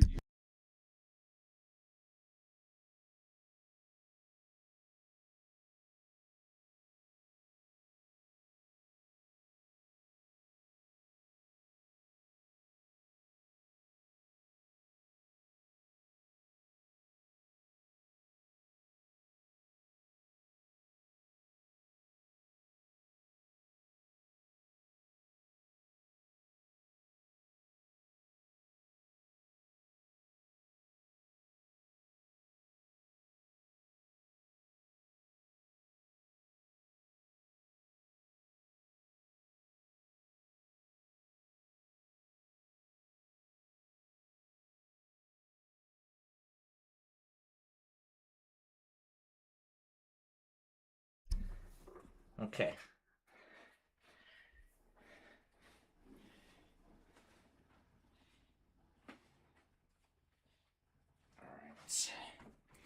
Okay, with that taken care of, let's get back to this. BG Pacer with a go window. Track view table. Where's the start of Two it? Face up, face down selected. I don't know where the start of it is. Because I think a lot of it is missing. A lot of it's pretty much lost. One Pacer test bubble guppies edition version 2 face up, face down. 2 face up, face down. Selected. Alright. This is going to be fun. Turn this down here to 0. 2 face up, face down. Widgets. 2 face up, face down. Track view table. Here's where it starts. Let's hear it.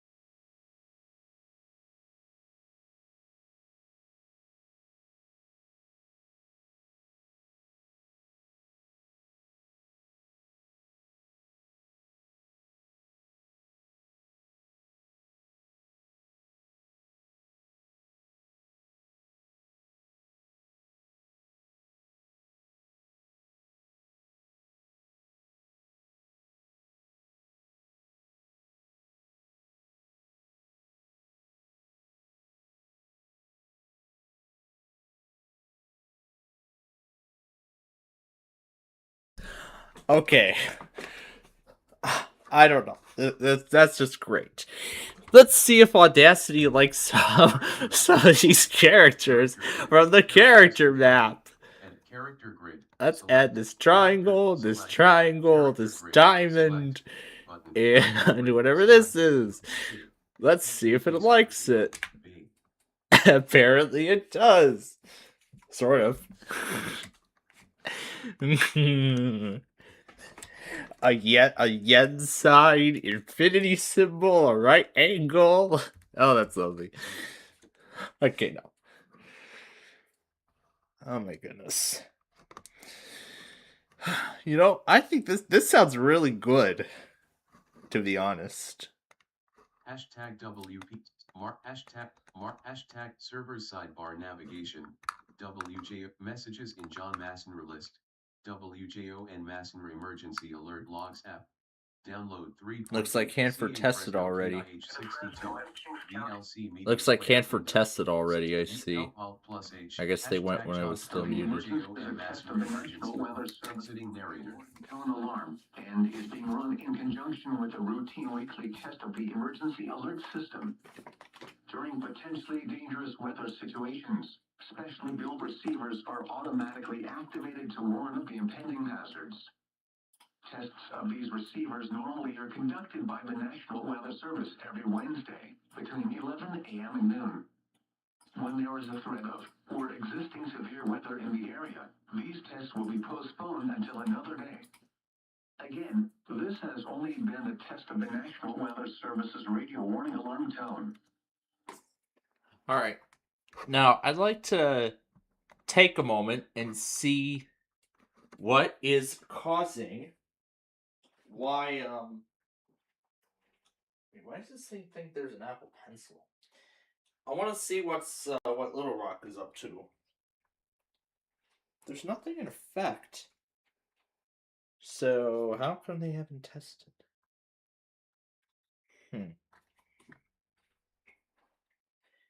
Maybe they decided to go early.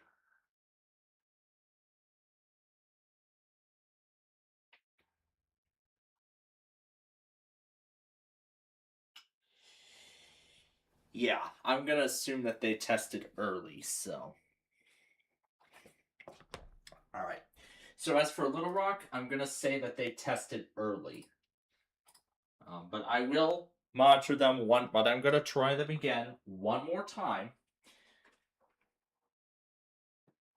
I didn't see in all of Arkansas come up on KLT either, so let me see here in WKXT Massmon. Oh, it's not valid. Arkansas. For Arkansas, Columbia, Hempstead.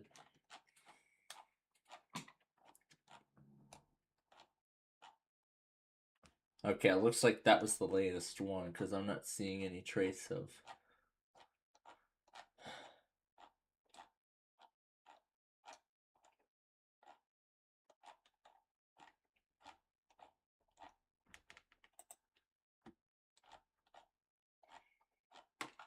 All I do know is that the Little Rock test was actually logged on here once. But I don't think it's anywhere to be found.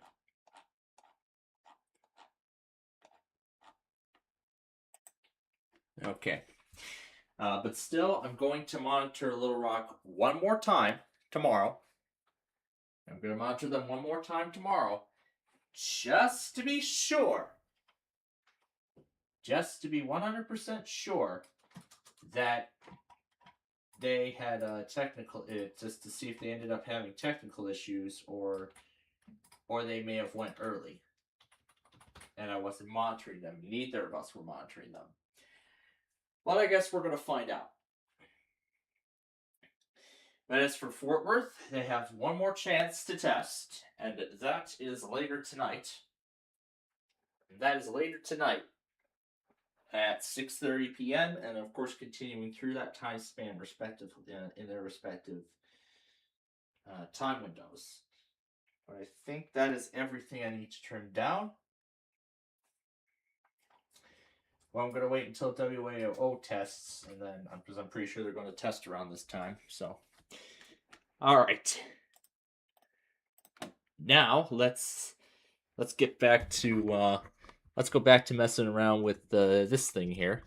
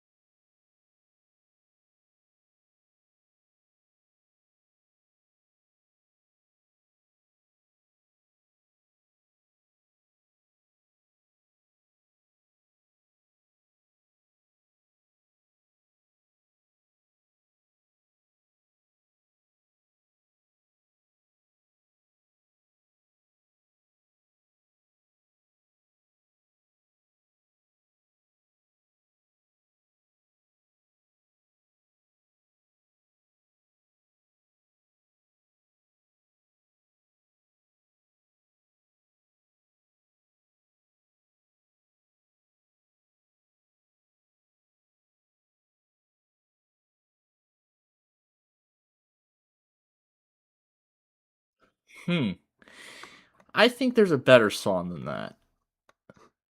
Oh yeah, this one. This one's really intense. I gotta find the time where it actually starts.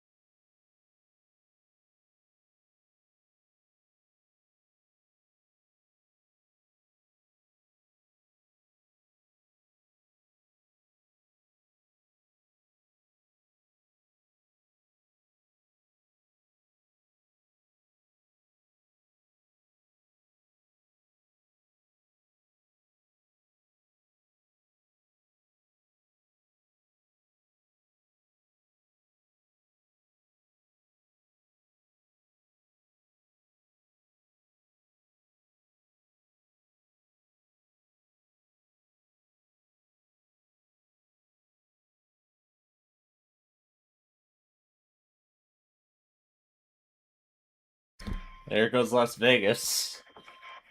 This is a weekly test of the emergency alert system from the National Weather Service Forecast Office in Las Vegas, Nevada. Provide warnings and essential safety information during emergencies. If this had been an actual emergency, you would receive official information, news, or instructions from the station. This concludes the weekly test of the Southern Nevada Emergency Alert System. Alright, there's that. Now, back to whatever this is, but I was going to talk about some other things too before we get any further. I probably should do that now, but whatever, this is fun.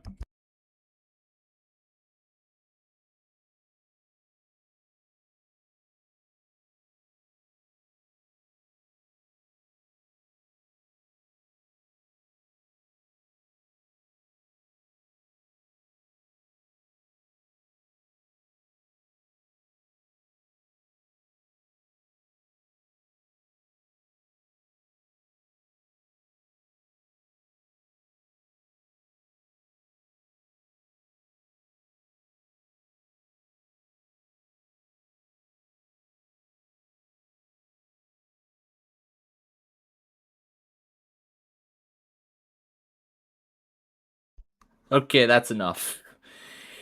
Yeah, I don't feel like playing around with this too much longer. Too long. I don't want to play around with it too long.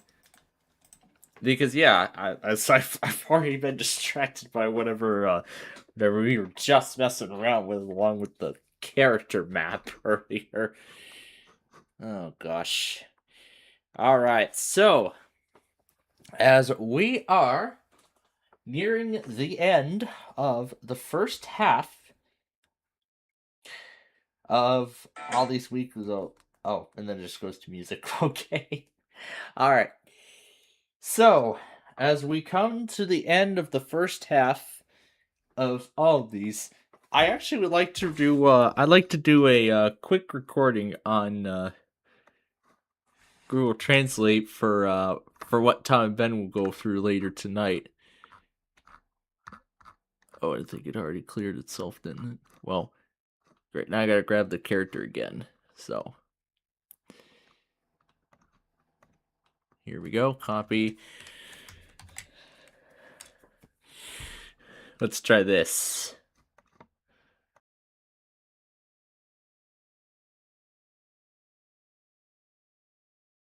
Unknown currency, unknown currency, unknown currency, unknown currency, unknown currency, unknown currency, unknown currency, unknown currency, unknown currency, unknown currency, unknown currency, unknown currency, unknown currency, unknown currency. Okay. Unknown currency. Okay. That's enough. That's enough of that. And I know it went to the Ticket to Ride folder, which is where it shouldn't have ended up, but you know what? It's alright. I can just move it out. and put it where it belongs. And just put that video where it belongs. Then you know what? Let's do a quick test run with it right now. So yeah, let's try a quick test run with it right now. Before we put Tom and Ben and everything else against it later. Let's try it. Let's give it a try. Unknown currency, unknown. Unknown. Alright, that should be better.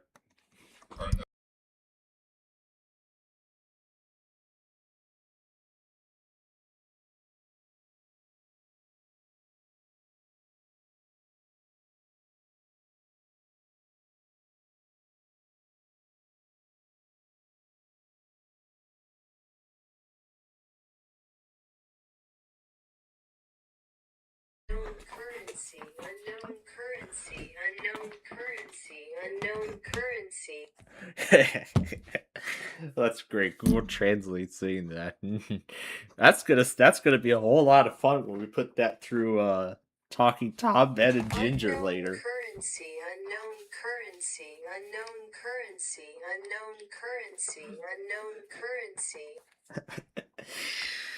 Oh, that sure sounds like it's gonna be a heck of a good time. Okay, now on with the other bits of, I guess, stuff, if you would like to say. So, for those who are just joining us now, well, of course, we're glad to have you here on this Wednesday afternoon as we near the end of the first half of all the weeklies here. So, here's what's happened so far. So everybody ended up testing, except for Boston and Little Rock. As for Boston, we don't have any visual confirmation as of yet as to whether they ended up testing or not. But assuming that there is no severe weather threat, I'm going to assume that they ended up testing.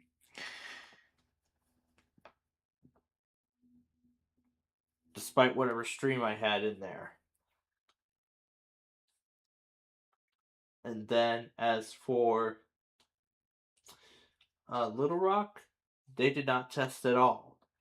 I'm going to assume that they probably did it early. But, of course, we don't know that for sure. Now, but of course, for good measure, I'm going to monitor Little Rock one more time. Actually, I'm just going to assume that they went early, so I'm just going to assume that they tested early and nobody logged it, so that's going to be my assumption. So, at this point, I'll just say that Little Rock ended up testing early, and Boston ended up going, but the stream that I had in there did not relay. So, otherwise, I will say that everybody ended up doing their test, which is pretty good. But what's also pretty good is that earlier this week, I found out that Amtrak's Empire Builder and Borealis service finally resumed after being out of service for like a few days because of the extreme cold that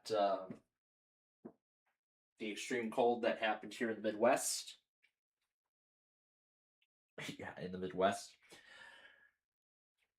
So now let's talk about what is going to be happening here in just a matter of minutes. So, coming up, we will do our we'll do Wheel of Fortune Deluxe, Super Deluxe, that is, and then let's see. Then after that, so Wheel of Fortune Deluxe, then Hyperbowl, then Monopoly, pretty much our usual games, and then Monopoly will go until let's see. I think around 4:45 because I believe that's probably going to be when my father's going to want me to have dinner and then get ready to head out to my evening class tonight, where of course I will watch Wheel of Fortune and Hollywood Squares live, and then The Price is Right in prime time. I'll probably watch that live on the way home, and then just finish it when I get back. Where then we'll start part 2, And then I'm thinking I'll take care of the perfect line later that night as well. Now, episode 22 of Flipside, I remember I already scheduled that, so I recall that I already scheduled that, but I'm not sure, but I don't remember if I've seen it yet or not, considering that I removed the episode number from the list. So, as a result, now I did also say about tomorrow, in which I'd like to take care of the remaining 45 Yahtzee episodes to bring the show to its checkpoint, which is at 125.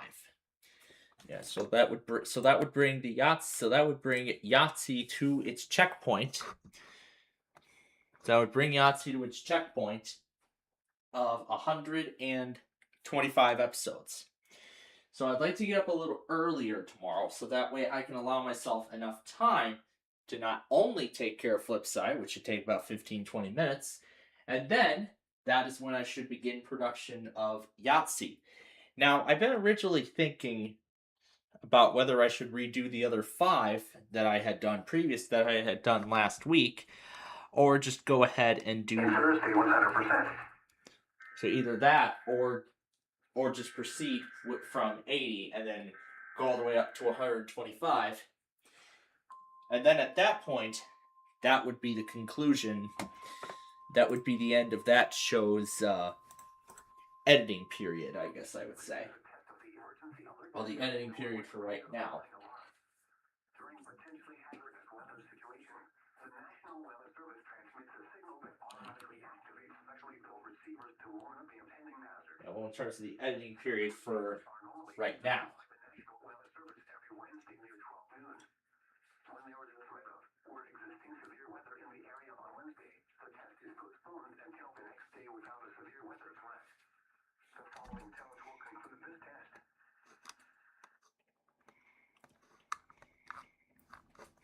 Alright. We're going to wait for WAOO, which hopefully will go in a few moments, and then I will reset the station. If it does not go, then... Okay, there it goes. There it goes. Alright, so once that fully relays, then we will, then I'll reset the station to put in the evening stuff, and then we'll be ready to move on. So yeah, I'd like to, so basically a brief rundown here, because I talked about the, what is coming in the spring taping cycle going into the second half of the week. So tomorrow I'd like to record the remaining 45 episodes to complete the editing process of that show. Bring it back to where it was before. Then, 5th grader, I'm going to continue rendering the episodes tonight after we're done. I'll just do as many as I can. And as I said, tomorrow I'll record more of Yahtzee. And then Friday is when I'm going to be doing the hardware upgrades. Now, the only 2 other components that have still yet to arrive is the RAM, which, as far as I know, will come tomorrow. The SATA power cable, which has not yet came. And then a Wi-Fi card for my small form factor PC. So everything but 3 has showed up. But I'm waiting for the others. Once they all arrive, then, well, once all the necessary components come, then that's when I will do the hardware upgrades. But there is actually one more assignment, extra college assignment for me to take care of before I start that. So I'll do that first thing on Friday morning, and then that's when I'll do the hardware upgrades afterward. That's when I'll do the hardware upgrades right then and there, which of course will last throughout the day. And then as we're in the middle, I'll probably do the main PC first, and then I'll just deal with the other 2 computers last. So that way then I can allow myself time to finish rendering 5th grader, and then get that show done, and then start uploading those episodes. And then if the very next day, I'll just say the very next night, I'll upload the rest of it, and then put 5th grader toward the finish, bring it to the finish line. Then I'll start rendering the Yahtzee episodes, go as much as I can. And then it's the following week. February 2nd through the 6th, I'd like to record the rest of Play 9, bring it up to the 50 episodes to make up the first season. And then the 9th through the 13th, I'd like to record the rest of Ticket to Ride, bring it up to its 165 episode checkpoint. And then after that, the 16th, I'll record Sorry. And then the 17th through the 20th, I'll be filming Ticket to Ride twice in 1 week. And I was thinking Friday, for the next several weeks, I'll switch between Ticket to Ride and Yahtzee. So one Friday, I'll record Ticket to Ride. Another Friday, I'll record Yahtzee. And then so on. But then Monday eventually will join in to allow me more time, to allow me to get through these episodes at a quicker pace. Well, meaning to film more episodes per week, essentially. And, you know, it would bring each of the shows closer to the finish line. As in the finish line, meaning the rest of the series. Meaning all 500 episodes of both shows, respectively. And I am poised to reach that point by the end of March into April, where then I will start production of the 4th and final season of The Bowling Train, which should take about 4 days, actually. Yeah, it should take 4 days to complete, considering that I'm going to do it in 4 separate 25-episode batches. So, after all those episodes have been made, then of course I'll move on to exporting all of them, and then getting them up for you all to enjoy, while getting them up and scheduled. Then it's on to the Travel Series reboot, which is the very last thing. And then the rest of the time will be done with Sorry and Big John's Wheel of Fortune. I'll be filming more episodes of both shows. Well, other than the 16th of February. So, yeah, that will be a Sorry taping day. There is actually going to be a whole week in March that will be a Sorry taping day as well. I almost forgot about that. But I plan to finish taping the 5th grader DS game. I plan to start it on the 23rd, then continue it on the 26th. Well, yeah, start it on the 23rd, on the 19th. Well, actually, yeah. Start on the 23rd, conclude it on the 9th, on Monday. So film it every Monday, essentially. Now, in terms of testing, I'm planning on doing the testing during the hardware upgrades, probably in between, when I'm transitioning between my main PC and everything else. So, I haven't thought exactly how it's going to go yet, but I will think about it, and then I will and then of course I'll tell you all how it ends up playing out. I see it didn't find the graphics drivers, even though no virtual machines were on. Yeah, even though no other virtual machines were connected, which is odd, but it's all right.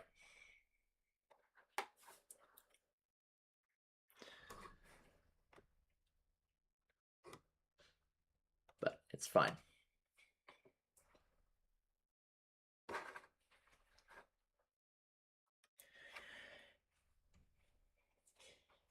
And then, of course, I plan to have the entire spring taping cycle done by May 29th, which is when I'd like to go back to Rochelle for the Railroad Days event. And then, during however many off days I get during my part-time job over the summer, that is when I'll be recording more episodes of both Sorry and Big John's Wheel of Fortune, and those will continue through into the fall, in which I plan to record the remaining episodes of both shows. Or as many episodes as I can, rather. I'll probably just do as many episodes as I can.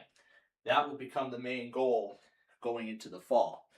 So then I'll have to allocate some days where I'll be recording Sorry, Big John's Wheel of Fortune together, and then some days where I'll be recording Deal or No Deal Jackpot, which will come right after the Travel Series reboot limited run show. And then that will become the place of a shortened version of Play 9, which I will debut, which I'm hoping to debut soon after the main Play 9 finishes. Or maybe I can have the Play 9 Quickie take over the Monday and Friday time slot, where a new series is set to debut. I put it on the top of my considerations list in the announcement video, but I will fully announce this. I will announce the series when we get closer. When we get closer to, finalizing plans and starting production on it eventually. So, with all that being said, now it's time to get to our games here. With, of course, the first one being Wheel of Fortune. So let's get started.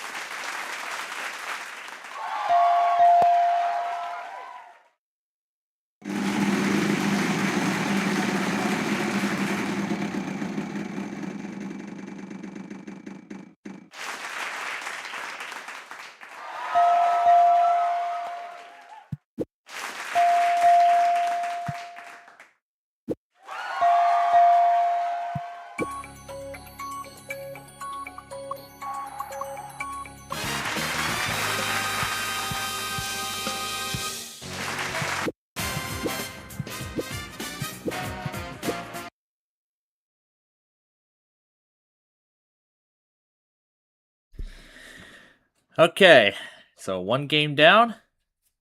I'm going to wait for Vista to completely shut down. before we load up Windows 7. Okay, we can go ahead and load it now that Vista has turned off completely. And then we can move on to Hyperbole. Let's let David read the character map dialog. Left arrow, currency sign. Currency sign. Left arrow, currency sign. Exiting narrator. Okay, that's enough. Unknown currency. Unknown. What was this one? Oh yeah, that one. And that was from last week. That was from last week. Oh gosh.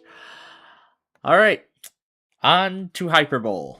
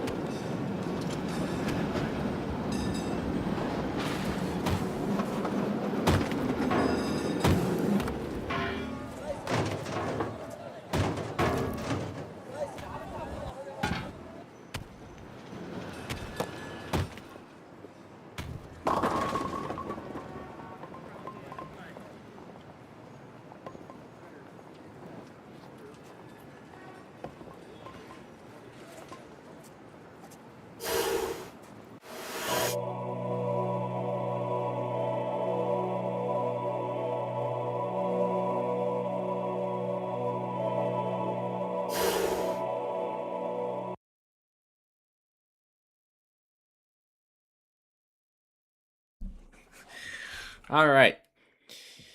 So that is going to be it then for Hyperbowl. I'll go ahead and shut this guy off. So that leaves us another, let's see, that leaves us another 10-ish minutes. And I see BTV FM just ended up doing their test as well. So let me go ahead and take them off. There we go. All right, so we have a little bit of time left, so I think we can go ahead and take this opportunity now and I don't know what we're gonna talk about here. And I see Jackaltron is catching up with all the Christmas flips from November. So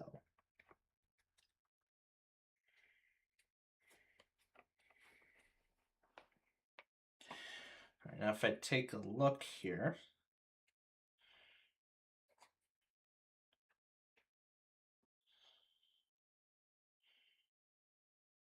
So this thing's about changing the time zone and doing some post-install stuff.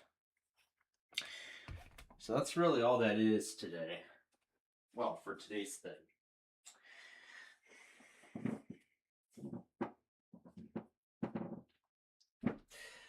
But okay, so we have about 10 minutes before we move on to our next thing. And yes, I've muted the call entirely because I don't want anything going through while we're doing Monopoly, because the application audio does not include VMware as of this moment.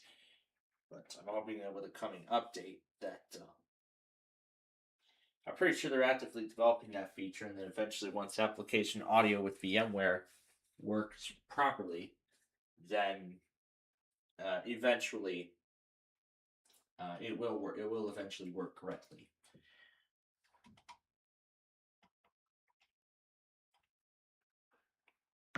All right. So we're already through 2 of our games. Now, in just a moment, we're going to start Monopoly. And we're going to take it to, I believe, 4:45.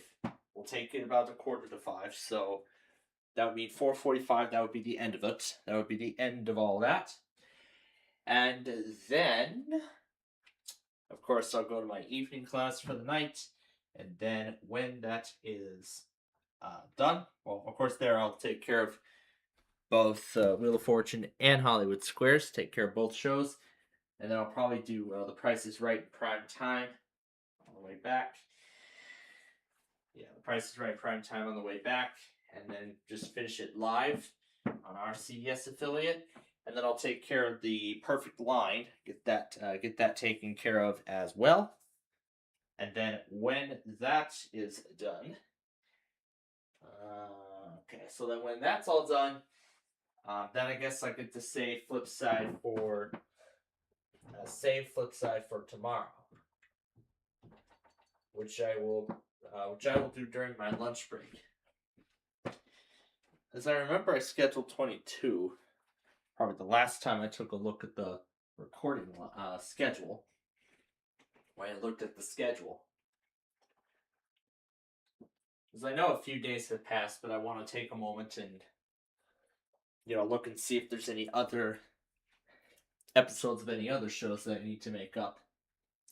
So other than the debut episode of Scrambled Up, that's it. I'm pretty much watched every Scrambled Up episode that has been made so far. There's only 3 more Perfect Line episodes I've yet to see and a bunch more Flipsides.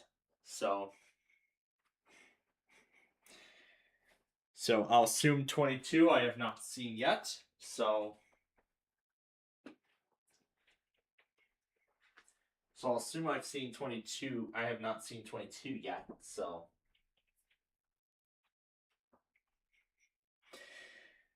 So, of course, I will take a very close look at the schedule on the other networks like GSN and see if they're going to end up airing an episode I did not see. as I know that they aired an episode of The Perfect Line I did not see. That was on Monday. But then regarding the spring taping cycle, and I know we're kind of running out of time before we start Monopoly, so I'll have to go quick on this.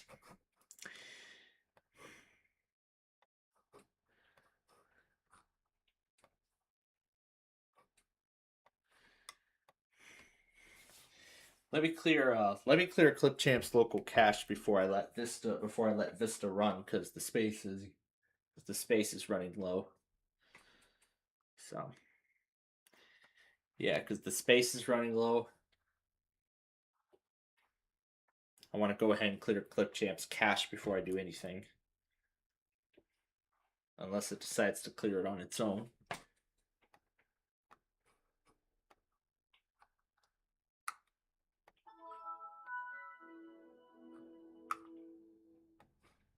Alright, that should give me some space back on the system. Yeah, that's good enough. 74 gigabytes. Alright. So if I choose to pass on episode 22 of Flipside, well, of course, tomorrow I will be spending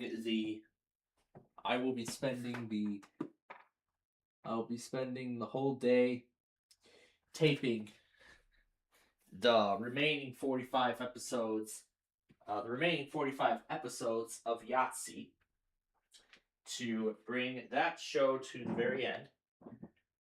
Well, not to the very end, but rather to its checkpoint. And then Friday, I'll be doing the hardware upgrades on all the PCs. As far as I know, the SATA power cable should be arriving today. Later today, probably. And then the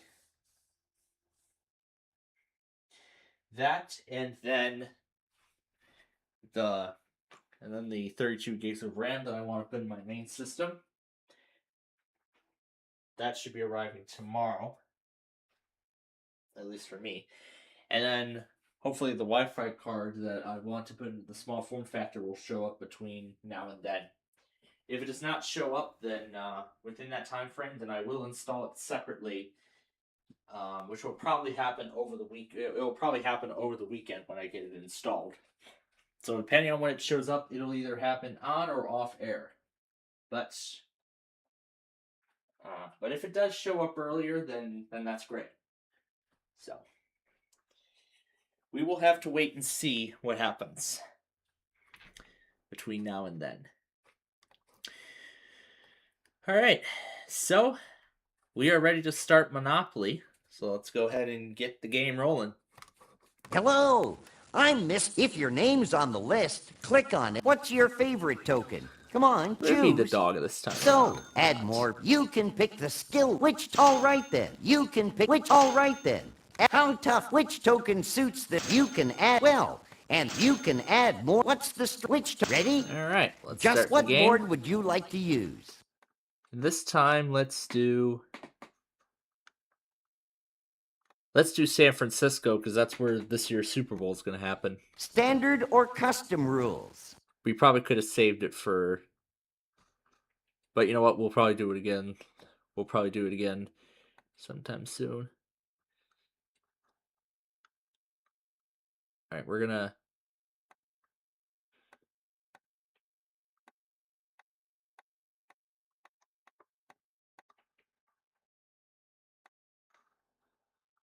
We'll just start 1500. Alright, let's go. Okay, Iron, press on. I can't wait to get started.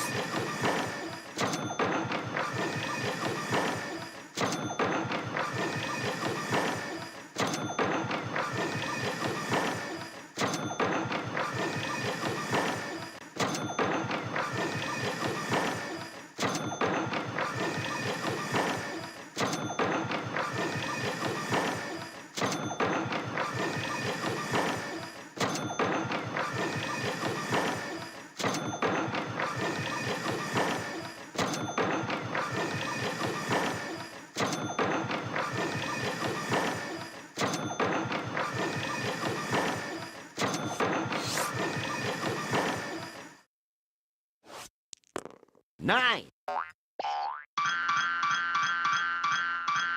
Soma, you'll have to do better than that.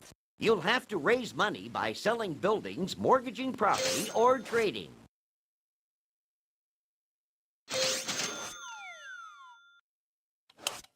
Okay, Shu, roll those dice. I'm just full of prunes.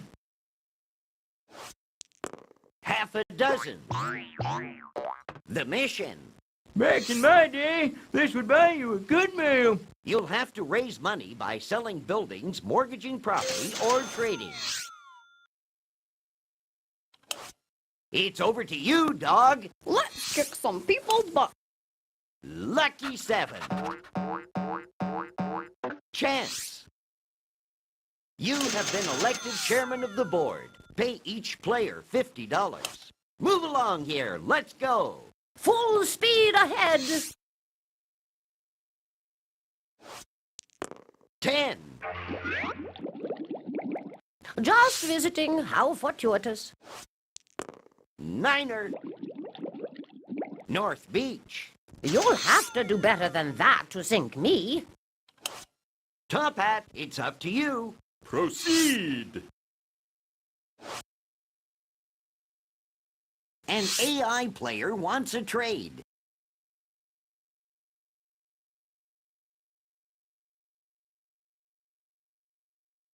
A successful trade, yes. 8, looking great. Hate Ashbury. Don't I own this? Ah, of course I do. Yes! I'm in the saddle. 7. Chance, let's see what it is. Pay poor tax of $15. Let's do it. Lucky 7. Chinatown. Shu, let's hit the bricks. Bet your boots. Looks like 7 to me.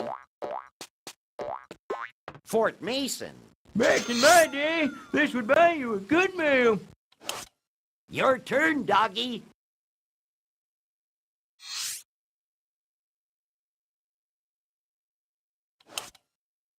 You rolled a 3. Only a visit this time. Stay the course. Ace, deuce, 3. Chance. Advance to go. Collect $200. Back so soon? Here's your $200. An AI player wants a trade.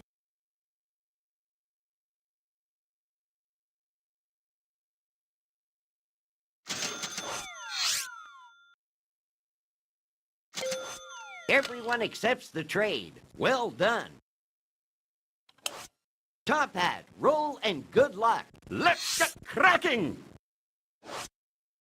Looks like 7 to me. Ferry terminal. I guess I can afford that. Show us your stuff, horse and rider. 8, looking great. Ferry terminal. That's chumps change. Good luck, Iron. 5. Castro Street. You'll have to do better than that. Shu, let's hit the bricks. 8. Let's see where that takes us. Castro Street. Back in my day, this would buy you a good meal. Your turn, doggy.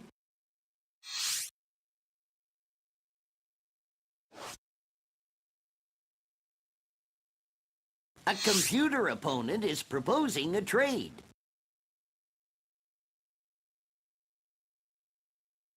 You'll have to raise money by selling buildings, mortgaging property. Everyone accepts the trade. Well done.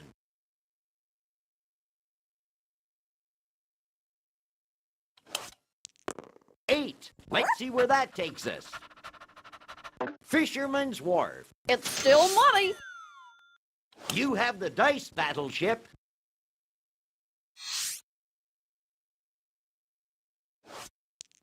10.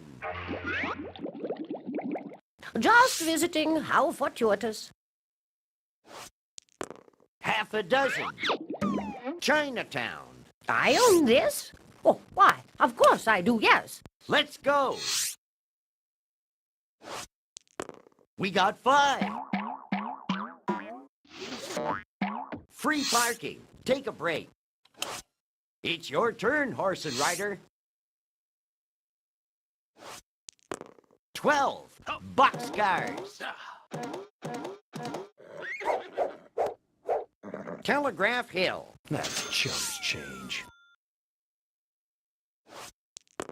Half a dozen. Community chest. What'll it be? Pay out or be paid? You inherit $100. Let's keep this game rolling. We got 4. Bay Area Rapid Transit. You'll have to raise money by selling buildings, mortgaging property, or trading. Shoo, let's hit the bricks. I don't have cold feet. I'm raring to go. 7. Waterworks. I heard they perfected the light bulb. Yes, indeed. Okay, doggy. Good luck.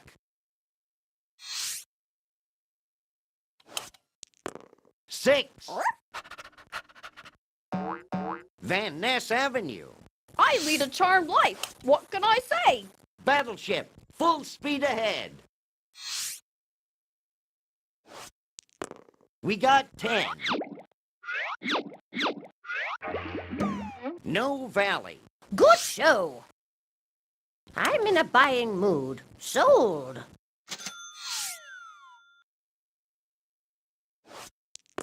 Eater from Decatur. Russian Hill. Well, this is a safe harbor.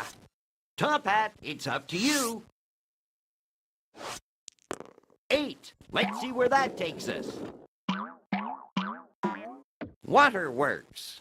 I guess I can afford that. Show us your stuff, horse and rider. So, this is how the rich folk live. Lucky 7. Back so soon? Here's your $200. Your turn, Iron. We got 6. Knob Hill. You'll have to do better than that. It's your turn, Shoe. Looks like 7 to me. San Francisco International Airport. Back in my day, this would buy you a good meal. An AI player wants a trade. Negotiations have been suspended. Sorry. Roll those bones, doggy.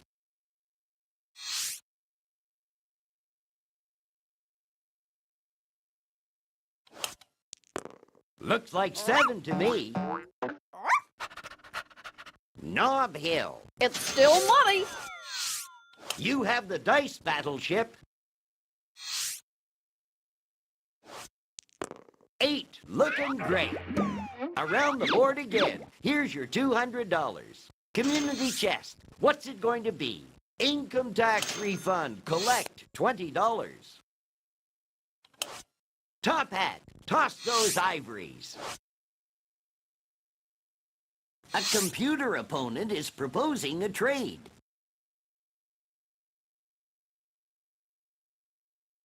Strapped for cash?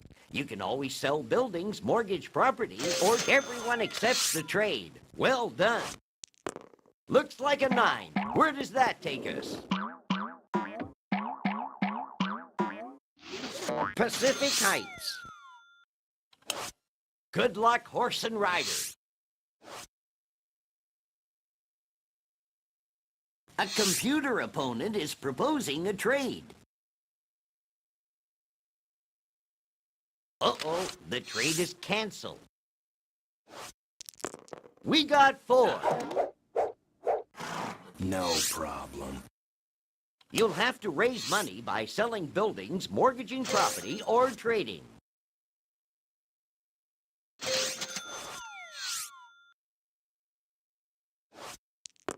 We got 5. Soma. Guess I better pay the man.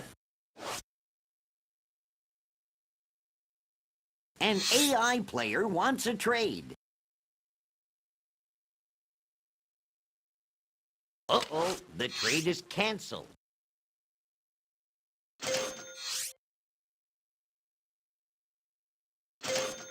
Short of cash? You'll need to raise some money then. I'm about to lose my grub stake.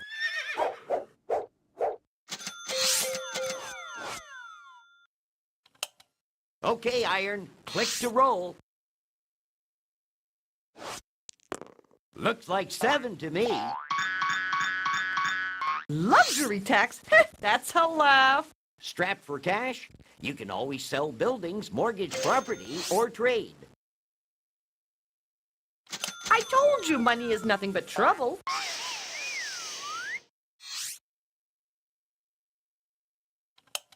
Shoo!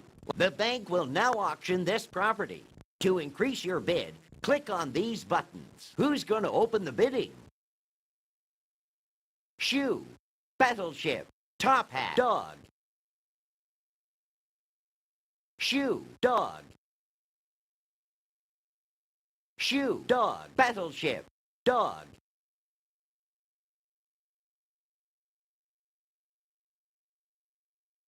Shoo! Dog. Shoo! Dog. Shoo! Battleship. Dog. Battleship. Dog.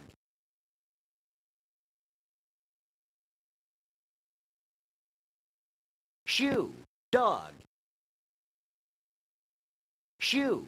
Battleship. Dog.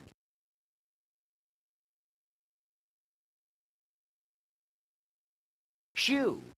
Dog. Battleship. Battleship. Dog. Shoo! Dog. Shoo! Dog. Battleship. Dog.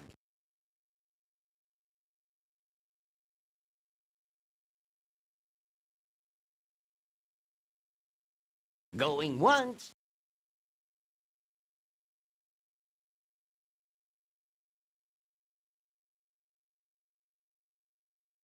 Going twice.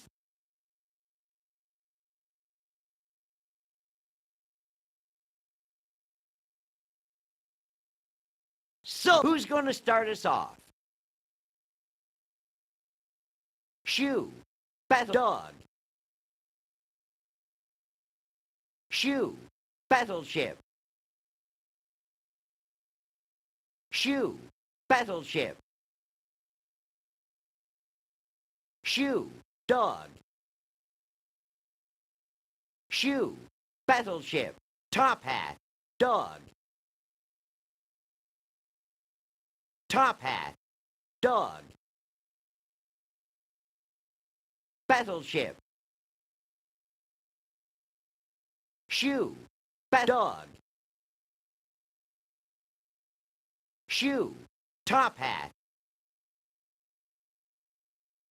Shoo! Battleship. Shoo! Battleship.